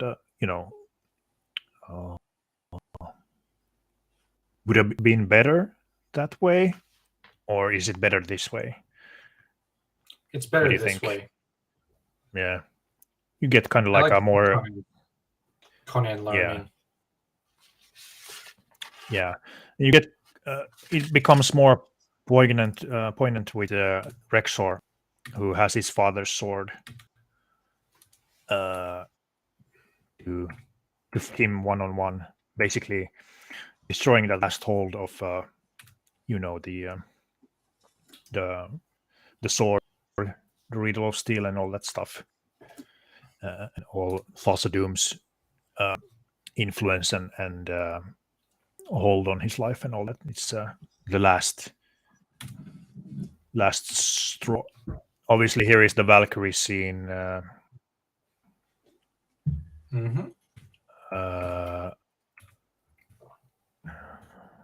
We see her, the Valkyrie, saying that best of lines which you love so much. Do you want to live forever? Yeah. Well, I suppose it's a little too late for her. Guess depends. From a theological point of view, she's basically become a Valkyrie, so that does mean she's going to live forever. Exactly. And she looks good in the armor. Yeah. Yeah, she definitely Good does. enough to be Brynhildr if we had gotten a proper Sigurdur in Brynhildr movie involving her. Oh, have you seen there's a mini series about the Ring of Nibelungen where there's Siegfried and Oh yeah, I've seen it. It's pretty good. Brunhild. Yeah, it's decent. Yeah, if anyone want to watch some more fantasy stuff, you guys can check that out. The Ring of Nibelungen series, mini series. Then we get obviously the end of this fight with the iconic poses by Arnold and Rexor fighting, and he breaks The sword. the sword of his father's sword, and cleaves him in two, and all the blood just drops and flows from him when he dies. And Thassadoom then takes his leave because why not? He nobly ran. He does. Yeah, he's like brave Sir Robin. We just ran away. Brave Sir Robin. Courageously charged the opposite way. Yeah, exactly. No, I didn't. No. That is so great. Then she screams, "Oh Lord, don't leave me!" Blah blah blah. What do you guys think here when he says? She says first, "Don't leave me, my lord. No, don't kill me." Then she screams, "Father."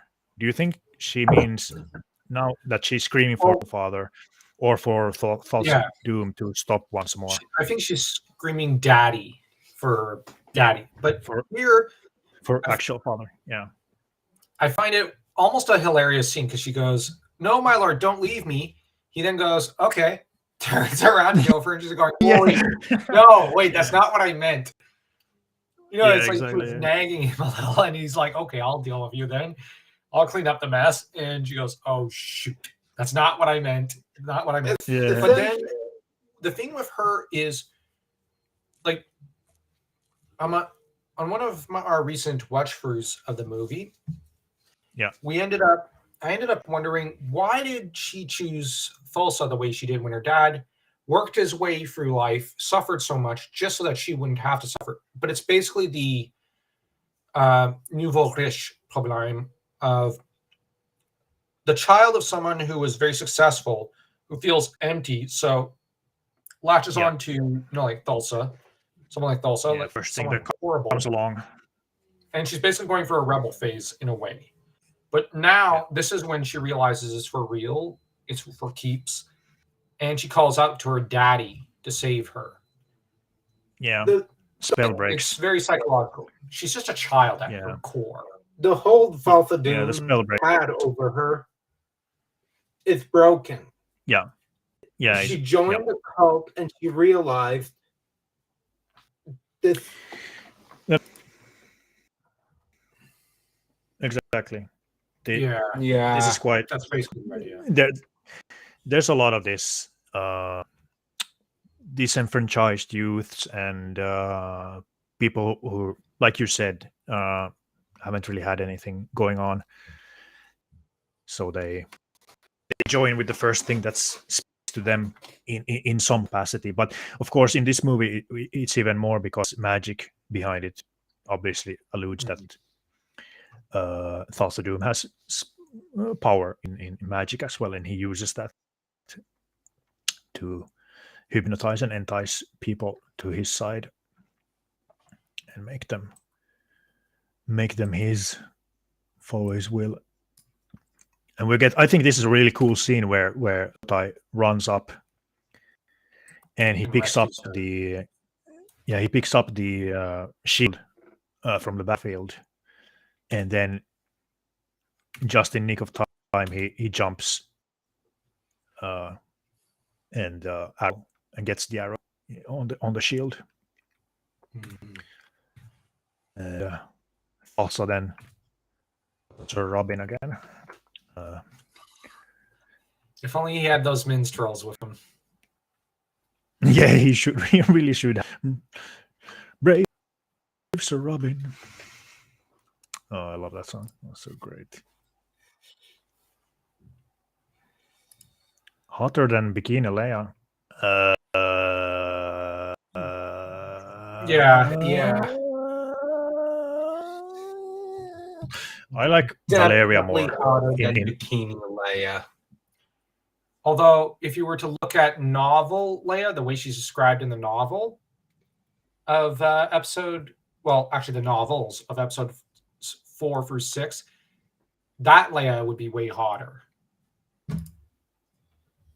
Because you got to bear in mind, the movies of Star Wars are basically adaptations of novels co-written by George Lucas.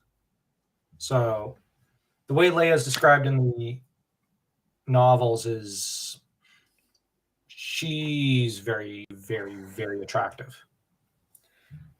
I gotta disagree. I don't really see the princess as that good looking. Yeah, but that's just my take.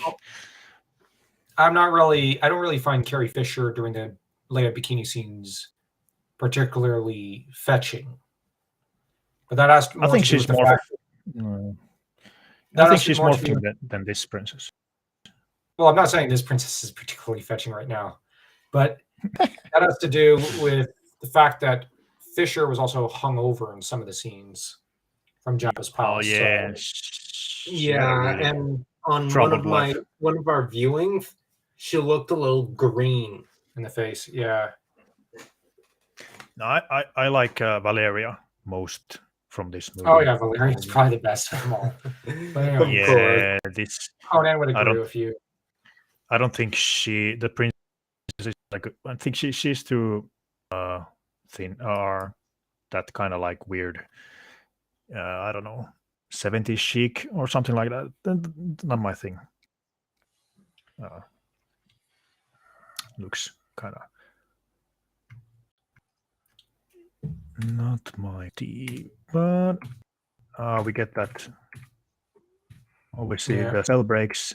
And they laugh at Thoughts of Doom as they should. Then we get this Conan does this thing with the swords like he did in the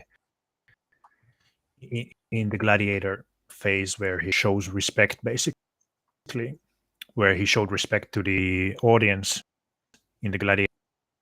Here he shows respect, probably to Valeria, his father, and the king of, the last vestiges of all that has gone before. Like he's free to fulfill And don't his. forget Crom as well.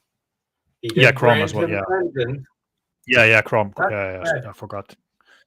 If you think about Crom, the broken sword as his past and the other sword as his present or future, it's all harmonized within Conan now.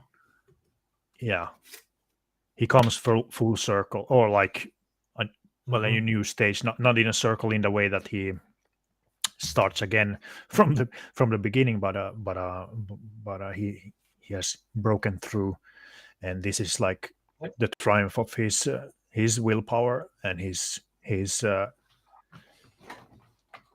life. He's free from Thoughts of Doom, his father, and the slave portion of his life. He's fully. He's taken his own fate in his own hands.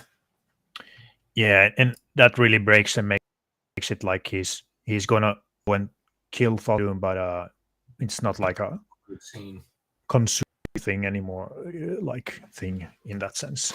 But it's the right thing to read and this place of him. And you have Thalso tries one last shot at hypnotizing him, which only enrages Conan. Yeah, before that is this classic line of Virgin is at last hand. Day of doom is here. All that is evil that have eyes, your parents, your leaders, those who would call themselves your judges, those who have lied and corrupted the earth, they shall all be cleansed. You, my children, are the water that will wash away all that has gone before. In your hand you hold my light, a gleam in the eye of Set. This flame will burn away the darkness, burn you away to paradise. So that's what he says to his followers before he meets Conan. What do you guys think? Subotai is not along for this incursion? Subotai suffered an injury to his leg. So I'd argue... Oh, right. Yeah. He can't really travel at the moment. Right. True. I forgot. That's true. He was left with the wizard to recover. Yeah. He's fully formed, in control of his own destiny, and the world is his powerful thing. Yeah. Absolutely. Then we get, obviously, he sneaks through the compound, and he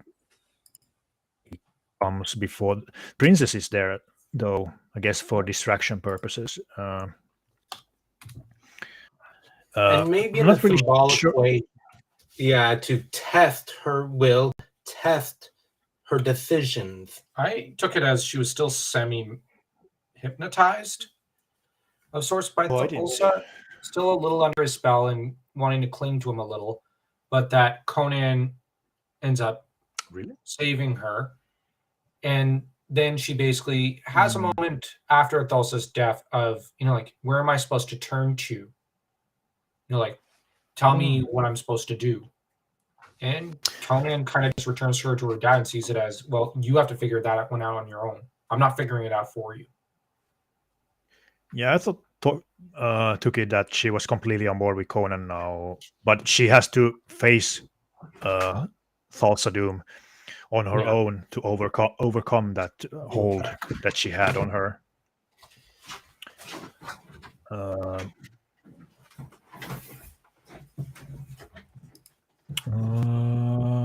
Conan, the inadvertent savior of civilization. All of Gomer would have been gone if he did nothing. Yeah.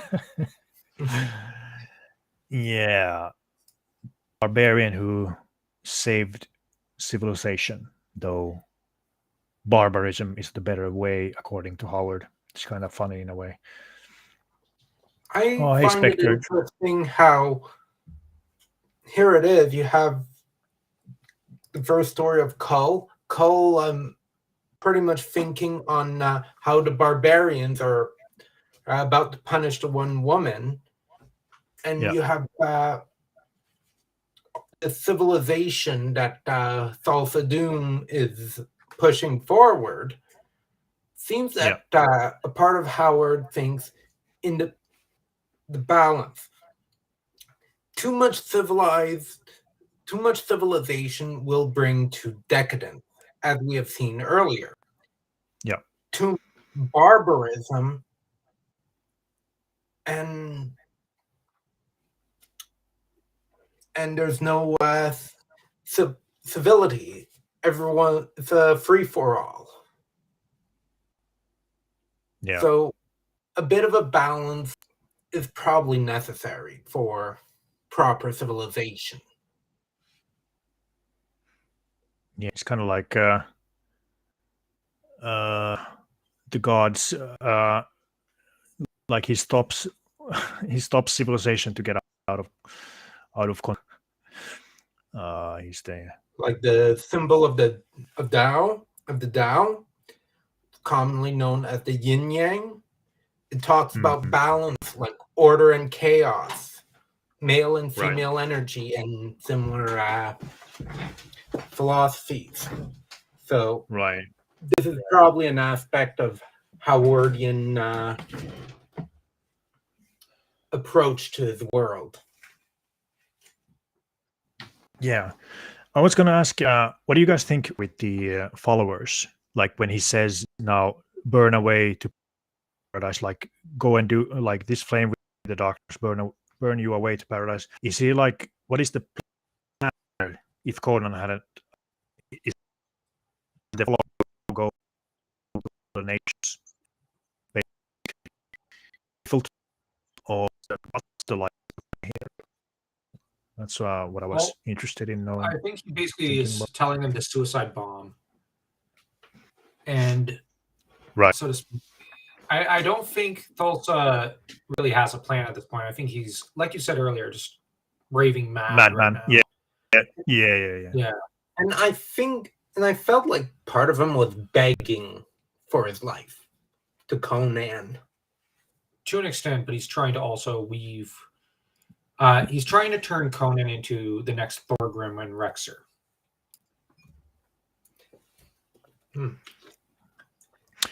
As pro-barbarism as Conan seems, let's forget next for him. Yeah.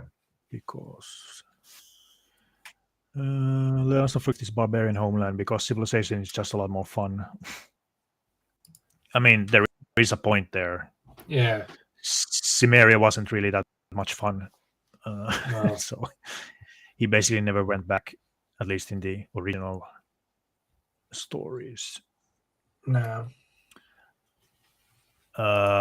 Spectre says he thought wait, no, not that one. This one. I thought he's telling them to kill themselves.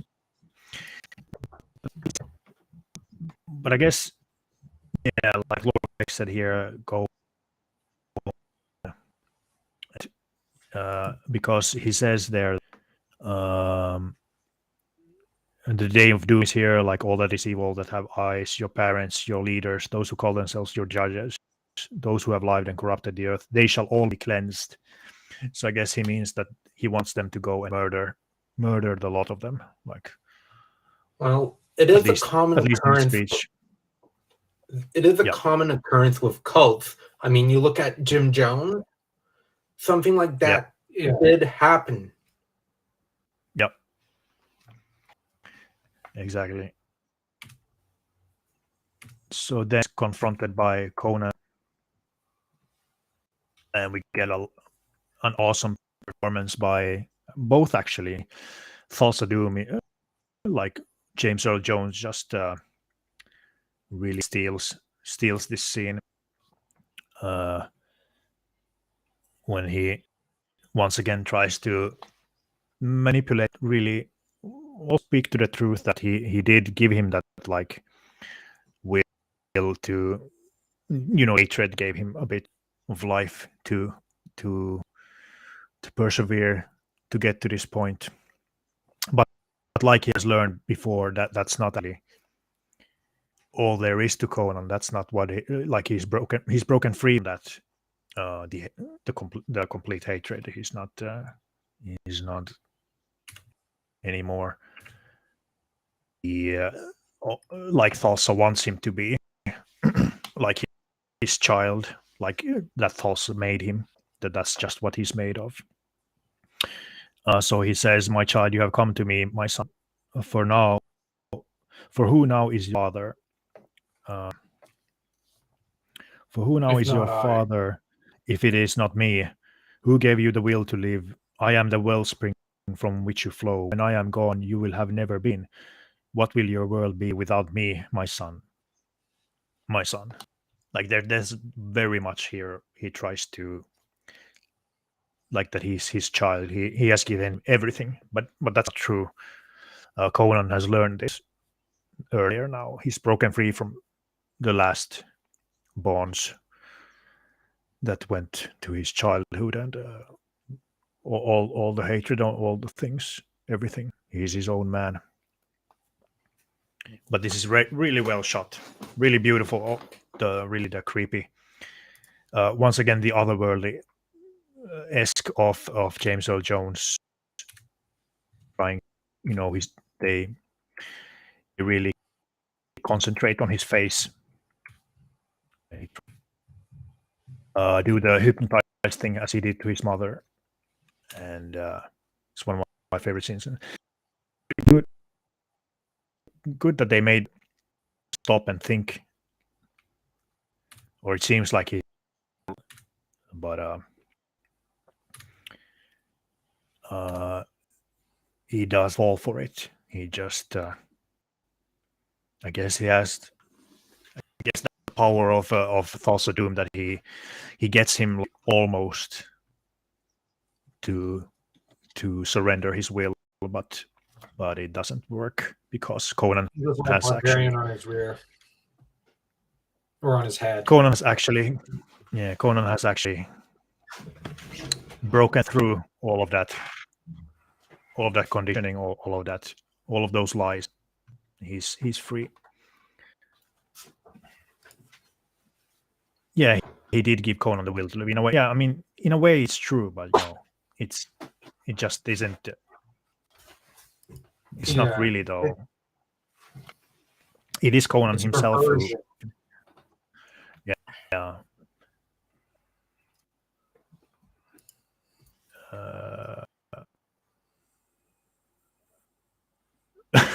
The wiki wears is so important because that just doesn't happen more than Unreal. This is a really well done, incredibly well done movie and horror rated. I agree. Yeah, this movie is very looked down upon. I feel.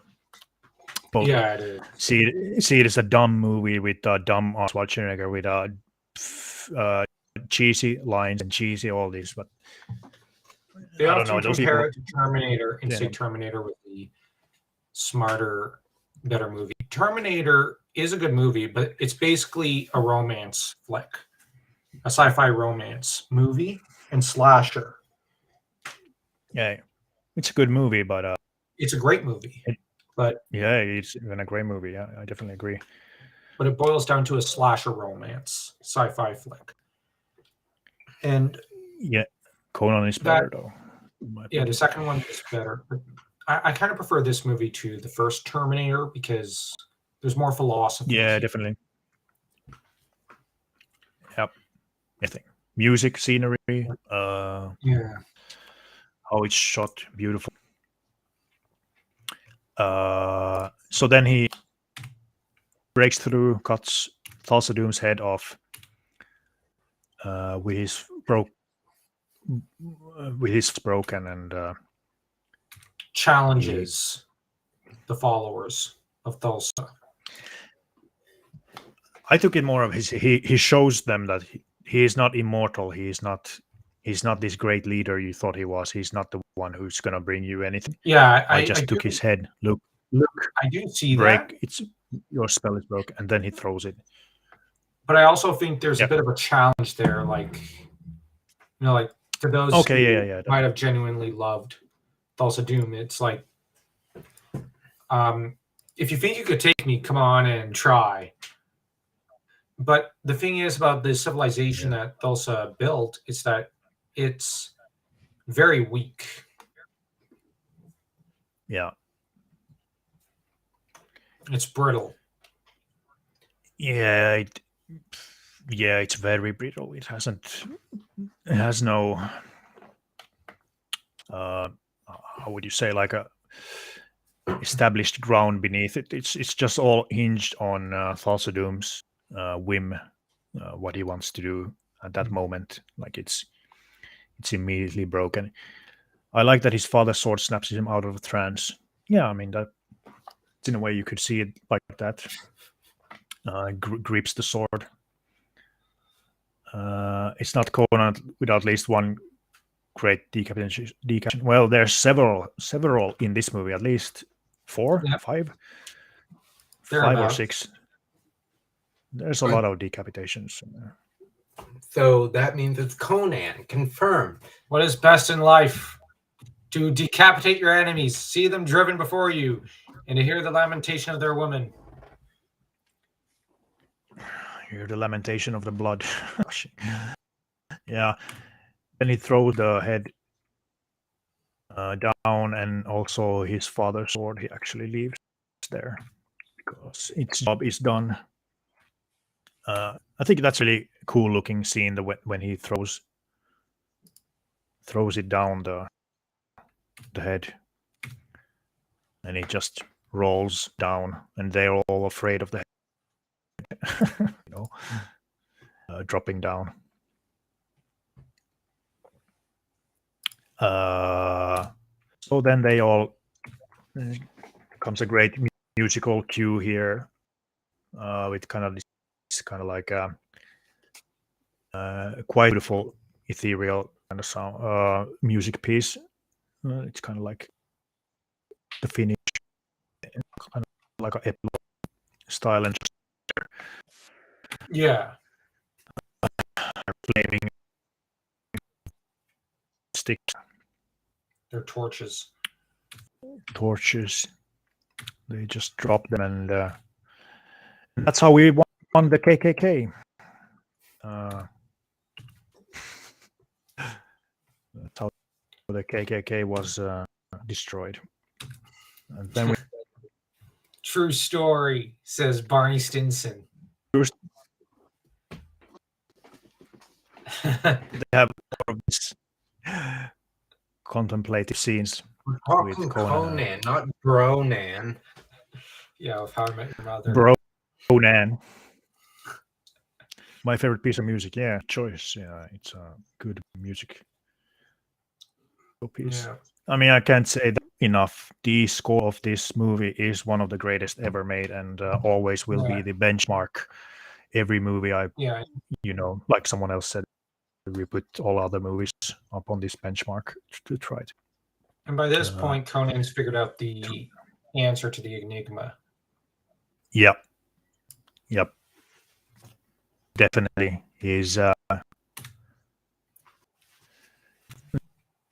shot with there and the alone and contemplating move in life.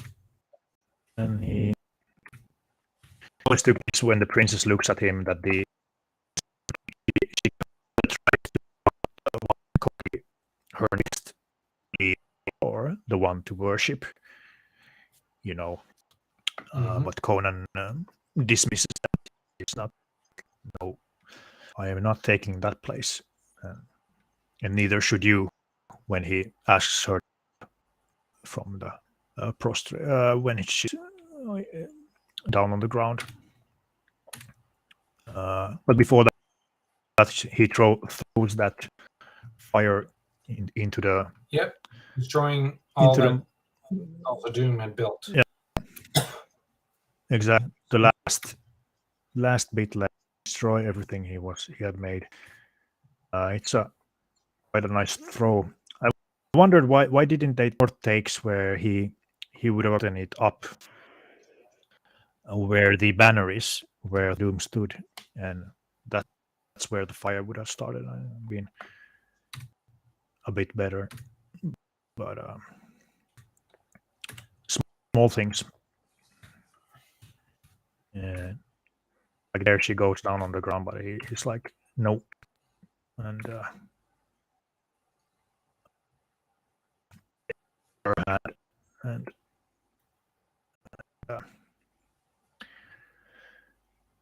takes her back to her father. I'm gonna cool shot of the whole compound burning, and got this kind of like ending music here.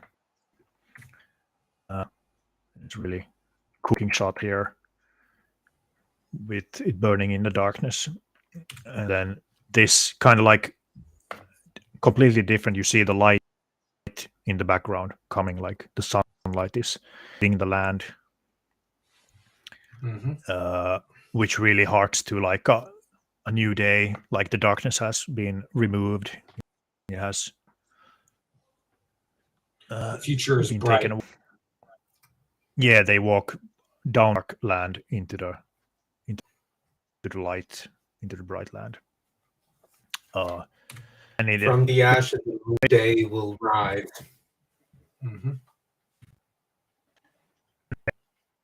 Epilogues. Home and having no further concern any company.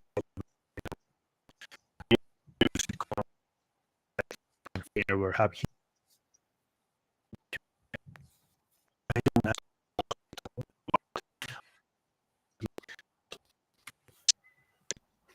To end, he became by his own hand cut the music, which is great looking standard. Fantastic way to end the movie.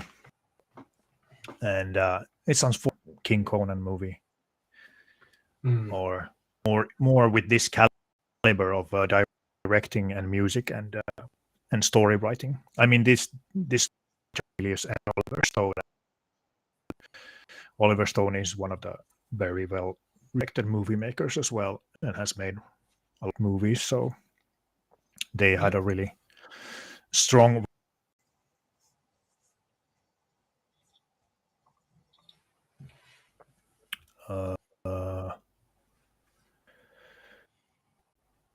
So, anything else there at the end, or about the ending? Did you guys have anything No. to add? No, actually, I am fresh out of ideas. It was a great movie. Many wouldn't think that there's much deeper, but there's a lot that goes on, and that's Howard. Yeah, I mean, we got about almost 6 hours of content, which is about 3 times longer than the actual movie. So there was plenty to be said. Definitely. And this is definitely a masterpiece of a movie. Incredible music. You don't see these kinds of movies any or with discs, and where you let the scenes breathe and no speaking all the time, with speaking all the time and stuff like that. And it's one of my favorite movies. I got like 3 favorite movies. This one, Runner, and for a few more are basically my top 3. Been quite a while like that. So I definitely hold this in a high regard, this movie. But what do you guys think? Is it one of your favorite movies, or how high up is it? Not sure. It's definitely probably in my top 50. I don't know if it's in my top 20, but Because my favorite film is essentially the 1998 Merlin movie with Sam Wait, Neill. Sam Neill? Yeah. All the isn't it that a TV miniseries, right? Oh yeah. Well, it's just when I Yeah. watched it as a kid, it was shown in just on one VHS or something. Oh, So- okay. Yeah, I've seen that movie or miniseries. Yeah, I've Miniseries. seen it. Yeah. Yeah, I've Now, seen if you don't count miniseries as a movie, I might say the Star Wars prequel. Like, if you consider episode 1 through 3 all one movie, like Lucas would, I'd say that'd probably be it. Just due to the scope and the depth of the characters and the world building and the music. that's interesting. But most would want the original trilogy, or Star Wars trilogy. it's just that there's more politics, there's more world building right. the prequel. Okay, Sorry. I get you. Yeah. Me, I can't help. It's hard to nail for me because there are a few that are really up there, but I think the one that gets to me the most might be either Last Samurai or Karate Kid. Mm. Or we could go a Goofy movie. Hey, it was a good movie.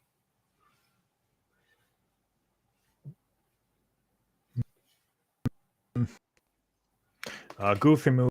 That's a funny movie.